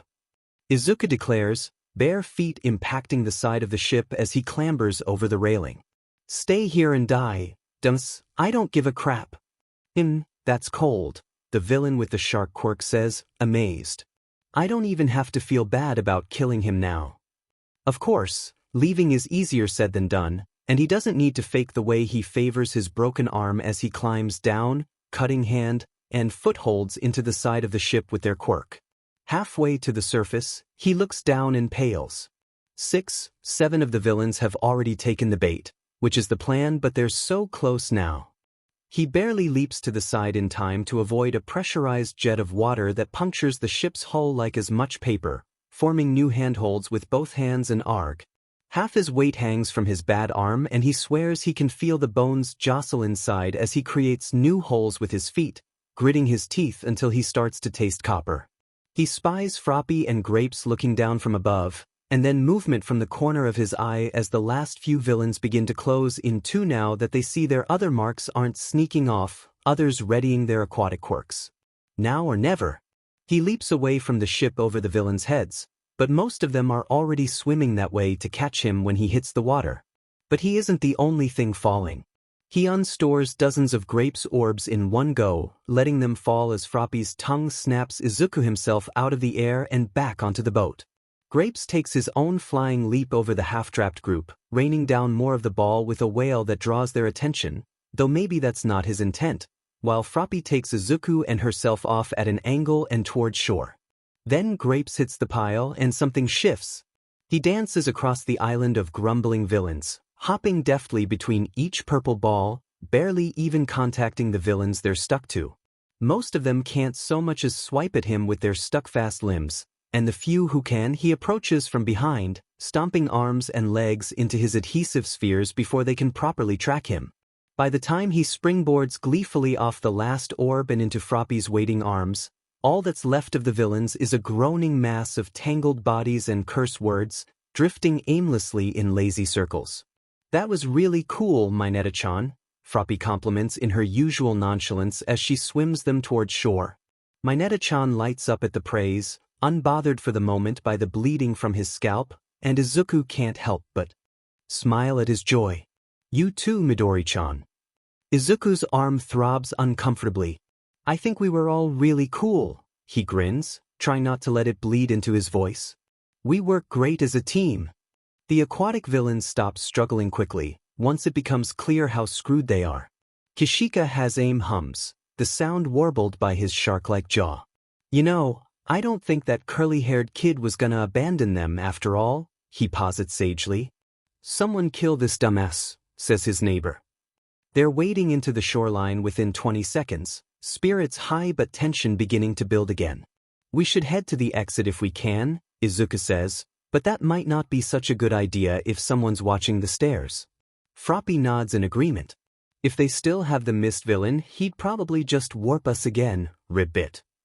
"We can regroup with Aizawa-sensei, right?" Mineta-chan asks quietly, piggybacking on Froppy to keep his nose above the water. "If it wasn't just us that got warped, he's gotta be down here fighting those guys to find everyone." Eyewitness accounts say Eraserhead prioritizes rescue over all else, especially that of young children, students, and pets. He would have stuck around no matter how few of them got warped. His eyes fall on the dust clouds kicked up in the central plaza, and a lash of Eraserhead's capture scarf. The mist villain probably warped him there to keep him occupied. Due to quirk discrimination, villains are statistically more likely to have mutant-type quirks which Erasure is less effective on, and Izuku definitely saw more than a few heteromorphs in the plaza. By himself, those aren't good odds. "Midori, I know what you're getting at and that's stupid." Grapes hisses. "Don't be stupid, stupid. We've gotta stay safe." "We don't need to get close," he counters. "We can stay in the water and take out villains one by one to lighten Eraserhead's load." "But, Suchan, you tell him." Grapes cries as Izuku starts to tread towards the plaza. But Suchan takes him off her back and places him on the shore, leveling him with a flat stare. "Mineta-chan, we don't have anywhere else to go. I know it's scary to go there. You can stay here if you want, but dash. But I can't let you two go alone." And at that, his brow twists in startled realization. Man, if I die, I want big titty anime girls engraved on my tombstone." It goes alright at first, for all that Minoru is scared shitless hiding out so close to the main bad guys. In the confusion of Aizawa-sensei's battle, the villains are only watching him and that Hands dude. Hands guy himself is staring at Sensei as his hair rises and falls and counting to himself like a creepo, so none of them are gonna notice a few of their friends going missing. Suchan's tongue is like a lasso, snatching them up one at a time for Midori and Minoru to GG, restrain and stick them to the riverbank so their heads stay barely above the water. Midori mutters as they go, determining each guy's quirk and which is the best to take out next. It's kinda weird watching Midori handle his ball, but seriously, he plucks them from Minoru's head just as easily as Minoru himself does. And then the moment he unsticks his hand from each ball, which how the heck is he doing that, he's not even storing them, there's a split-second blurred in black and green where he swears Midori shrinks about a foot and... Hold on. Are those melons? No way, right? Midori catches him staring at the spot where he must have Tsuchan's behongers on the brain and grimaces, And after that he can't even catch a glimpse through the flicker, air cracking around Midori like a whip each time. But Minoru worries. Midori's beginning to flag, has been since they got warped, even if he doesn't realize it himself. And before Minoru can get used to this new, faster rhythm that's probably wearing Midori out even more than before, one of the villains manages to open her big mouth and yell, "Hero brats!"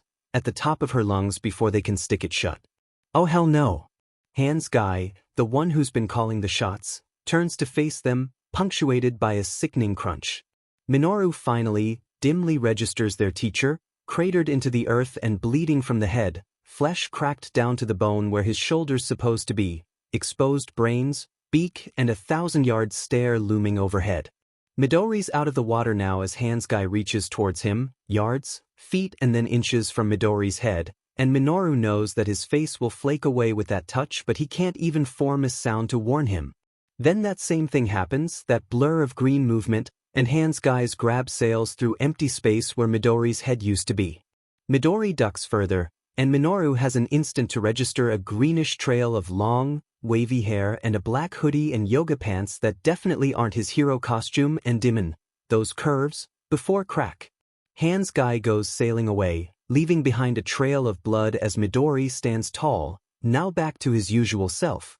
And then he wobbles and clutches his head, recoiling from his transforming headbash technique. Where the hell did that come from? Midori's a chick. Or he was for a second? Is that why he hasn't been using the guys' changing rooms? Does he use the girls' rooms, the BSRD? Yes, those are his first thoughts. Let him cope, damn it. Numo. Kill. Hands guy chokes through his broken jaw and half a tongue, downed and disoriented. Minoru's stomach flips as the hulking abomination picks itself off Aizawa-sensei's corpse, his body, that can't be a corpse. And then the Numu is just. And Midori isn't. They're drifting. How long has it been? A second? There's no light. No darkness. No real sense. Is this storage? They try to raise an arm, but it's a phantom gesture. One becomes two becomes one becomes none, which is wish. Is this how he felt for grapes and froppy? It's like something in the back of their mind. Only now it's at the front, and split and fractured and send one. They need to send Izuku or Izumi back. Splitting and Izuku. Take Izuku. If he takes Izuku then he can maybe convince them that they didn't see anything else and then breaking and drifting and then what? What when that creature, the Numu takes another swing? What when the Hands villain bears down on him again, fingers outstretched? What when the next villain is taking their shot? Izuku has a realization in that moment. Are they really going to risk their life, just to keep a secret from their friends? Shifting and aligning and strengthening and that is the moment that they begin to break free. Nothing falls away into light and sound and color and pitch. Emptiness resolves into gentle air, firm ground beneath them, a vast inky figure above. They take it slow coming back, slower than they ever have, letting Izumi's body roll out of storage and flat onto her stomach. The Hands villain has fainted dead. Froppy and Grapes are picking their way between villains' down bodies towards Aizawa-sensei, and the Numu scans the plaza and the lake for its assigned prey to the exclusion of all else. Izumi breathes air into fresh lungs, trying to ignore her lingering dizziness. They notice something about the Numu while they were watching from a distance, before. Unlike the others, it doesn't move. It doesn't shift, doesn't twitch, doesn't even breathe. Until Shigaraki orders it. The crunch of a shattered leg plays again in her mind. The shadow of hulking fingers and desperate red eyes linger in her vision as she blinks. Above her, barely 2 feet away, that same monstrous hand hangs motionless by the Numu's side. Izumi pushes off the ground and scales the creature's back in one smooth motion, hands and feet finding purchase between its oversized vertebrae, leaning away from its field of vision as it continues to search for Izuku. She doesn't know if it would recognize her as the same person it was ordered to kill. Shigaraki Tamura. Shigaraki Tamura, please return to consciousness. She glances back to the Hands villain, still out cold, now with the mist villain fretting over him. If Shigaraki Tamura wakes up and makes another order, she thinks that the Numu could easily tear them all apart. Mind set, Izumi raises her hands over her head and grabs at the biggest thing they have in storage and… Su-chan, Mineta-chan. Oh, they've been such an idiot. Uraraka-chan, Todoroki-kun, Ida-kun. The names come so easily now. Kuda-kun, Yamamo-chan, Kaminari-kun, Hagakure-chan. All locked away behind. This… Izumi leaps off the Numu's back as the gigantic severed arm of the zero-pointer begins to fall. Failing the exam, lying to Kaken, becoming a vigilante, rigging Aizawa-sensei's test. They've been such an idiot. That's so unendingly stupid. What were they thinking? It's like the memory of the arm that they stored, so huge and complex, blotted out their voice of reason. The hand crumples against the Numu's head. The monster barely seems to notice as the ground around it fissures and shatters. And not just their reason. The names of their new friends too. What other parts of their brain were repurposed like that they just didn't notice? What parts could be? Their perception? Morality? Identity? Their breath and heartbeat? The arm finishes falling with an ear-rending screech of abrasing metal. The Numu is completely engulfed by the scrap left behind, and Izumi knows that must have barely done a thing, but they hope beyond reason that it at least means it can't hear its master anymore. If it really isn't sapient, why didn't they just store its head? They can't do that now, the mess of scrap too big to store in whole and too unstable to take apart, but just moments ago they had such an easy shot of it. They shake away the thought. It's done now, and all they can do is to make best of the situation. Clothes, scissors, elastic, tarp? What could they use to? Isn't there more in here than they thought? The elastic, if that was in here, they would have used it for the grip strength test. Some notebooks they didn't even realize they lost. A few entrance exam robots, even though they dumped them all in the lake. Clothes they forgot they had. Were they all made inaccessible by the zero-pointer's arm? Compressed, maybe, like computer files? But even with more choice, none of this is good for incapacitating the Numu any further. The best she could do would be trying to block out sound with their entire extended wardrobe, but even with as many scarves, sweaters and jackets as they've collected over the years, it already seems like a hopeless effort. The twisted tower of scrap metal creaks heavily, and then the massive shoulder joint snaps off, rolling down the side of the arm and skidding off into the lake, taking off a sizable chunk of the grassy shore, thankfully not where they stuck all those villains, down with it. That could work. It's a gamble whether the mist villain could open a portal down in the depths, but the fact that his portals are gaseous should be enough to make it very difficult, nigh impossible if they can keep distracting him. Izumi heads to the shoreline and begins digging, storing cubic chunks of the earth and releasing them off to the side, letting the grass fall into the water rather than risk the apparent side effects of storing something so complex. She sends another glance to the apparent villain leaders as she works. Shigaraki Tamura is still unconscious and that seems to be keeping the mist villain occupied, but he probably won't stay down for long, especially since he was awake for a while even after his blow to the jaw. Su-chan and Mineta-chan have secured Aizawa-sensei by now. Mineta-chan has moved on to sticking villains to themselves and each other, scalp bleeding copiously as he continues to pluck orbs from it, gritting his teeth. Su-chan checks over there. Teacher's injuries, pale but not distraught. If Izumi can just keep the Numu out of the villain's reach, they might just survive the attack without casualties. Wiping sweat from her brow, Izumi takes a step back to check her handiwork. She's cut back the lake's shore into a jagged set of stairs made of dirt and sand, leading down into the water. Finally, she places her hand against a large, misshapen panel of the zero-pointer's arm, and stores it. She turns tail as the arm immediately begins to collapse in on itself without that supporting panel, seeming to teeter for a long moment, before the arm's shoulder end finally lists sideways towards the channel she dug, ready to join its missing parts in the depths. Relief floods Izumi's system as she watches it topple. I think not. As if to follow those orders spoken in smooth baritone, purple mist seeps past Izumi like a flowing river, spilling into a vast void that swallows up the shoreline. The arm never hits the water. Dread pooling in her stomach, Izumi twists to sweep over the area, but she doesn't see the darkness to indicate an exit portal anywhere. Are they leaving? No, might, damaged and de-uffed, Units lost, Sekode waving Komi, a quiet voice slurs. Izumi blinks at Shigaraki Tamura, now conscious again, the dismembered hand dislodged from his face to reveal cracking skin and unfiltered hatred, talking widely around his severed tongue tip as his fingernails gouge into the red raw flesh of his neck. We see a complete armai, missio? Kurojairi, I am go a give Omu a side quest. As you command, Shigaraki Tamura. To Izumi's mounting horror, Numu's malformed head emerges, unblinking, from a small portal nearby.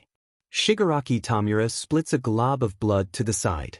Numu, he snarls, sadistic glee mixing with rage in his voice. Forge everything else. Rampage in that shuel until nobody's left alive. Kill everyone you find.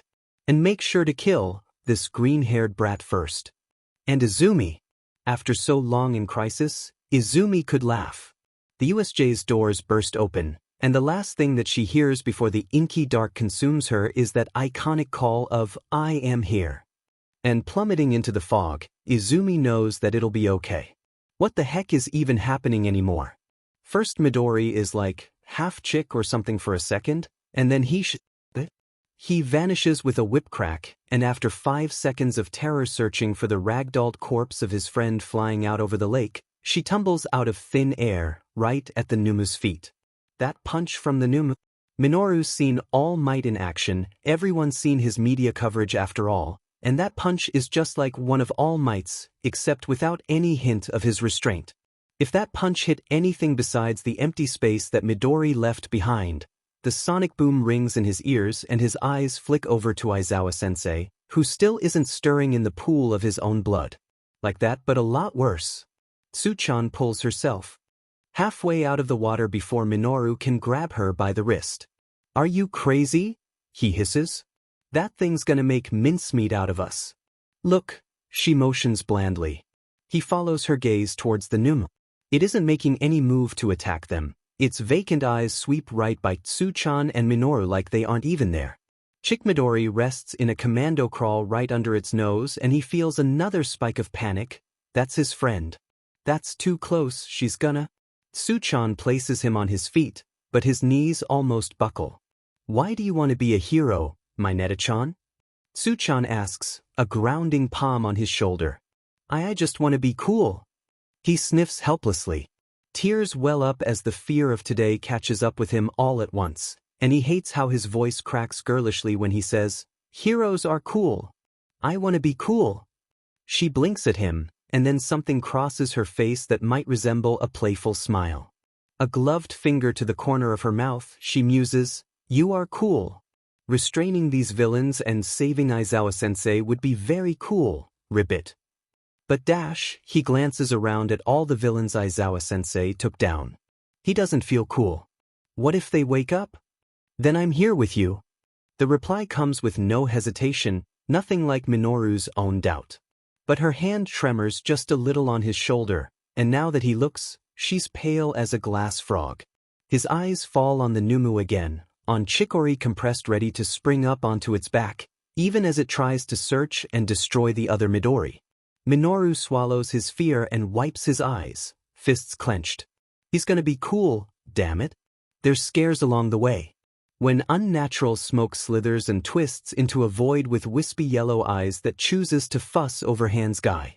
When a huge crash draws their eyes to the Numu, now encased in a tomb of busted-up mechanical parts that Minoru only vaguely recognizes, Chikori rolling to a stop a ways away as dust chokes the air. When one of the villains jumps him as he draws close, only to be insta-KO'd by Tsuchan's tongue while Minoru is too busy screeching. But mostly it goes pretty well. And then it goes horribly wrong and right all at once. A portal forms as the Numu's prison topples over, killing whatever plan Chikori was cooking. Han's guy is awake now. The Numu takes an order that he can't hear through the buzzing in his ears, and then it's gone. The front entrance bursts open with All Might's famous, triumphant line. I am here. But he's too late. As another portal swallows Chikori, his voice hardens like Minoru has never heard on TV. To teach a valuable lesson. They're gonna be alright. Minoru shares an uneasy glance with Tsuchan. Will Midori? Izumi hits the floor and rolls. She barely gets a chance to careening and they're safe. What was that anyway? A desk? Soaring and tearing and take Izuku. He gasps as the world reforms spinning around him, tripping over his bulkier legs and into the trashed desk, barely keeping his broken arm pinned in the air as his other wraps around the bent desk leg. See how his ears. The only desk left soars across the room and shatters against the wall like it's made of balsa, cobwebbing cracks through the paint, plaster, and brick. Izuku makes to hide next to the filing cabinets, but those are next, crushed like cans and toppled so hard that he's half surprised they don't fall through to the lower floor. The sound isn't carrying. Nothing but dirt and concrete below. Ground floor? For lower. Izuku glances around and bites back a curse. No windows. They've been dropped in the corner opposite the door, so they'll need to bypass the Numu's rampage to get out. The thing screeches like a wounded hawk, ear-splitting and terrifying, and for an instant Izuku is caught in its gaze before it returns to systematically destroying every square inch of the room. Forget everything else. Rampage in the school. Kill everyone you find. And kill Izumi first. That should lock it out of killing anyone else while Izumi is alive. But they thought it would be so easy to shut the Numu down under those parameters, but now, up close, the heavy-duty printer splinters against the wall, and Izuku curses as he shields his eyes from the plastic debris. Could it kill someone else by accident, following those orders? It seems like it's prioritizing what it can do right now, so would it ignore the last order to complete the others? What if Izumi leads it away from the school where it's supposed to be rampaging? Would it follow her out? Could it take advice from Izuku in service of its orders, to make its actions more predictable? And what happens if it brings down the building? All the people that would kill, would it have the foresight to avoid that until Izumi's gone? What do they do? The Numu leaps, splitting and falling and drifting and tearing and flying and falling and falling and falling and falling and falling and breaking and beating and the Numu. Izuku. Take splitting and drifting aid intmunable. Take Izuku. Tumbling and falling and flaying and failing and ilang and dfoying drfiting. Izuku hits the floor hard, crying out as the sandy rubble slides out from underneath him, forcing him to put pressure on his broken arm this time. He lays on the now finer bed of debris, trying to hear beyond his own ragged, stuttered breath. Footsteps grow further away, uneven and uncontrolled, joined by the ominous sounds of brick walls cracking and crumbling, furniture splintering under deadly impacts. The Numu moved on while Izuku was stored, but what do they do? How do they fight that? That single punch alone, it wasn't even aiming to kill, but that could have still broken his spine. And dash? Izuku blinks dumbly. They were going to think, why the constant Quirk stuff? They can't complete it. The storing both bodies at once, it's like there's no space for that, so they have to make room. Shift thoughts about a bit, and then they fall back into place but a little differently each time, like moving a box in and out of a cupboard. All the smaller stuff gets knocked onto the floor so it's harder to work with. Is that what's happening? Izuku catches themselves staring blankly at the wall. It's been minutes, they think. They need to kick on the Numu. But the Finfa, it's fine. Fine, it's fine. What is big blackbird thing fine? On some level, they've worked out that things aren't so dangerous now. But on another, they can barely string together how they know. Izuku glances around. The noise has faded, nothing in particular woke them from. Not quite sleep. Where are they anyway? It probably has to be somewhere that the mist villain knows, so. He's been to this room in the school? Something makes sense there, but they can't make the actual connection, just feel the shadow of it clicking together. The sandy debris shifts underneath Izuku's rump and he finds himself sliding down the mound, and it's like he suddenly has a body again, all the signals crashing into him at once. He stumbles to his feet, overwhelmed by the ache permeating his body and the regular pulses of nerve shooting from his arm and the dust dancing in his lungs. He's standing, frozen, rubble. His hand leaves the banister and he almost topples back down the stairs. The stairs? One has room. They recognize the last few hallways. It helps. sitting in their chair, staring at the front. It calms them. The class is empty. The school was empty. That feels good. End of the day. Is how it feels. The clock reads 10:27. But it's silent like the end of the day. That feels good. Because the school is empty. 10:43. And empty at this time. Means evacuated? Because of the attack. Wires crossed, communications missed, panic. They'll wait. They'll be found. Midoriya. Izuku blinks at the name, and at their fingers in front of them, but then it isn't quite their own voice, and it isn't quite their own hand. Midoriya shounen, can you hear me? Hello, Izuku hears in his own voice. It takes another to connect the person in front of them to Yagi-san. I was waiting here. All right, young Midoriya. Are you hurt? Izuku blinks, then nods. They glance between both arms resting on their desk. One is broken. Tick, tick, tick, tick. They lose count, but they weren't counting. Can't bring recovery girl here, Yagi-san is saying. All Might is saying, but not in his usual boom, they realize. They nod.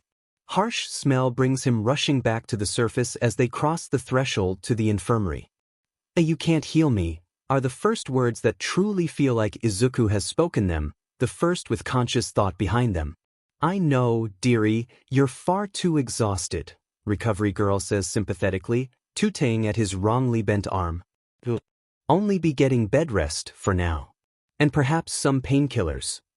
Then she bustles over to Yagi-san, talking with him in low tones, as Izuku's eyes begin to grow heavy with the background noise. Where did you find the deer, Toshinori? Chio asks as she casts up the unresponsive child's arm, all of her usual waspish demeanor peeled away in the wake of such a sobering day. She hates that she is surprised the boy survived his apparent encounter with that monster. Hates that the situation became so dire that she believed what she did, after Minetta's and Ajui's incomplete, slightly jumbled accounts were relayed to her. To prepare her for the worst, she knows that was Nedzu's thought process. He was in the classroom just sitting at his desk, staring into space. Toshinori answers, grim-faced.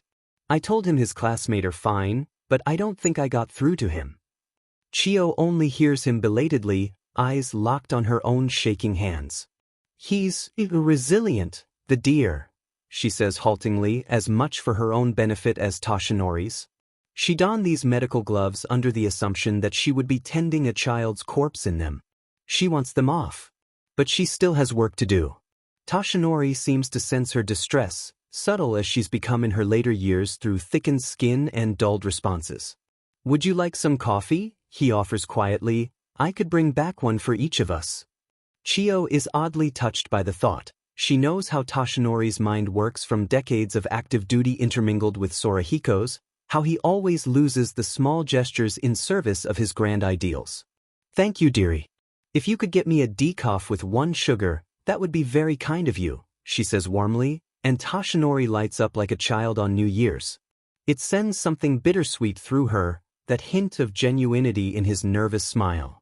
The realization that she hasn't seen in it decades. She watches the door gently squeak shut, and allows herself a moment of reflection. Perhaps it would do some good to lighten up on the boy. Chio regrets how snippy she's become with him. It's an ingrained habit that served her well in Toshinori's early days, but now one that has only been pushing him further from help, without her ever realizing. By now, she turns her eyes to her patient, not the child in front of her, head down with one fist clenched on his thighs and the other resting loosely, but the one hiding inside. By now she's heard plenty of the teenage girl, Midoriya, who shifted Toshinori's worldview so thoroughly. And Nedzu, following today's attack, felt it wise to inform her of Midoriya's true Quirk status, to ensure he gets the help that he needs. That they need. She hasn't told Toshinori as much, of course. Working with patients so young, confidentiality is beyond vital. Can you hear me, Midoriya? She asks the boy. He remains motionless to the point that she's worried, but then he whispers a yes. Still in shock, perhaps? I need you. To stay awake for me, can you do that? He seems to nod off, but then his head raises to complete the motion. Can you tell me your name? Midoriya, and then, oddly, he seems to be stuck. Izuku, he finally finishes, halting as if he's second-guessing himself. It's worrying, right up until she realizes that Midoriya female must have a different first name, and it's perhaps difficult to remember which body he's occupying in his overwhelmed state. For Pete's sake. Has she been doing that this entire time? Curse the rigidity of age. Shaking her head, she returns to the matter at hand. Do you know what day it is? She asks. Juno? USJ? He processes belatedly. It's Thursday, but Midoriya's half-answer suggests a modicum of awareness, at least. Thank you, she smiles wanly. Now, if you could switch to your other form, please. Midoriya is suddenly replaced with a seaweed-haired girl. It takes a second or two for Chio to even realize that he's different. Just how honed is Midoriya's quirk, for the change to be so seamless in such a dire state? The girl is just as dazed as the male Midoriya. She seems tiredly unaware of the implications, that Chio knows of her existence, a lack of reaction that Chio tries to be grateful for, as it simplifies the checkup, but it worries her all the more. A quick once-over to catch any more injuries, and she'll put Midoriya to bed. Lord knows the child deserves it. That coffee can't come soon enough.